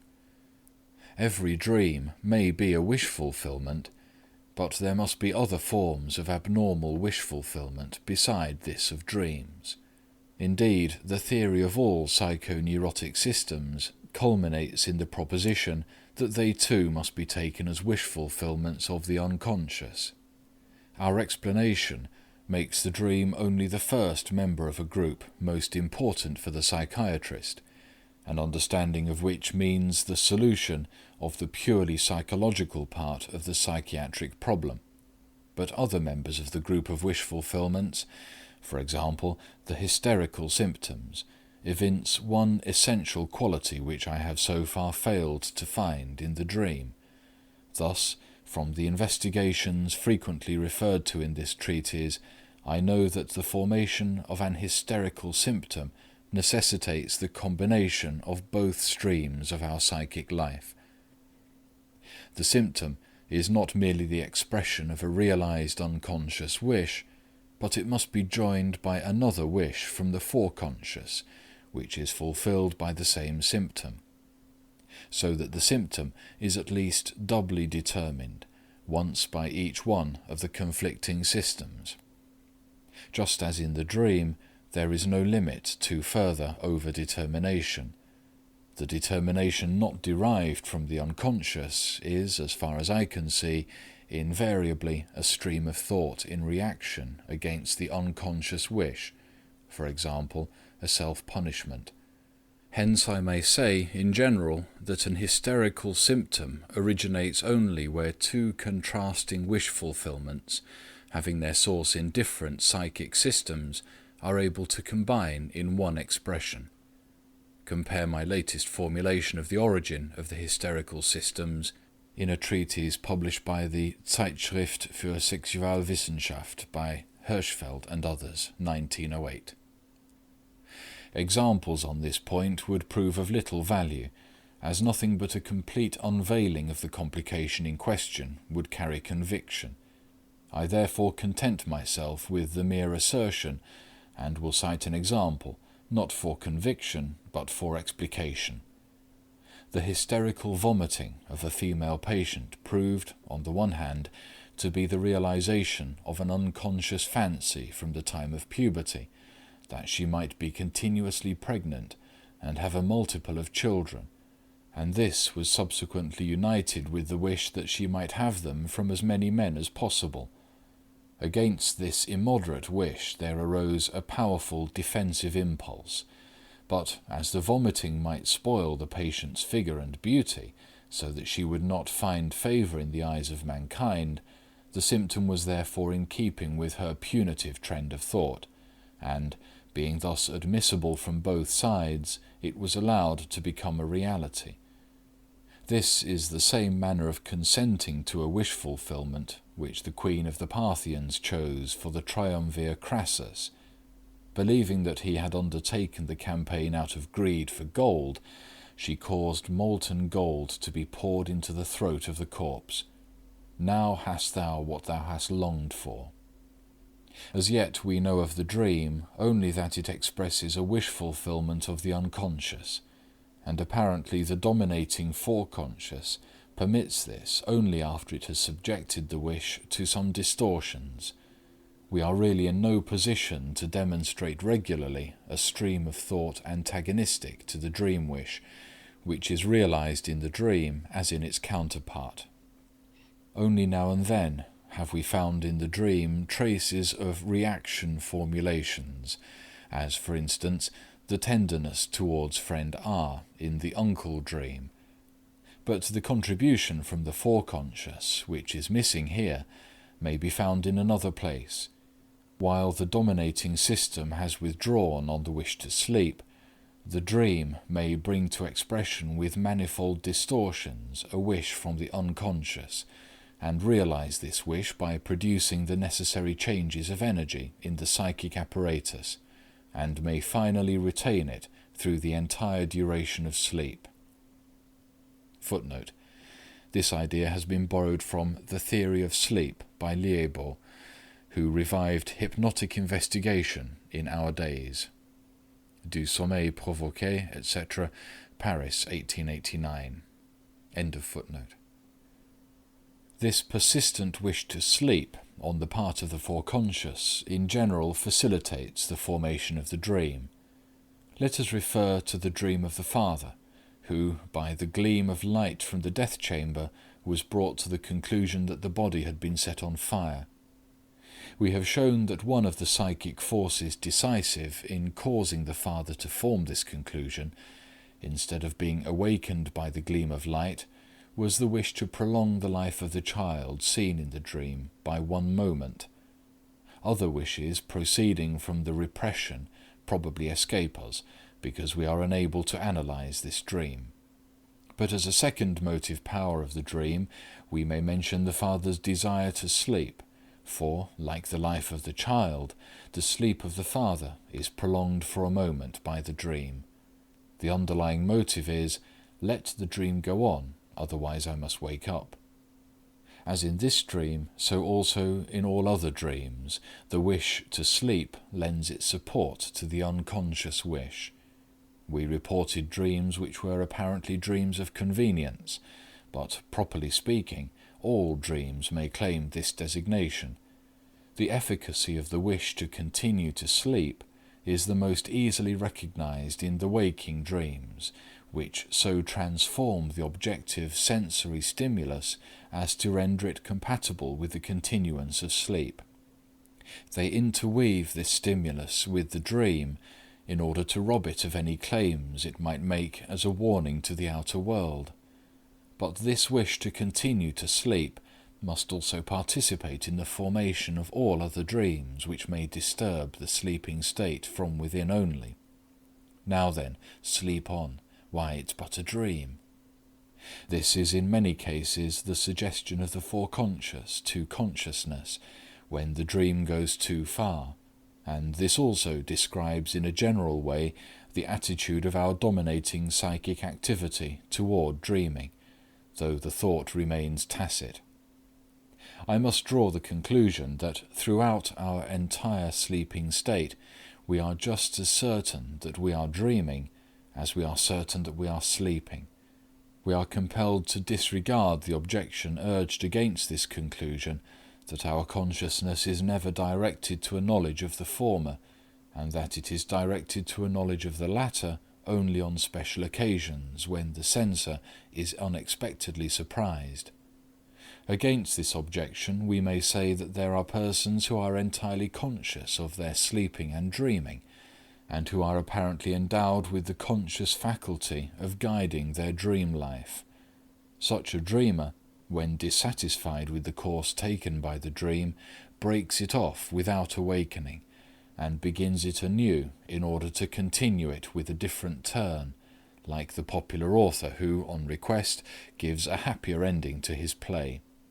Or, at another time, if placed by the dream in a sexually exciting situation, he thinks in his sleep, "I do not care to continue this dream and exhaust myself by a pollution.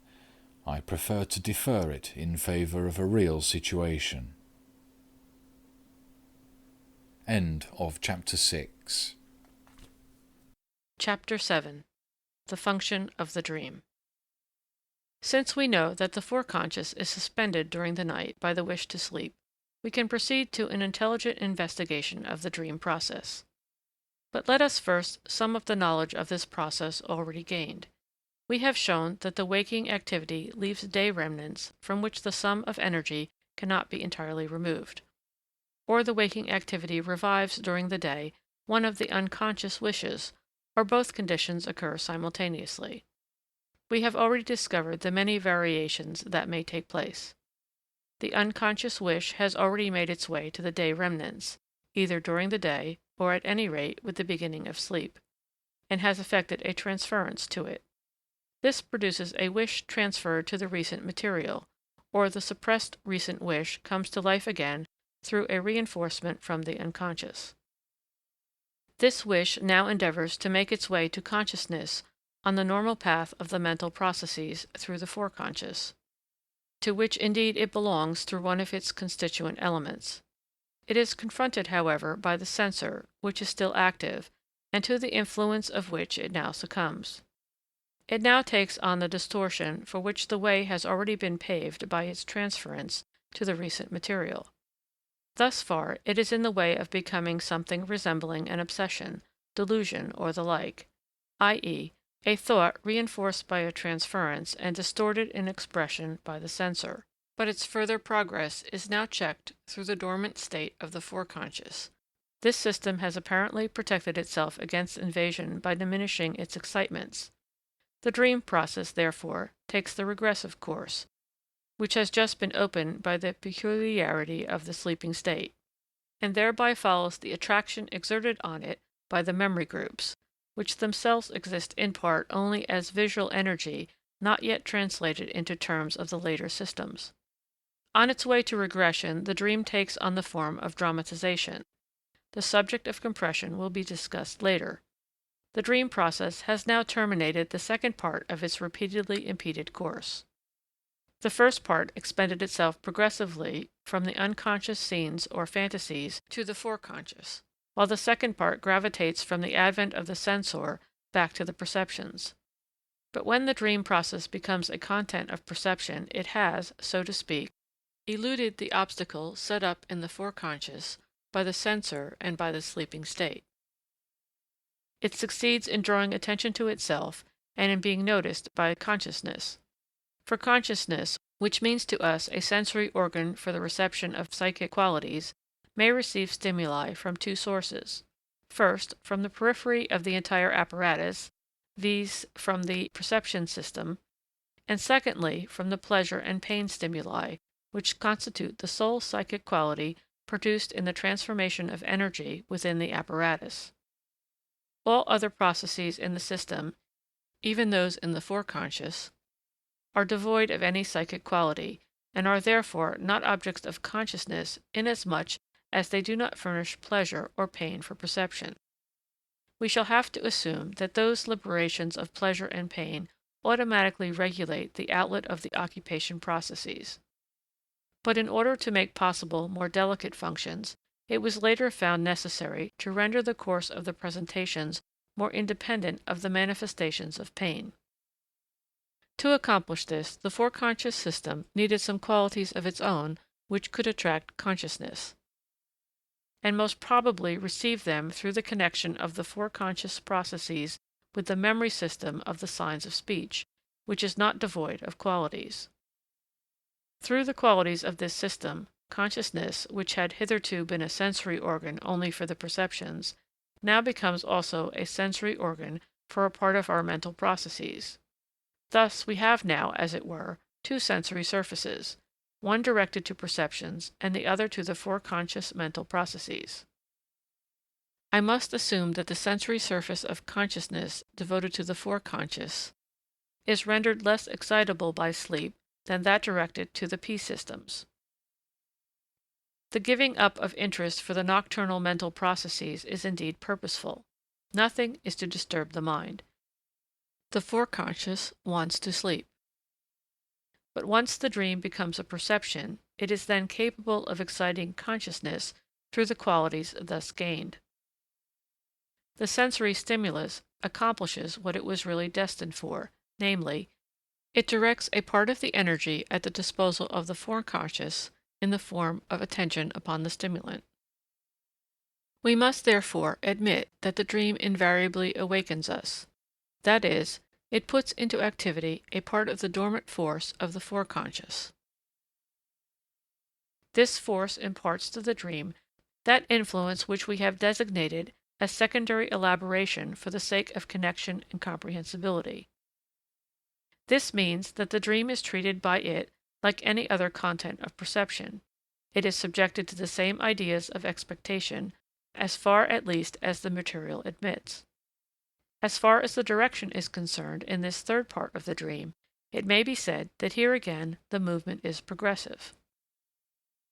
To avoid misunderstanding, it will not be amiss to say a few words about the temporal peculiarities of these dream processes. In a very interesting discussion, apparently suggested by Maury's puzzling guillotine dream, Goblet tries to demonstrate that the dream requires no other time than the transition period between sleeping and awakening. The wakening requires time, as the dream takes place during that period.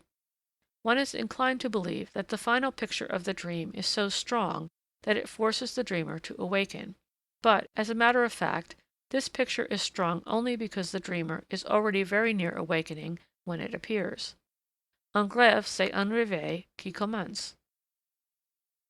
It has already been emphasized by Dugas that Goblet was forced to repudiate many facts in order to generalize his theory. There are, moreover, dreams from which we do not awaken, e.g., some dreams in which we dream that we dream. From our knowledge of the dream work, we can by no means admit that it extends only over the period of awakening. On the contrary, we must consider it probable that the first part of the dream work begins during the day when we are still under the domination of the foreconscious. The second phase of the dream work, viz., the modification through the censor, the attraction by the unconscious scenes, and the penetration to perception, must continue throughout the night. And we are probably always right when we assert that we feel as though we had been dreaming the whole night, although we cannot say what. I do not, however, think it necessary to assume that, up to the time of becoming conscious, the dream processes really follow the temporal sequence which we have described, viz., that there is first the transferred dream wish, then the distortion of the censor, and consequently the change of direction to regression, and so on. We were forced to form such a succession for the sake of description. In reality, however, it is much rather a matter of simultaneously trying this path and that, and of emotions fluctuating to and fro, until finally, owing to the most expedient distribution, one particular grouping is secured which remains. From certain personal experiences, I am myself inclined to believe that the dream work often requires more than one day and one night to produce its result. If this be true, the extraordinary art manifested in the construction of the dream loses all its marvels. In my opinion, even the regard for comprehensibility as an occurrence of perception may take effect before the dream attracts consciousness to itself. To be sure, from now on the process is accelerated, as the dream is henceforth subjected to the same treatment as any other perception. It is like fireworks, which require hours of preparation and only a moment for ignition.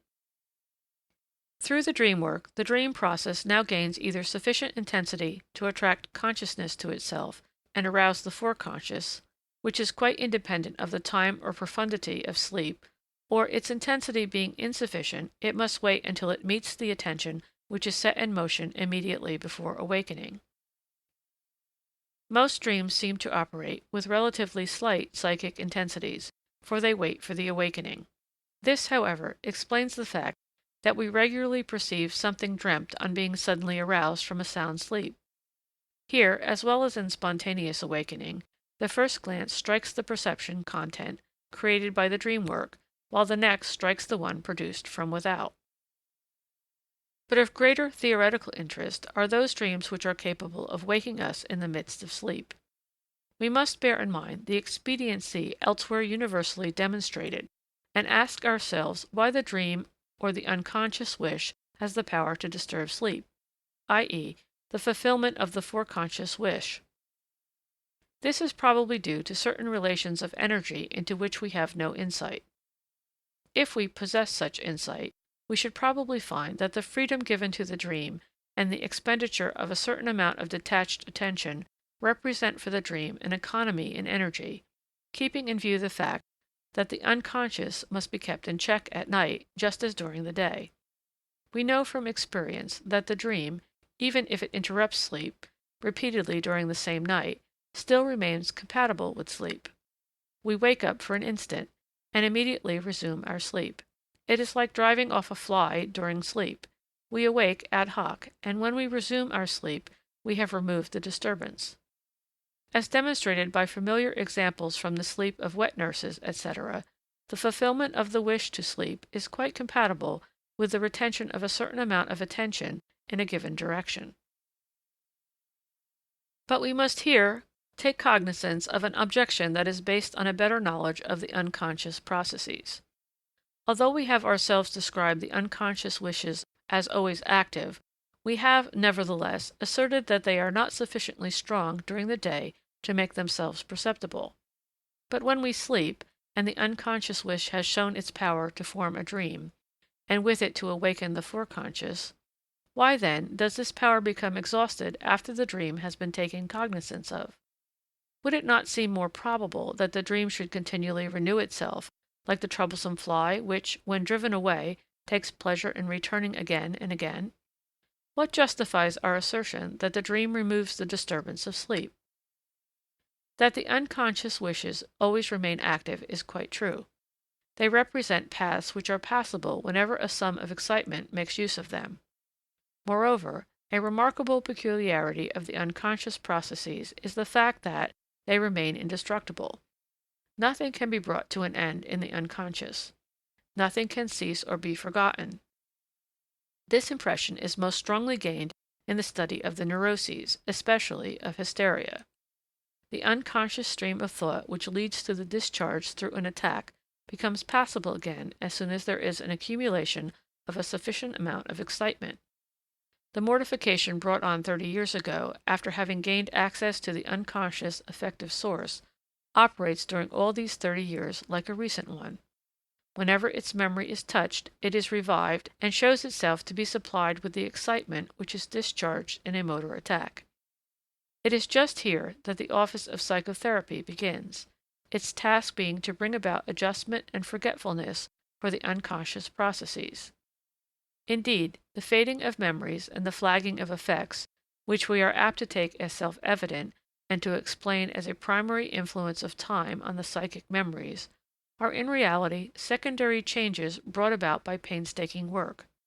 It is the foreconscious that accomplishes this work, and the only course to be pursued by psychotherapy is the subjugate of the unconscious to the domination of the foreconscious. There are, therefore, two exits for the individual unconscious emotional process. It is either left to itself, in which case it ultimately breaks through somewhere, and secures for once a discharge for its excitation into motility, or it succumbs to the influence of the foreconscious, and its excitation becomes confined through this influence instead of being discharged. It is the latter process that occurs in the dream. Owing to the fact that it is directed by the conscious excitement, the energy from the foreconscious, which confronts the dream when grown to perception, restricts the unconscious excitement of the dream and renders it harmless as a disturbing factor. When the dreamer wakes up for a moment, he has actually chased away the fly that has threatened to disturb his sleep. We can now understand that it is really more expedient and economical to give full sway to the unconscious wish, and clear its way to regression so that it may form a dream, and then restrict and adjust this dream by means of a small expenditure of foreconscious labor, than to curb the unconscious thought the entire period of sleep. We should, indeed, expect that the dream, even if it was not originally an expedient process, would have acquired some function in the play of forces of the psychic life. We now see what this function is.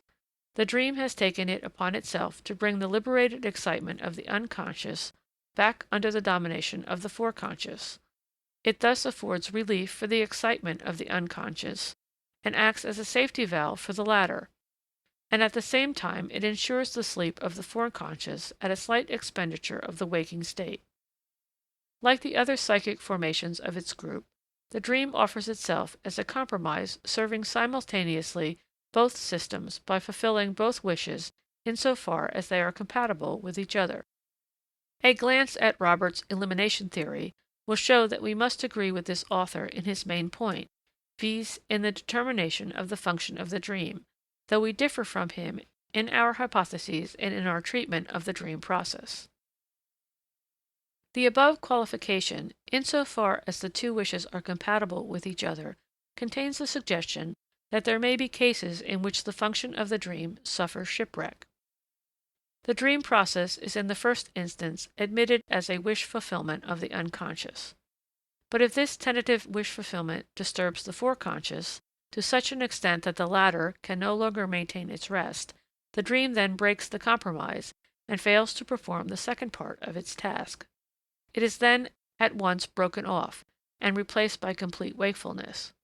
Here, too, it is not really the fault of the dream if, while ordinarily the guardian of sleep, it is here compelled to appear as the disturber of sleep, nor should this cause us to entertain any doubts as to its efficacy.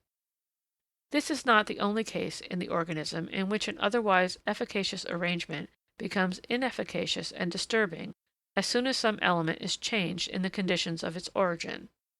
The disturbance then serves at least the new purpose of announcing the change, and calling into play against it the means of adjustment of the organism. In this connection, I naturally bear in mind the case of the anxiety dream, and in order not to have the appearance of trying to exclude this testimony against the theory of wish fulfillment wherever I encounter it, I will attempt an explanation of the anxiety dream, at least offering some suggestions. That a psychic process developing anxiety may still be a wish fulfillment has long ceased to impress us as a contradiction. We may explain this occurrence by the fact that the wish belongs to one system, the unconscious, while by the other system, the foreconscious, this wish has been rejected and suppressed. The subjection of the unconscious by the foreconscious is not complete even in perfect psychic health. The amount of this suppression shows the degree of our psychic normality. Neurotic symptoms show that there is a conflict between the two systems. The symptoms are the results of a compromise of this conflict, and they temporarily put an end to it. On the one hand, they afford the unconscious an outlet for the discharge of its excitement and serve it as a sally port, while, on the other hand, they give the foreconscious the capability of dominating the unconscious, to some extent. It is highly instructive to consider, e.g., the significance of any hysterical phobia or of an agoraphobia. Suppose a neurotic incapable of crossing the street alone, which we would justly call a symptom. We attempt to remove this symptom by urging him to the action which he deems himself incapable of. The result will be an attack of anxiety, just as an attack of anxiety in the street has often been the cause of establishing an agoraphobia. We thus learn that the symptom has been constituted in order to guard against the outbreak of the anxiety. The phobia is thrown before the anxiety like a fortress on the frontier. Unless we enter into the part played by the effects in these processes, which can be done here only imperfectly, we cannot continue our discussion. Let us therefore advance the proposition that the reason why the suppression of the unconscious becomes absolutely necessary is because, if the discharge of the presentation should be left to itself, it would develop an effect in the unconscious which originally bore the character of pleasure, but which, since the appearance of the repression, bears the character of pain. The aim, as well as the result, of the suppression is to stop the development of this pain. The suppression extends over the unconscious ideation because the liberation of pain might emanate from the ideation. The foundation is here laid for a very definite assumption concerning the nature of the affective development. It is regarded as a motor or secondary activity, the key to the innervation of which is located in the presentations of the unconscious. Through the domination of the foreconscious, these presentations become, as it were, throttled and inhibited at the exit of the emotion-developing impulses. The danger, which is due to the fact that the foreconscious ceases to occupy the energy, therefore consists in the fact that the unconscious excitations liberate such an effect as, in consequence of the repression that has previously taken place, can only be perceived as pain or anxiety. This danger is released through the full sway of the dream process. The determinations for its realization consist in the fact that repressions have taken place, and that the suppressed emotional wishes shall become sufficiently strong. They thus stand entirely without the psychological realm of the dream structure. Were it not for the fact that our subject is connected through just one factor, namely, the freeing of the unconscious during sleep, with the subject of the development of anxiety, I could dispense with discussion of the anxiety dream, and thus avoid all obscurities connected with it. As I have often repeated, the theory of the anxiety belongs to the psychology of the neuroses. I would say that the anxiety in the dream is an anxiety problem and not a dream problem. We have nothing further to do with it after having once demonstrated its point of contact with the subject of the dream process. There is only one thing left for me to do. As I have asserted that the neurotic anxiety originates from sexual sources, I can subject anxiety dreams to analysis in order to demonstrate the sexual material in their dream thoughts. For good reasons, I refrain from citing here any of the numerous examples placed at my disposal by neurotic patients, but prefer to give anxiety dreams from young persons.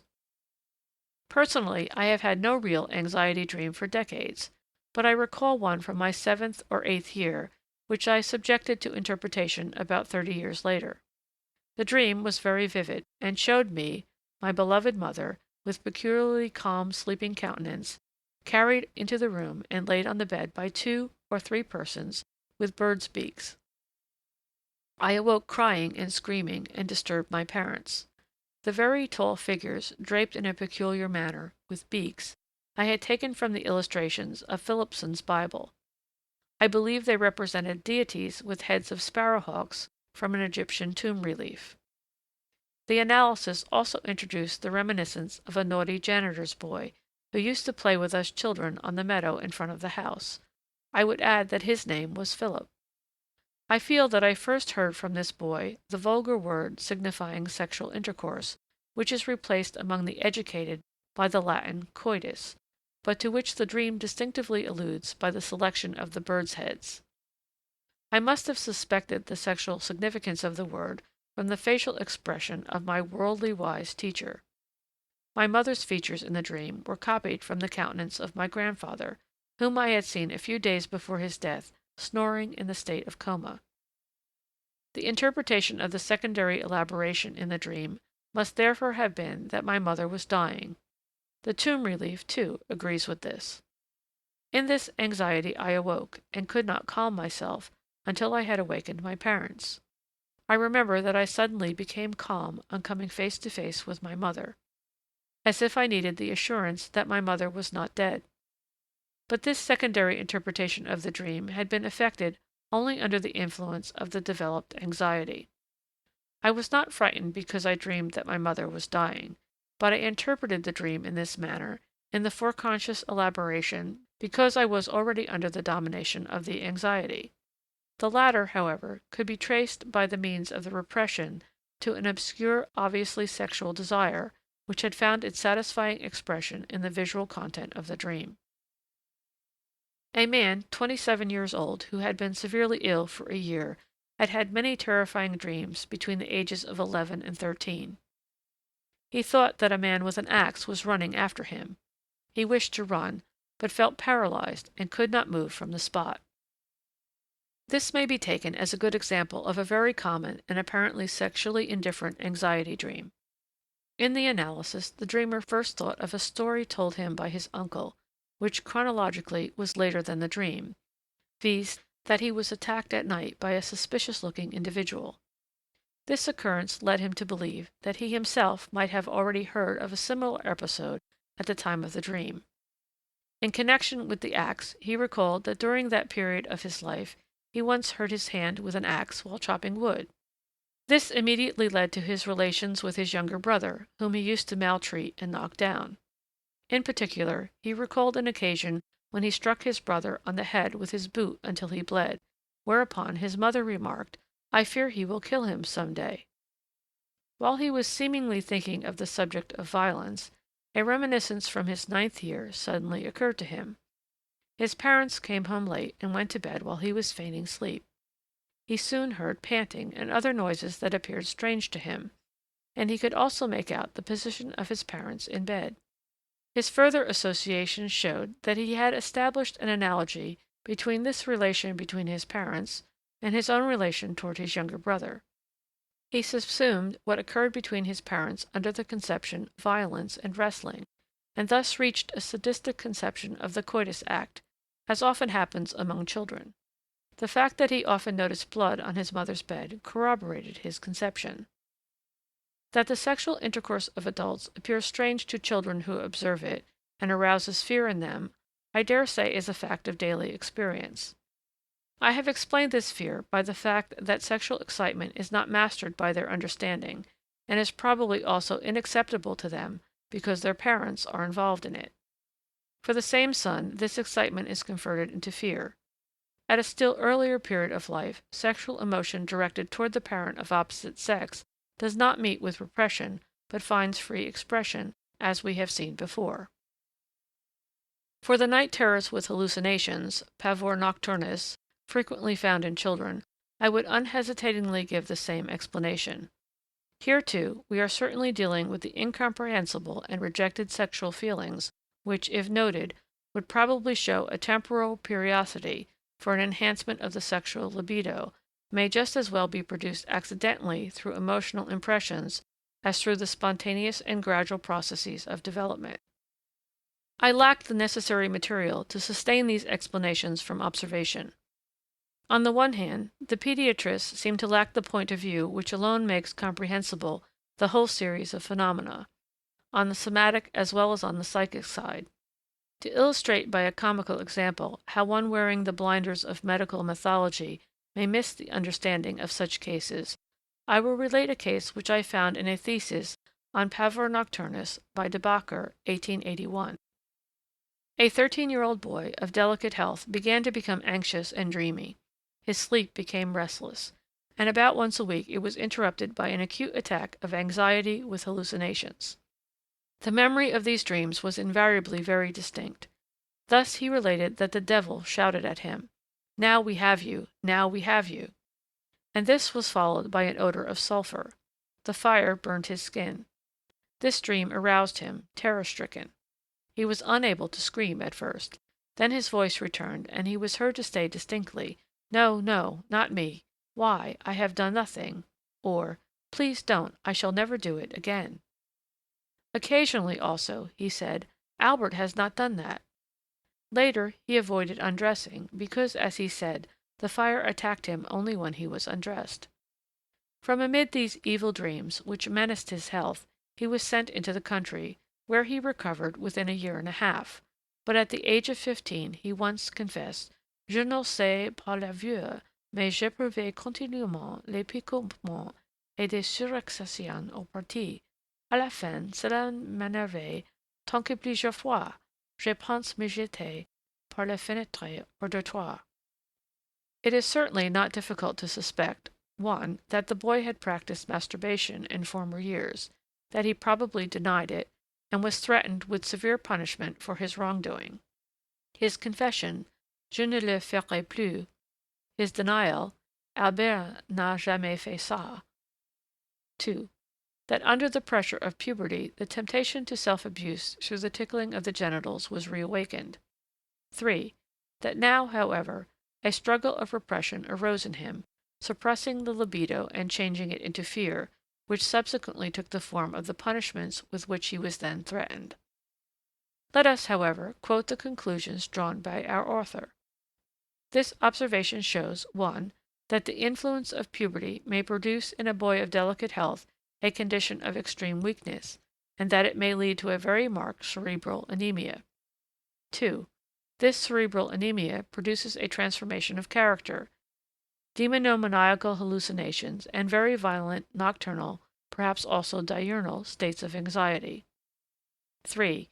Demonomania and the self-reproaches of the day can be traced to the influences of religious education which the subject underwent as a child. 4. All manifestations disappeared as a result of a lengthy sojourn in the country, bodily exercise, and the return of physical strength after the termination of the period of puberty. 5. A predisposing influence for the origin of the cerebral condition of the boy may be attributed to heredity and to the father's chronic syphilitic state. The concluding remarks of the author read, Nous avons fait entrer cette observation dans le cadre des délires épileptiques domination, car c'est à la ischémie cérébrale que nous rattachons ces états particuliers. End of Chapter 7.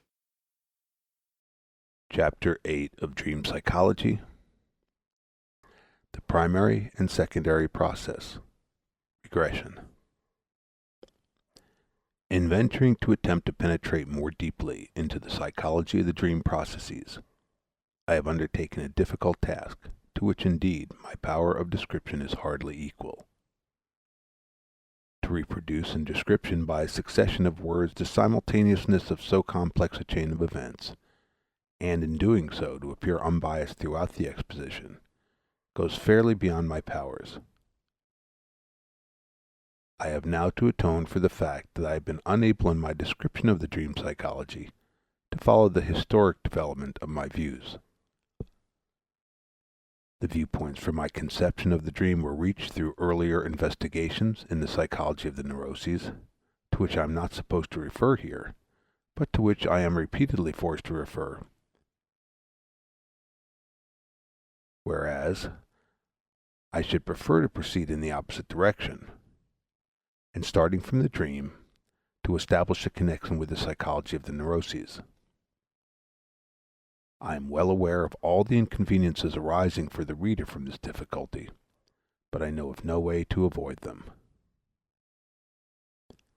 As I am dissatisfied with the state of affairs, I am glad to dwell upon another viewpoint which seems to raise the value of my efforts. As have been shown in the introduction to the first chapter, I found myself confronted with a theme which had been marked by the sharpest contradictions on the part of authorities. After our elaboration of the dream problems, we found room for most of these contradictions. We have been forced, however, to take a decided exception to two of the views pronounced, that is, that the dream is a senseless and that it is a somatic process. Apart from these cases, we have had to accept all the contradictory views in one place or another of the complicated argument, and we have been able to demonstrate that they had discovered something that was correct. That the dream continues the impulses and interests of the waking state has been quite generally confirmed through the discovery of the latent thoughts of the dream. These thoughts concern themselves only with things that seem important and of momentous interest to us. The dream never occupies itself with trifles.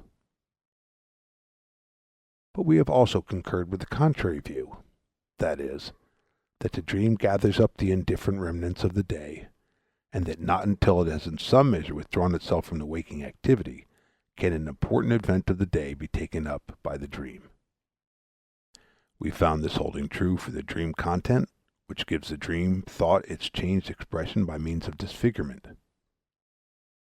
We have said that from the nature of the association mechanism, the dream process more easily takes possession of recent or indifferent material which has not yet been seized by the waking mental activity, and by reason of the censor, it transfers the psychic intensity from the important but also disagreeable to the indifferent material.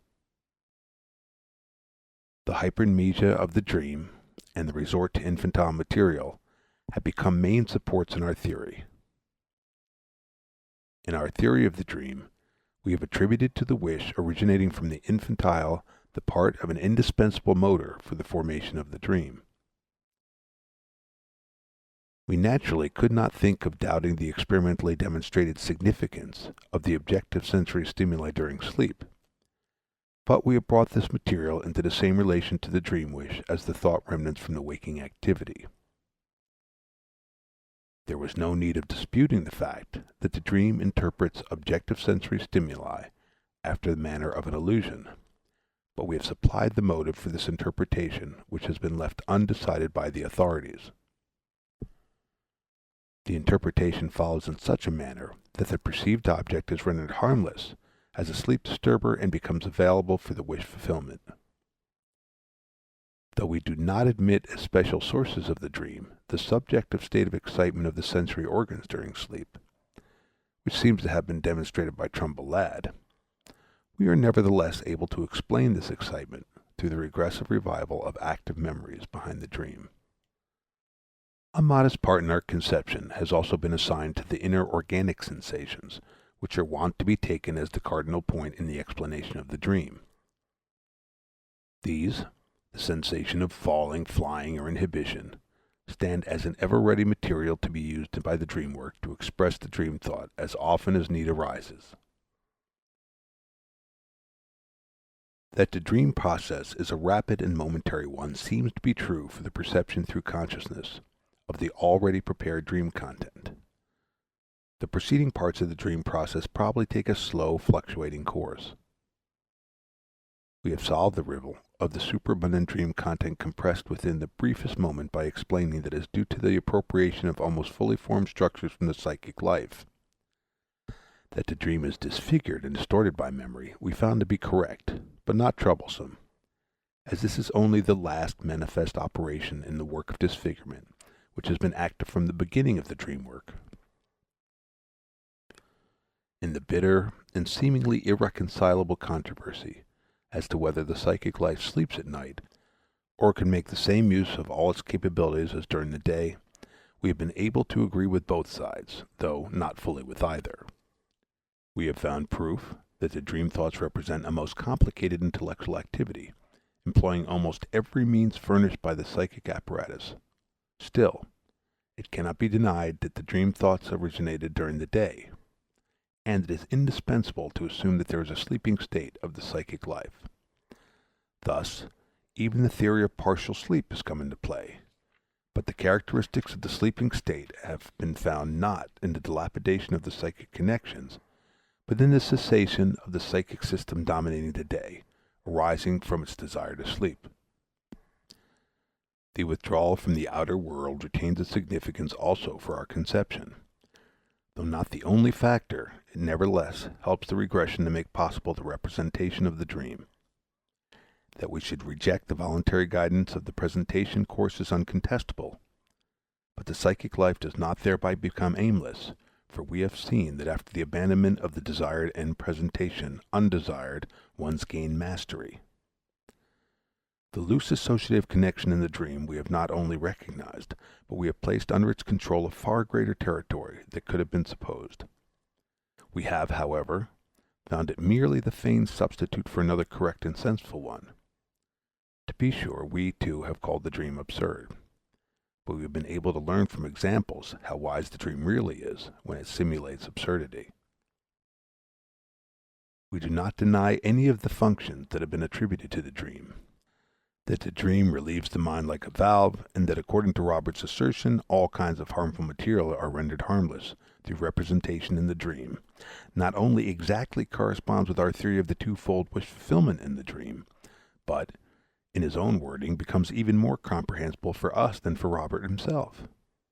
The free indulgence of the psychic in the play of its faculties finds expression with us in the non-interference with the dream on the part of the foreconscious activity. The return to the embryonal state of the psychic life in the dream, and the observation of Havelock Ellis, an archaic world of vast emotions and imperfect thoughts, appear to us as happy anticipations of our deductions to the effect that primitive modes of work, suppressed during the day, participate in the formation of the dream. And with us, as with Delage, the suppressed material becomes the mainspring of the dreaming.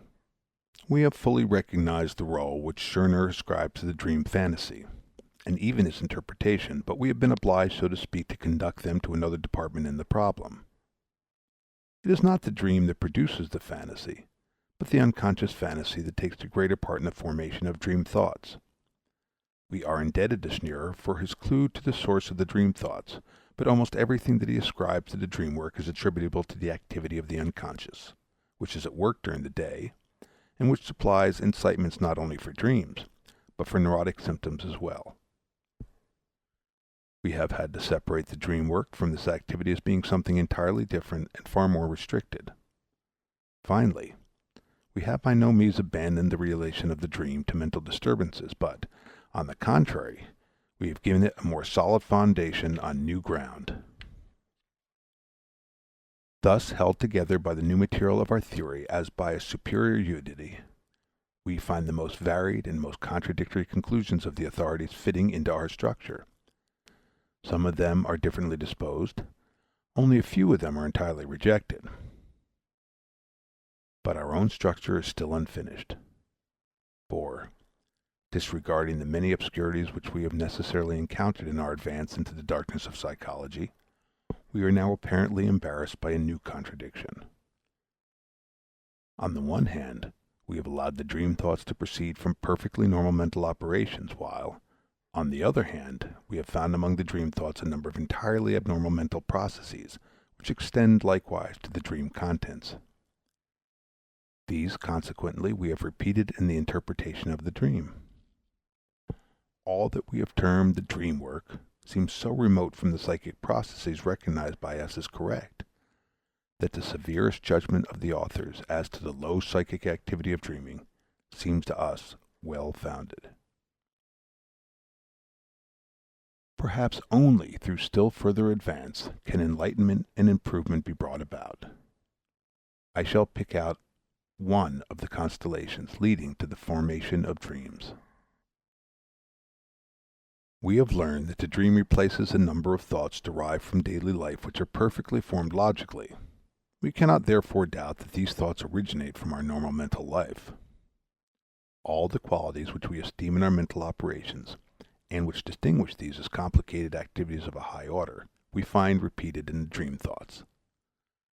There is, however, no need of assuming that this mental work is performed during sleep, as this would materially impair the conception of the psychic state of sleep we have hitherto adhered to. These thoughts may just as well have originated from the day, and, unnoticed by our consciousness from their inception, they may have continued to develop until they stood complete at the onset of sleep.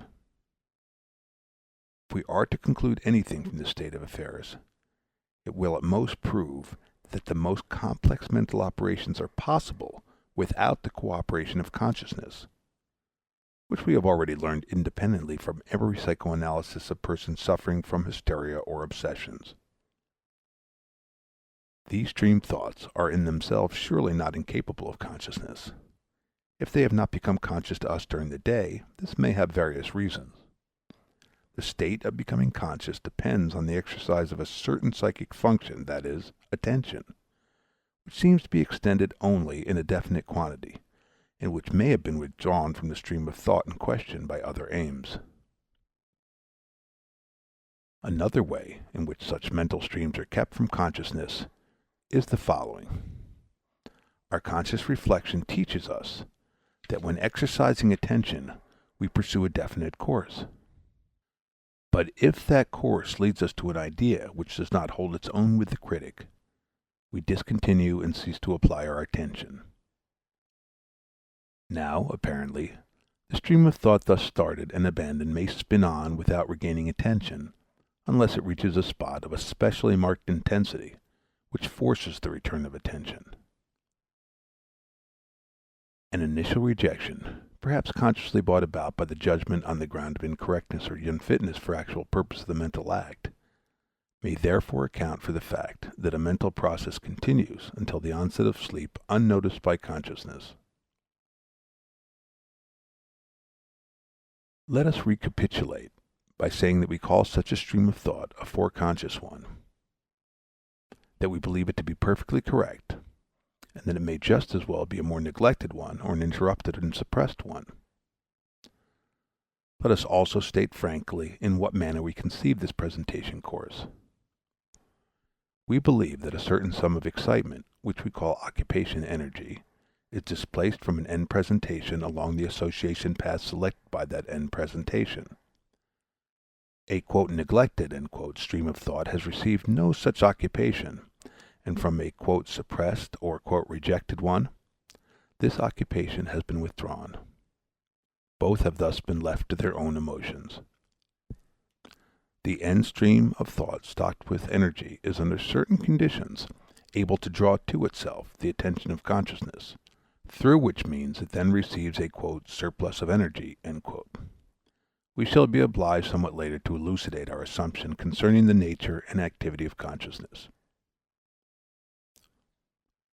A train of thought thus incited in the foreconscious may either disappear spontaneously or continue. The former issue we conceive as follows. It diffuses its energy through all the association paths emanating from it, and throws the entire chain of ideas into a state of excitement which, after lasting for a while, subsides through transformation of the excitement requiring an outlet into dormant energy. Footnote. Cf. The Significant Observations by J. Boyer in our Studies on Hysteria, 1895, and second edition, 1909. End footnote. If this first issue is brought about, the process has no further significance for the dream formation. But other end presentations are lurking in our foreconscious that originate from the sources of our unconscious and from the ever-active wishes. These may take possession of the excitations in the circle of thought thus left to itself, establish a connection between it and the unconscious wish, and transfer to it the energy inherent in the unconscious wish. Henceforth, the neglected or suppressed train of thought is in a position to maintain itself, although this reinforcement does not help it to gain access to consciousness. We may say that the hitherto foreconscious train of thought has been drawn into the unconscious. Other consolation for the dream formation would result in the foreconscious train of thought had from the beginning been connected with the unconscious wish, and for that reason met with rejection by the dominating end occupation, or, if an unconscious wish were made active for other, possibly somatic reasons, and of its own accord sought a transference to the psychic remnants not occupied by the foreconscious. All three cases finally combine in one issue, so that there is established in the foreconscious a stream of thought which, having been abandoned by the foreconscious occupation, receives occupation from the unconscious wish. The stream of thought is henceforth subjected to a series of transformations which we no longer recognize as normal psychic processes, and which gives us a surprising result. That is, a psychopathological formation. Let us emphasize and group the same. 1. The intensities of the individual ideas become capable of discharge in their entirety, and, proceeding from one conception to the other, they thus form single presentations endowed with marked intensity. Through the repeated recurrence of this process, the intensity of an entire train of ideas may ultimately be gathered into a single presentation element. This is the principle of compression or condensation.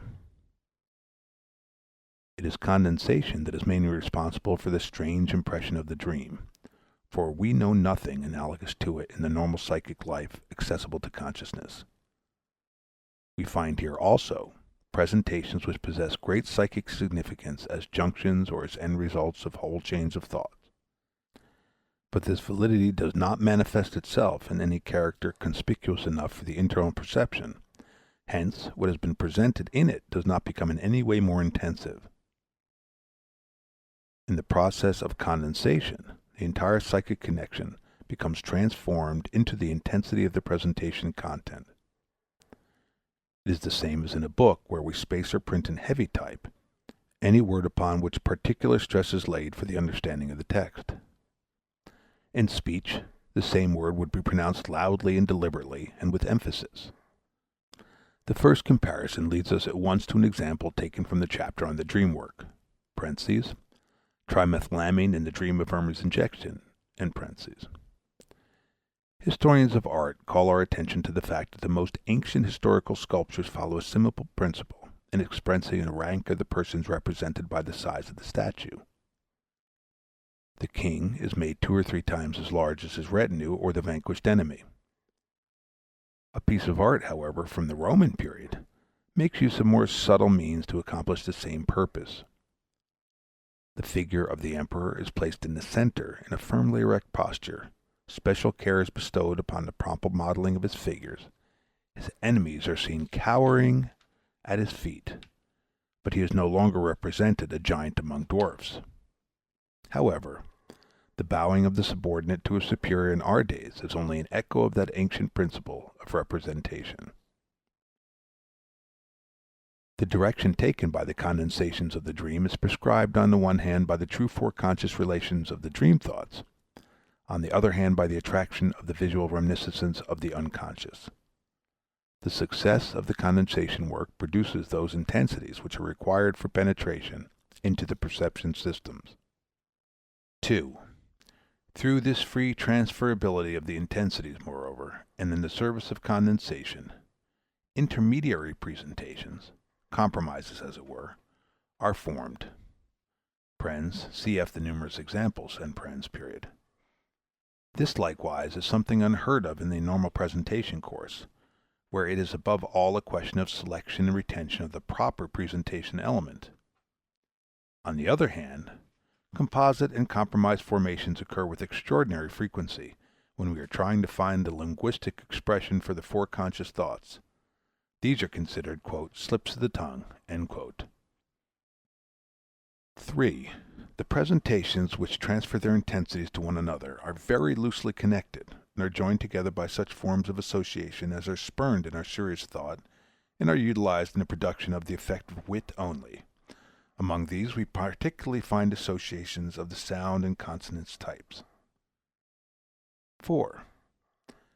Contradictory thoughts do not strive to eliminate one another, but remain side by side. They often unite to produce condensation as if no contradiction existed. Or they form compromises for which we should never forgive our thoughts, but which we frequently approve of in our actions. These are some of the most conspicuous abnormal processes to which the thoughts which have been previously rationally formed are subjected in the course of the dream work. As the main feature of these processes, we recognize the high importance attached to the fact of rendering the occupation energy mobile and capable of discharge. The content and the actual significance of the psychic elements to which these energies adhere becomes a matter of secondary importance. One might possibly think that the condensation and compromise formation is effected only in the service of regression, when occasion arises for changing thoughts in the pictures. But the analysis and, still more distinctly, the synthesis of dreams which lack regression towards pictures, for example, the dream, autodidasker, conversation with the court counselor N, presents the same processes of displacement and condensation as the others. Hence, we cannot refuse to acknowledge that the two kinds of essentially different psychic processes participate in the formation of the dream. One forms perfectly correct dream thoughts which are equivalent to normal thoughts, while the other treats these ideas in a highly surprising and incorrect manner. The latter process we have already set apart as the dream work proper. What have we now to advance concerning this latter psychic process? We should be unable to answer this question here if we had not penetrated considerably into the psychology of the neuroses and especially of hysteria. From this we learned that the same incorrect psychic process, as well as others that have not been enumerated, control the formation of hysterical symptoms. In hysteria, too, we at once find a series of perfectly correct thoughts equivalent to our conscious thoughts, of whose existence, however, in this form we can learn nothing, and which we can only subsequently reconstruct. If they have forced their way anywhere to our perception, we discover from the analysis of the symptom form that these normal thoughts have been subjected to abnormal treatment and have been transformed into the symptom by means of condensation and compromise formation, through superficial associations, under cover of contradictions, and eventually over the road of regression. In view of the complete identity found between the peculiarities of the dream work and the psychic activity forming the psychoneurotic symptoms, we shall feel justified in transferring to the dream the conclusions urged upon us by hysteria. From the theory of hysteria, we borrowed the proposition that such an abnormal psychic elaboration of a normal train of thought takes place only when the latter has been used for the transference of an unconscious wish which dates from the infantile life and is in a state of repression. In accordance with this proposition, we have constructed the theory of the dream on the assumption that the actual dream wish invariably originates in the unconscious, which, as we ourselves have admitted, cannot be universally demonstrated, though it cannot be refuted. But in order to explain the real meaning of the term repression, which we have employed so freely, we shall be obliged to make some further addition to our psychological construction. We have above elaborated the fiction of a primitive psychic apparatus, whose work is regulated by the efforts to avoid accumulation of excitement and as far as possible to maintain itself free from excitement. For this reason it was constructed after the plan of a reflex apparatus. The motility, originally the path for the inner bodily change, formed a discharging path standing at its disposal. We subsequently discussed the psychic results of a feeling of gratification, and we might at the same time have introduced the second assumption, that is, that accumulation of excitement, following certain modalities that do not concern us, is perceived as pain and sets the apparatus in motion in order to reproduce a feeling of gratification in which the diminution of the excitement is perceived as pleasure. Such a current in the apparatus which emanates from pain and strives for pleasure we call a wish. We have said that nothing but a wish is capable of setting the apparatus in motion, and that the discharge of excitement in the apparatus is regulated automatically by the perception of pleasure and pain. The first wish must have been a hallucinatory occupation of the memory for gratification, but this hallucination, unless it were maintained to the point of exhaustion, proved incapable of bringing about a cessation of the desire and consequently of securing the pleasure connected with gratification. Thus there was required a second activity, in our terminology the activity of a second system, which should not permit the memory occupation to advance to perception, and therefrom to restrict the psychic forces, but should lead the excitement emanating from the craving stimulus by a devious path over the spontaneous motility which ultimately should so change the outer world as to allow the real perception of the object of gratification to take place. Thus far we have elaborated the plan of the psychic apparatus. These two systems are the germ of the unc for unconscious and forec for foreconscious, which we include in the fully developed apparatus. In order to be in a position successfully to change the outer world through the motility, there is required the accumulation of a large sum of experiences in the memory systems, as well as a manifold fixation of the relations which are evolved in this memory material by different end presentations. We now proceed further with our assumption. The manifold activity of the second system, tentatively sending forth and retracting energy, must on the one hand have full command over all memory material, but on the other hand it would be a superfluous expenditure for it to send through the individual mental paths large quantities of energy which would thus flow off to no purpose, diminishing the quantity available for the transformation of the outer world. In the interests of expediency, I therefore postulate that the second system succeeds in maintaining the greater part of the occupation energy in a dormant state, and in using but a small portion for the purposes of displacement. The mechanism of these processes is entirely unknown to me. Anyone who wishes to follow up these ideas must try to find the physical analogies and prepare the way for a demonstration of the process of motion in the stimulation of the neuron. I merely hold to the idea that the activity of the first psi system is directed to the free outflow of the quantities of excitement, and that the second system brings about an inhibition of this outflow through the energies emanating from it.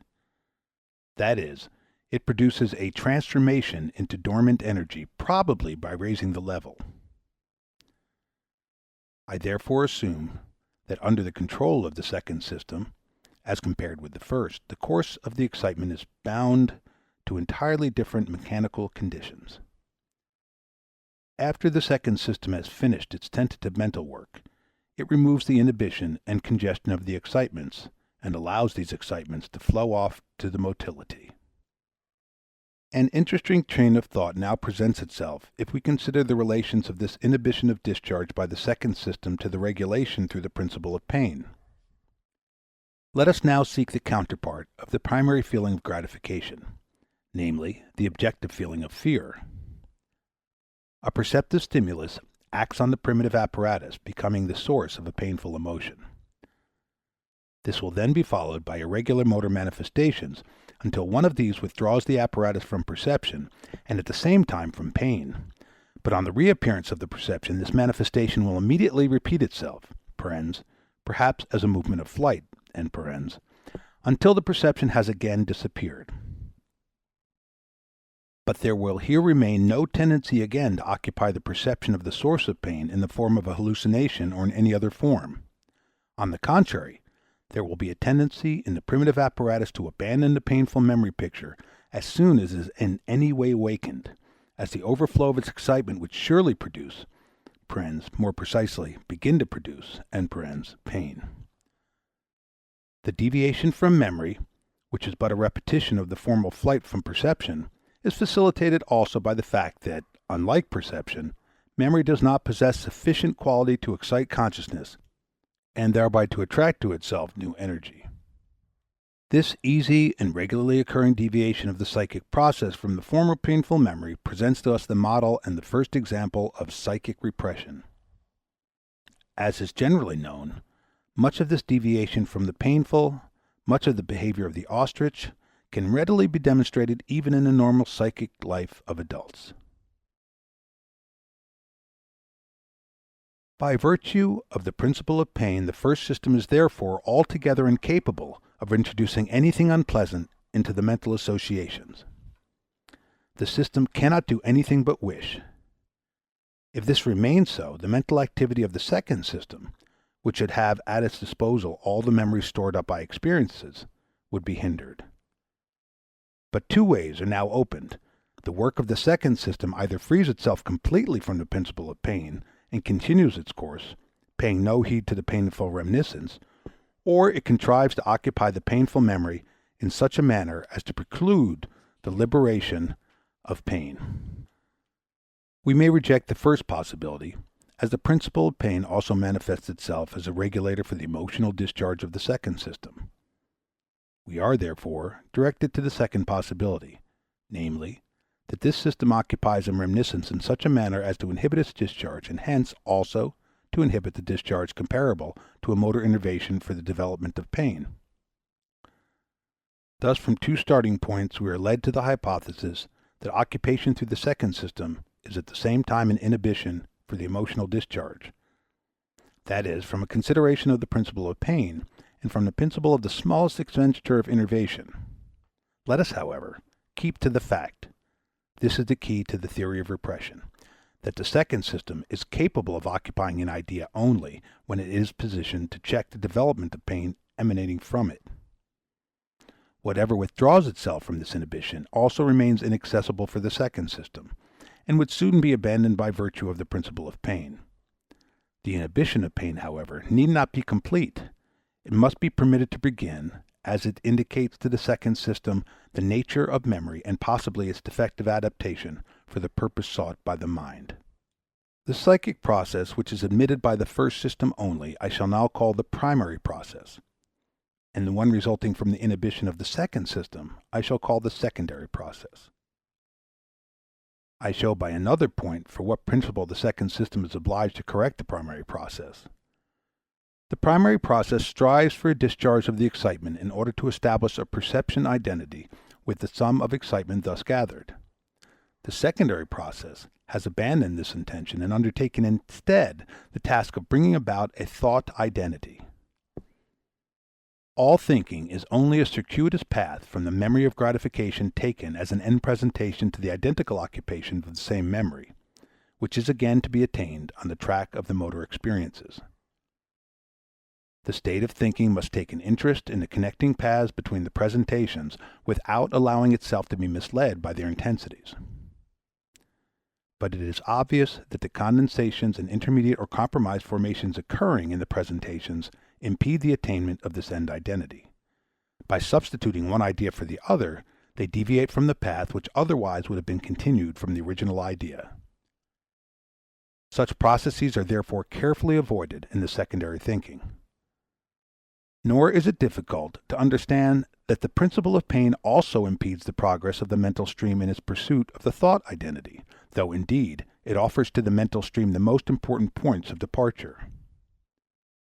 Hence, the tendency of the thinking process must be to free itself more and more from exclusive adjustment by the principle of pain, and through the working of the mind, to restrict the effective development to that minimum which is necessary as a signal.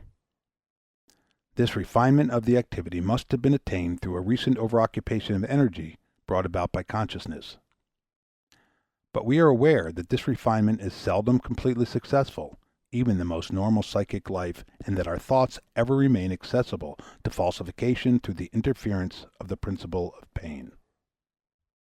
This, however, is not the breach in the functional efficiency of our psychic apparatus through which the thoughts forming the material of the secondary mental work are enabled to make their way to the primary psychic process, with which formula we may now describe the work leading to the dream and to the hysterical symptoms. This case of insufficiency results from the union of the two factors from the history of our evolution, one of which belongs solely to the psychic apparatus and has exerted a determining influence on the relation of the two systems, while the other operates fluctuatingly and introduces motive forces of organic origin into the psychic life. Both originate in the infantile life and result from the transformation which our psychic and somatic organism has undergone since the infantile period. When I termed one of the psychic processes in the psychic apparatus the primary process, I did so not only in consideration of the order of precedence and capability, but also as admitting the temporal relations to a share in the nomenclature. As far as our knowledge goes, there is no psychic apparatus possessing only the primary process, and insofar it is a theoretical fiction, but so much is based on the fact that the primary processes are present in the apparatus from the beginning, while the secondary processes develop gradually in the course of life, inhibiting and covering the primary ones, and gaining complete mastery over them perhaps only at the height of life.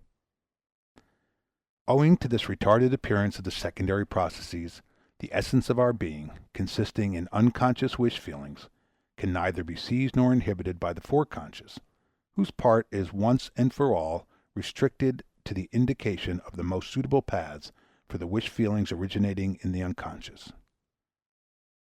These unconscious wishes establish for all subsequent psychic efforts a compulsion to which they have to submit, and which they must strive if possible to divert from its course and direct to higher aims. In consequence of this retardation of the foreconscious occupation, a large sphere of the memory material remains inaccessible. Among these indestructible and unencumbered wish feelings originating from the infantile life, there are also some, the fulfillments of which have entered into a relation of contradiction to the end presentation of the secondary thinking. The fulfillment of these wishes would no longer produce an effect of pleasure, but one of pain. And it is just this transformation of affect that constitutes the nature of what we designate as, quote, repression, in which we recognize the infantile first step of passing adverse sentence or of rejecting through reason. To investigate in what way and through what motive forces such a transformation can be produced constitutes the problem of repression, which we need here only skim over.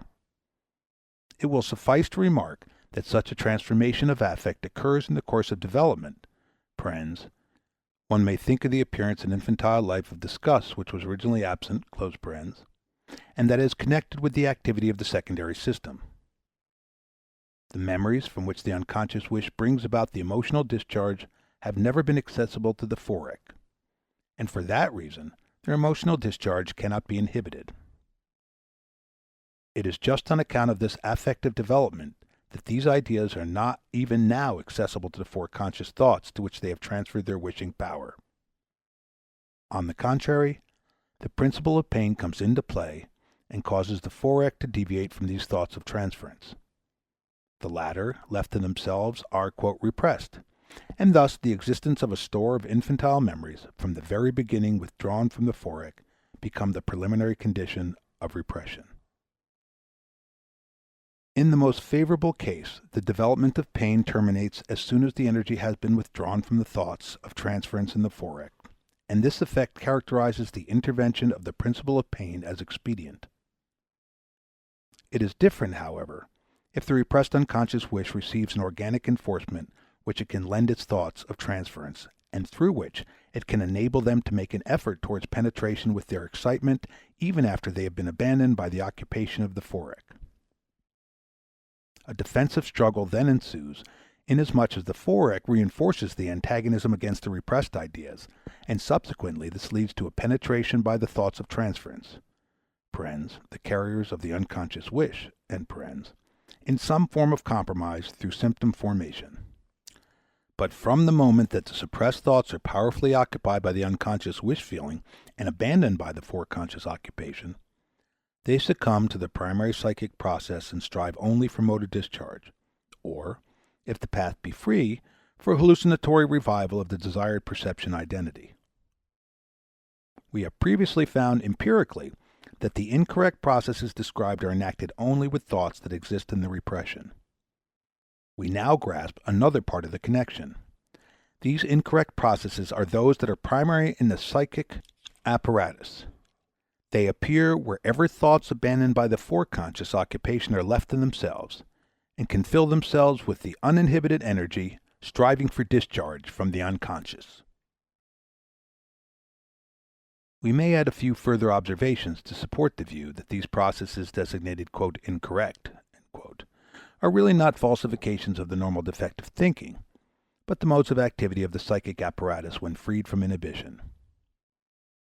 Thus we see that the transference of the foreconscious excitement to the motility takes place according to the same processes, and that the connection of the foreconscious presentation with words readily manifests the same displacements and mixtures which are ascribed to inattention. Finally, I should like to adduce proof that an increase of work necessarily results from the inhibition of these primary courses from the fact that we gain a comical effect, a surplus to be discharged through laughter, if we allow these streams of thought to come to consciousness. The theory of the psychoneuroses asserts with complete certainty that only sexual wish feelings from the infantile life experience repression, emotional transformation, during the developmental period of childhood.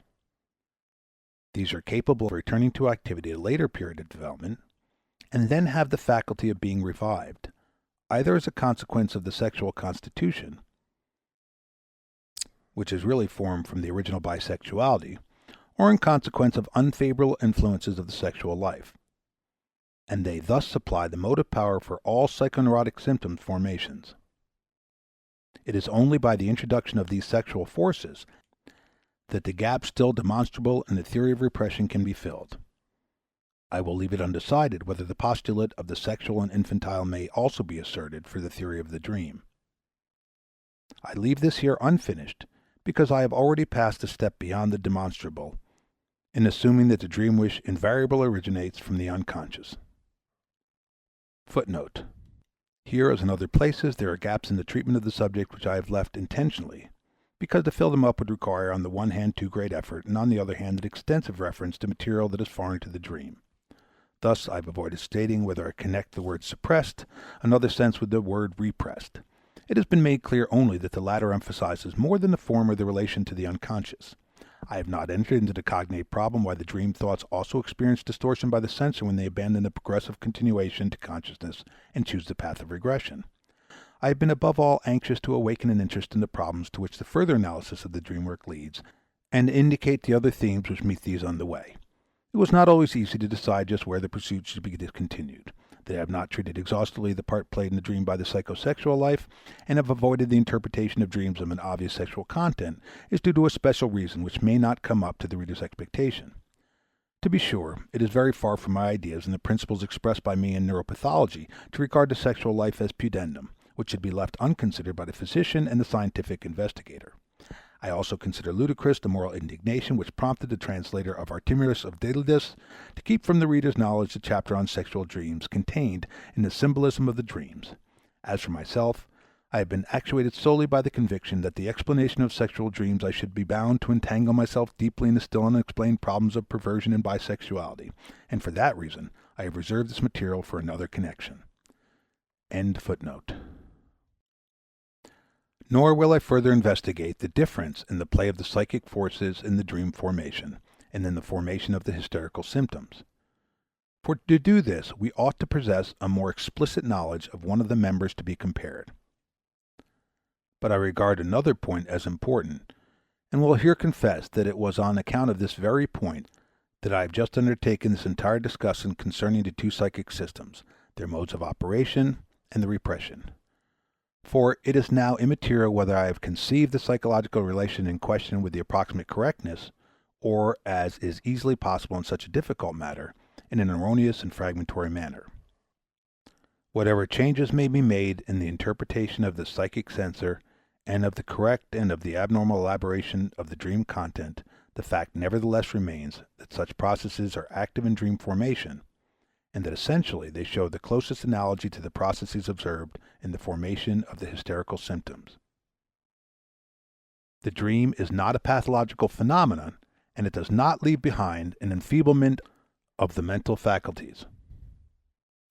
The objection that no deduction can be drawn regarding the dreams of healthy persons from my own dreams and from those of neurotic patients may be rejected without comment. Hence, when we draw conclusions from the phenomena as to their motive forces, we recognize that the psychic mechanism made use of by the neuroses is not created by a morbid disturbance of the psychic life, but is found ready in the normal structure of the psychic apparatus. The two psychic systems, the censor crossing between them, the inhibition and the covering of one activity by the other, the relationships of both to consciousness, or whatever may offer a more correct interpretation of the actual conditions in their stead, all these belong to the normal structure of our psychic instrument, and the dream points out for us one of the roads leading to knowledge of this structure. If, in addition to our knowledge, we wish to be contented with a minimum perfectly established, we shall say that the dream gives us proof that the suppressed material continues to exist even in the normal person and remains capable of psychic activity. The dream itself is one of the manifestations of this suppressed material. Theoretically, this is true in all cases. According to substantial experience, it is true in at least a great number of such, as most conspicuously display the prominent characteristics of dream life. The suppressed psychic material, which in the waking state has been prevented from expression and cut off from internal perception by the antagonistic adjustment of the contradictions, finds ways and means of obtruding itself on consciousness during the night under domination of the compromised formations. Flectus sine nequis superis accenerantem movebo. At any rate, the interpretation of dreams is the via regia to a knowledge of the unconscious in the psychic life. In following the analysis of the dream, we have made some progress towards an understanding of the composition of this most marvelous and most mysterious of instruments. To be sure, we have not gone very far, but enough of a beginning has been made to allow us to advance from other so-called pathological formations further into the analysis of the unconscious. Disease, at least that which is justly termed functional, is not due to the destruction of this apparatus and the establishment of new splittings in its interior. It is rather to be explained dynamically through the strengthening and weakening of the components and the play of forces by which so many activities are concealed during the normal function. We have been able to show in another place how the composition of the apparatus from the two systems permits a subtilization even of the normal activity which would be impossible for a single system. End of section 8. The primary and secondary process, regression. Chapter 9. The unconscious and consciousness, reality.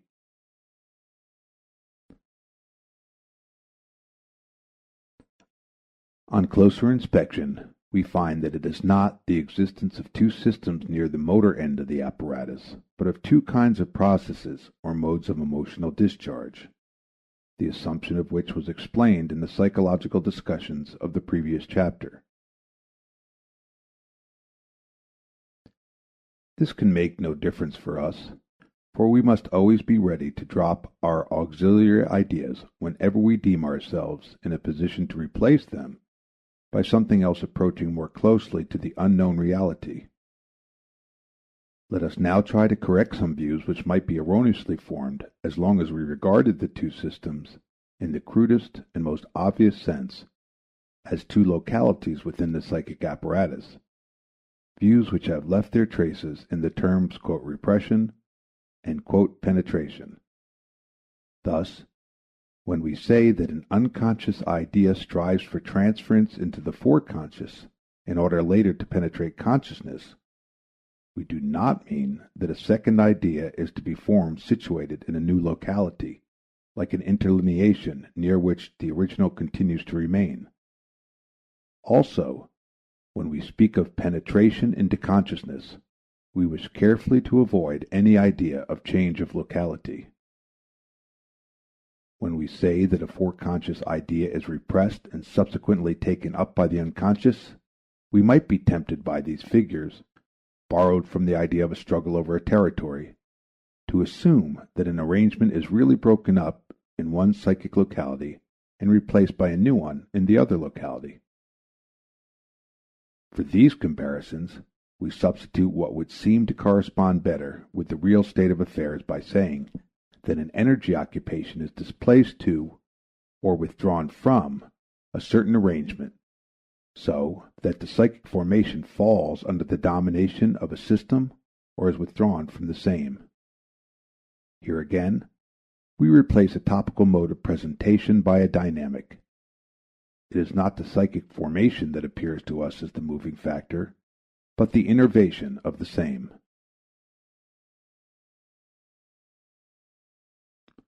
I deem it appropriate and justifiable, however, to apply ourselves still further to the illustrative conception of the two systems. We shall avoid any misapplication of this manner of representation if we remember that presentations, thoughts, and psychic formations should generally not be localized in the organic elements of the nervous system, but, so to speak, between them, where resistances and paths form the correlate corresponding to them.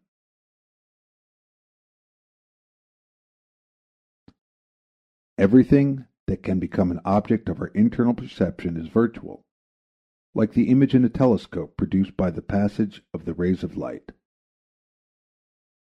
But we are justified in assuming the existence of the systems, which have nothing psychic in themselves and which never become accessible to our psychic perception, corresponding to the lenses of the telescope which design the image. If we continue this comparison, we may say that the sensor between two systems corresponds to the refraction of rays during their passage into a new medium. Thus far, we have made psychology on our own responsibility. It is now time to examine the theoretical opinions governing present-day psychology and to test the relation to our theories. The question of the unconscious in psychology is, according to authoritative words of lips, less a psychological question than the question of psychology. As long as psychology settled this question with the verbal explanation that the "psychic" is the "conscience," and that the "unconscious psychic occurrences" are an obvious contradiction, a psychological estimate of the observations gained by the physician from abnormal mental states was precluded. The physician and the philosopher agree only when both acknowledge that the unconscious psychic processes are "the appropriate and well-justified expression for an established fact." The physician cannot but reject with a shrug of his shoulders the assertion that "consciousness is the indispensable quality of the psychic." He may assume, if his respect for the utterings of the philosopher still be strong enough, that he and they do not treat the same subject and do not pursue the same science.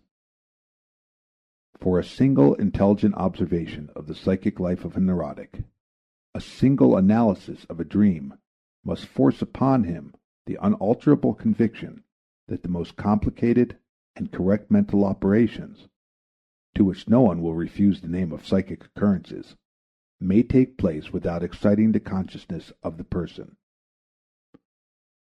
It is true that the physician does not learn of these unconscious processes until they have exerted such an effect on consciousness as to admit communication or observation. But this effect of consciousness may show a psychic character wildly differing from the unconscious processes, so that the internal perception cannot possibly recognize the one as a substitute for the other. The physician must reserve for himself the right to penetrate, by a process of deduction, from the effect on consciousness to the unconscious psychic processes. He learns in this way that the effect on consciousness is only a remote psychic product of the unconscious process, and that the latter has not become conscious as such, that it has been in existence and operative without betraying itself in any way to consciousness. A reaction from the overestimation of the quality of consciousness becomes the indispensable preliminary condition for any correct insight into the behavior of the psychic. In the words of lips, the unconscious must be accepted as the general basis of the psychic life. The unconscious is the larger circle which includes within itself the smaller circle of the conscious.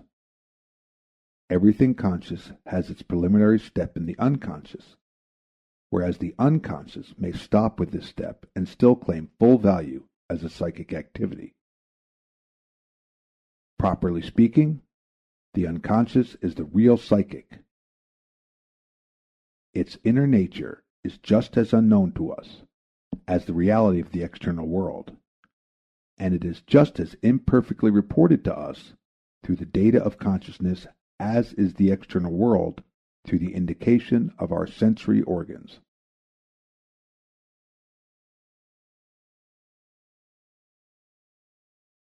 A series of dream problems which have intensely occupied older authors will be laid aside when the old opposition between conscious life and dream life is abandoned and the unconscious psychic assigned to its proper place. Thus, many of the activities whose performances in the dream have excited our admiration are now no longer to be attributed to the dream, but to unconscious thinking, which is also active during the day. If, according to Schneerer, the dream seems to play with a symboling representation of the body, we know that this is the work of certain unconscious fantasies, which have probably given in to sexual emotions, and that these fantasies come to expression not only in dreams, but also in hysterical phobias and in other symptoms.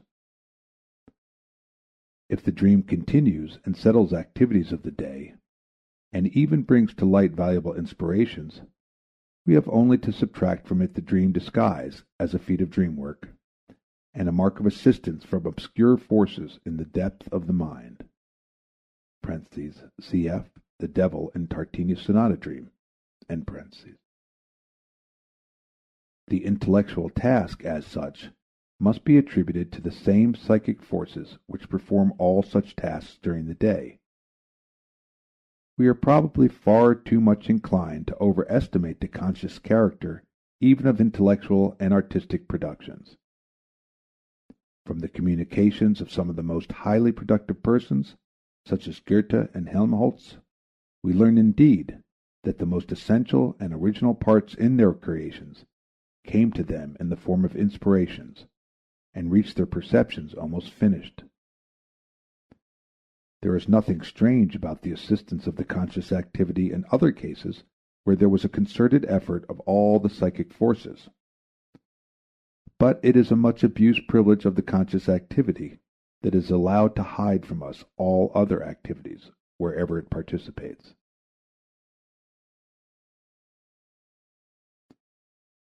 It will hardly be worthwhile to take up the historical significance of dreams as a special subject. Where, for instance, a chieftain has been urged through a dream to engage in a bold undertaking, the success of which has had the effect of changing history. A new problem results only so long as the dream, regarded as a strange power, is contrasted with the other more familiar psychic forces. The problem, however, disappears when we regard the dream as a form of expression for feelings which are burdened with resistance during the day and which can receive reinforcements at night from deep emotional sources. But the great respect shown by the ancients for the dream is based on a correct psychological surmise. It is an homage paid to the unsubdued and indestructible in the human mind, and to the demoniacal which furnishes the dream wish and which we find again in our unconscious. Not inadvisedly do I use the expression, "in our unconscious," for what we so designate does not coincide with the unconscious of the philosophers, nor with the unconscious of Lipps. In the latter uses it is intended to designate only the opposite of conscious. That there are also unconscious psychic processes beside the conscious ones is the hotly contested and energetically defended issue. Lipps gives us the more far-reaching theory that everything psychic exists as unconscious, but that some of it may exist also as conscious. But it was not to prove this theory that we have adduced the phenomena of the dream and of the hysterical symptom formation. The observation of normal life alone suffices to establish its correctness beyond any doubt. The new fact that we have learned from the analysis of the psychopathological formations, and indeed from their first member, that is dreams, is that the unconscious, hence the psychic, occurs as a function of two separate systems, and that it occurs as such even in normal psychic life. Consequently, there are two kinds of unconscious, which we do not as yet find distinguished by the psychologist.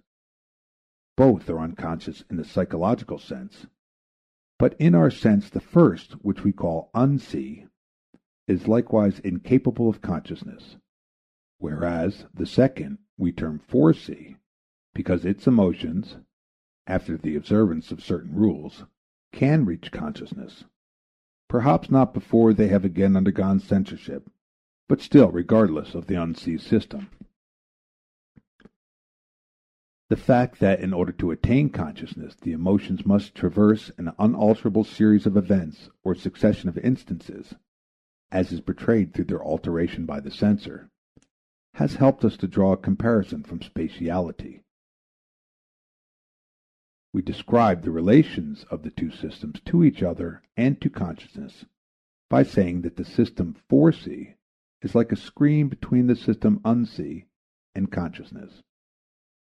The system foresee not only bars access to consciousness, but also controls the entrance to voluntary motility and is capable of sending out a sum of mobile energy, a portion of which is familiar to us as attention.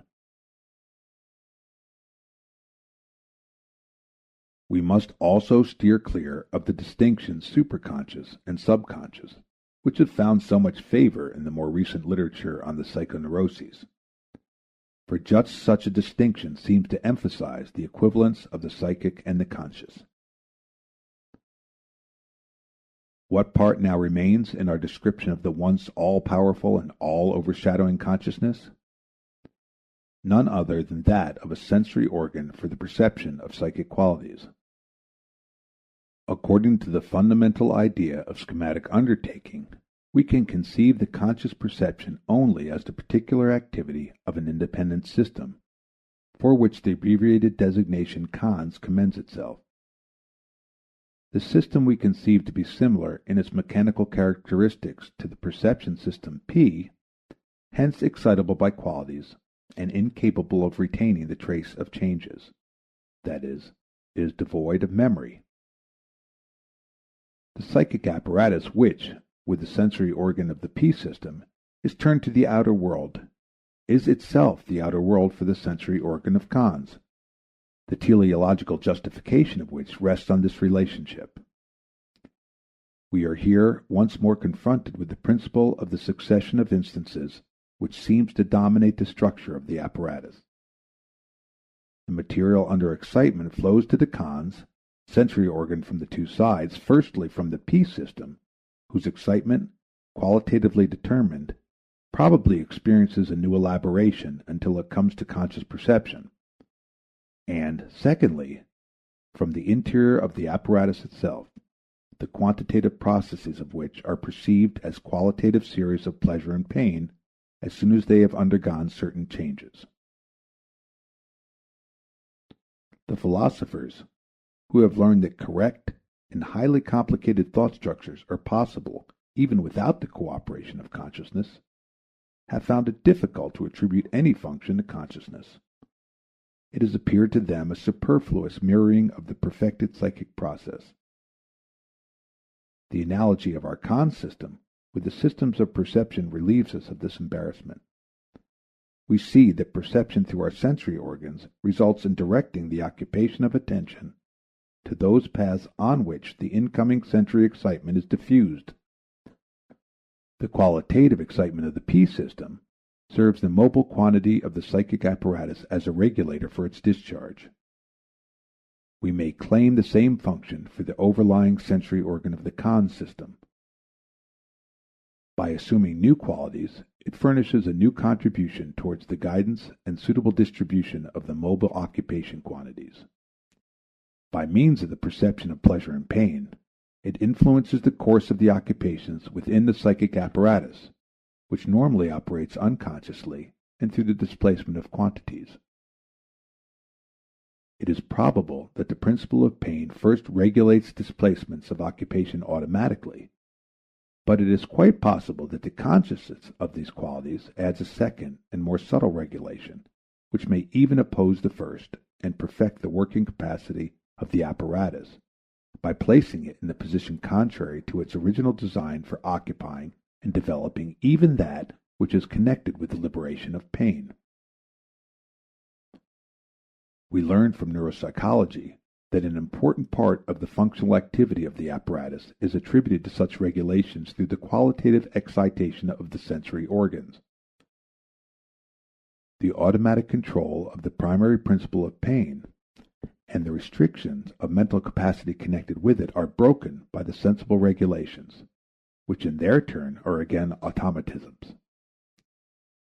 We learn that the repression which, though originally expedient, terminates nevertheless in a harmful rejection of inhibition and of psychic domination, is so much more easily accomplished with reminiscences than with perceptions, because the former there is no increase in occupation through the excitement of the psychic sensory organs. When an idea to be rejected has once failed to become conscious because it has succumbed to repression, it can be repressed on other occasions only because it has been withdrawn from conscious perception on other grounds. These are hints employed by therapy in order to bring about a retrogression of accomplished repressions. The value of the overoccupation which is produced by the regulating influence of the cons, sensory organ on the mobile quantities, is demonstrated in the teleological connection by nothing more clearly than by the creation of a new series of qualities, and consequently a new regulation, which constitutes the precedence of man over the animals. For the mental processes are in themselves devoid of quality, except for the excitements of pleasure and pain accompanying them, which, as we know, are to be held in check as possible disturbances of thought. In order to endow them with a quality, they are associated in man with verbal memories, the qualitative remnants of which suffice to draw upon them the attention of consciousness, which in turn endows thought with a new mobile energy.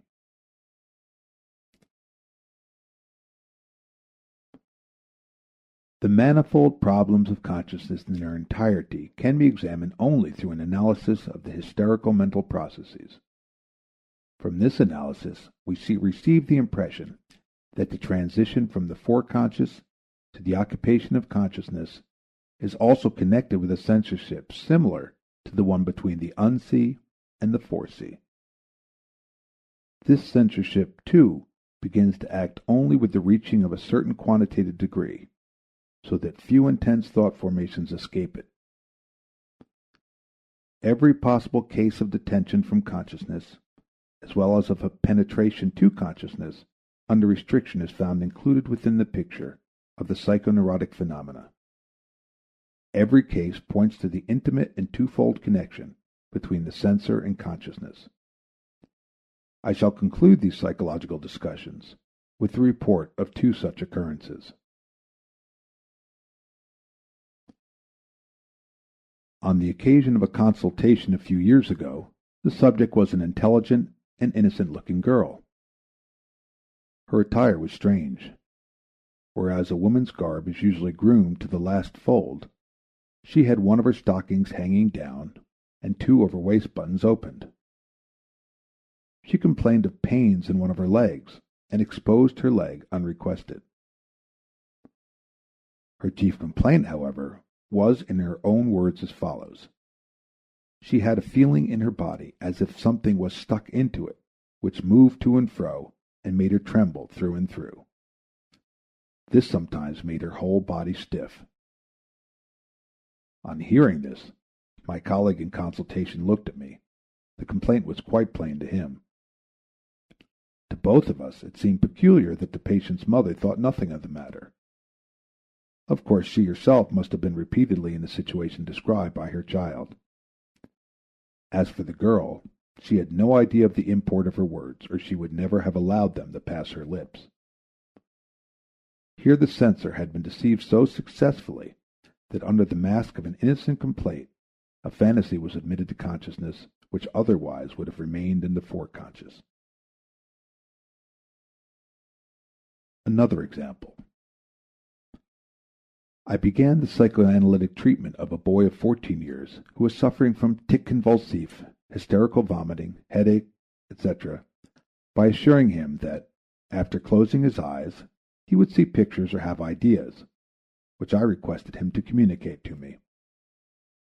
He answered by describing pictures.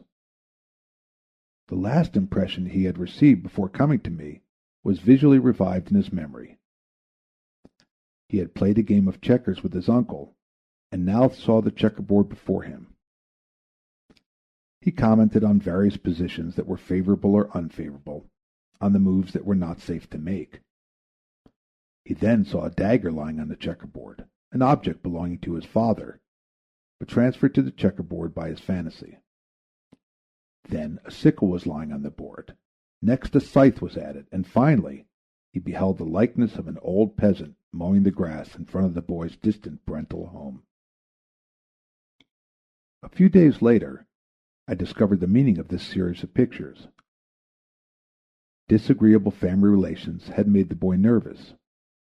It was the case of a strict and crabbed father who lived unhappily with his mother, and whose educational methods consisted in threats, of the separation of his father from his tender and delicate mother, and the remarrying of his father, who one day brought home a young woman as his new mamma. The illness of the 14-year-old boy broke out a few days later. It was the suppressed anger against his father that had composed these pictures into intelligible illusions. The material was furnished by a reminiscence from mythology. The sickle was the one with which Zeus castrated his father.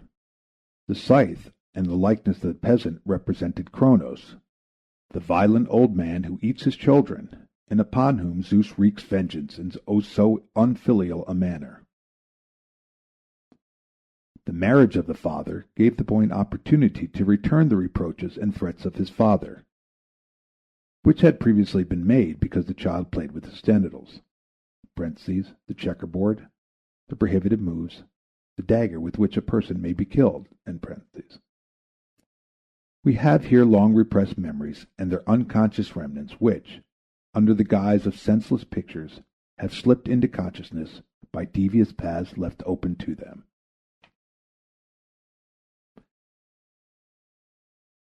I should then expect to find the theoretical value of the study of dreams in its contributions to psychological knowledge and in its preparation for an understanding of neuroses.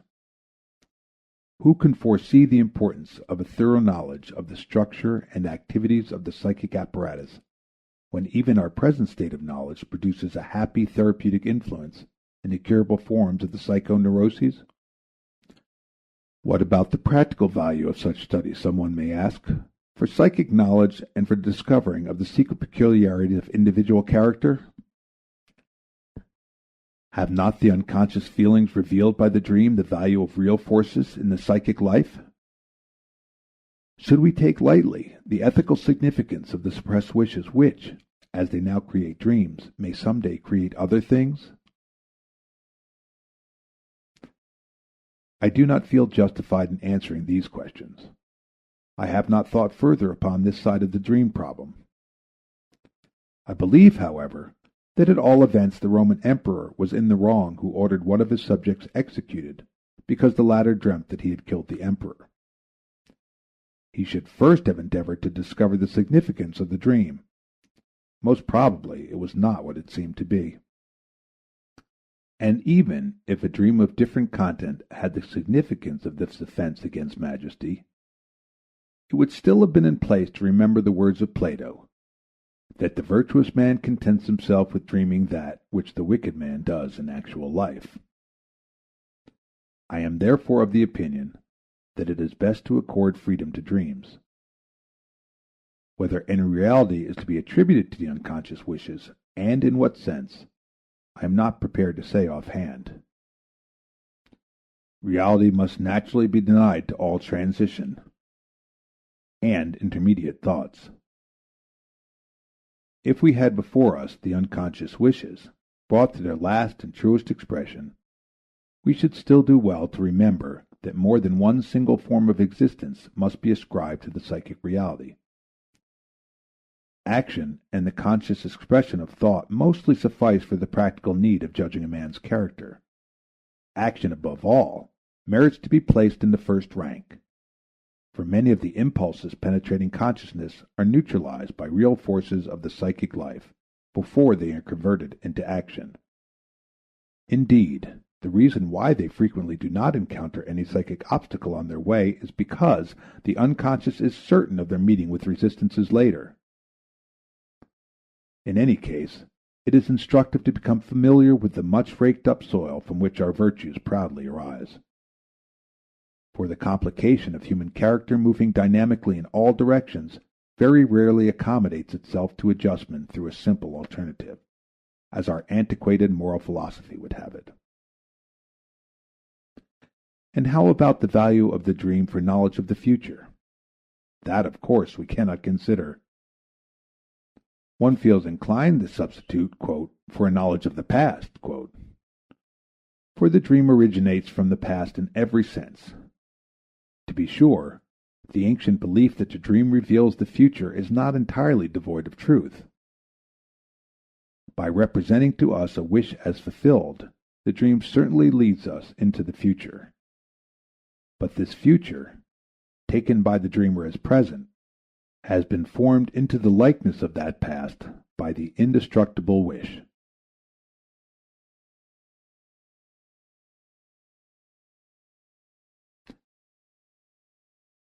End of Chapter 9, The Unconscious and Consciousness, Reality.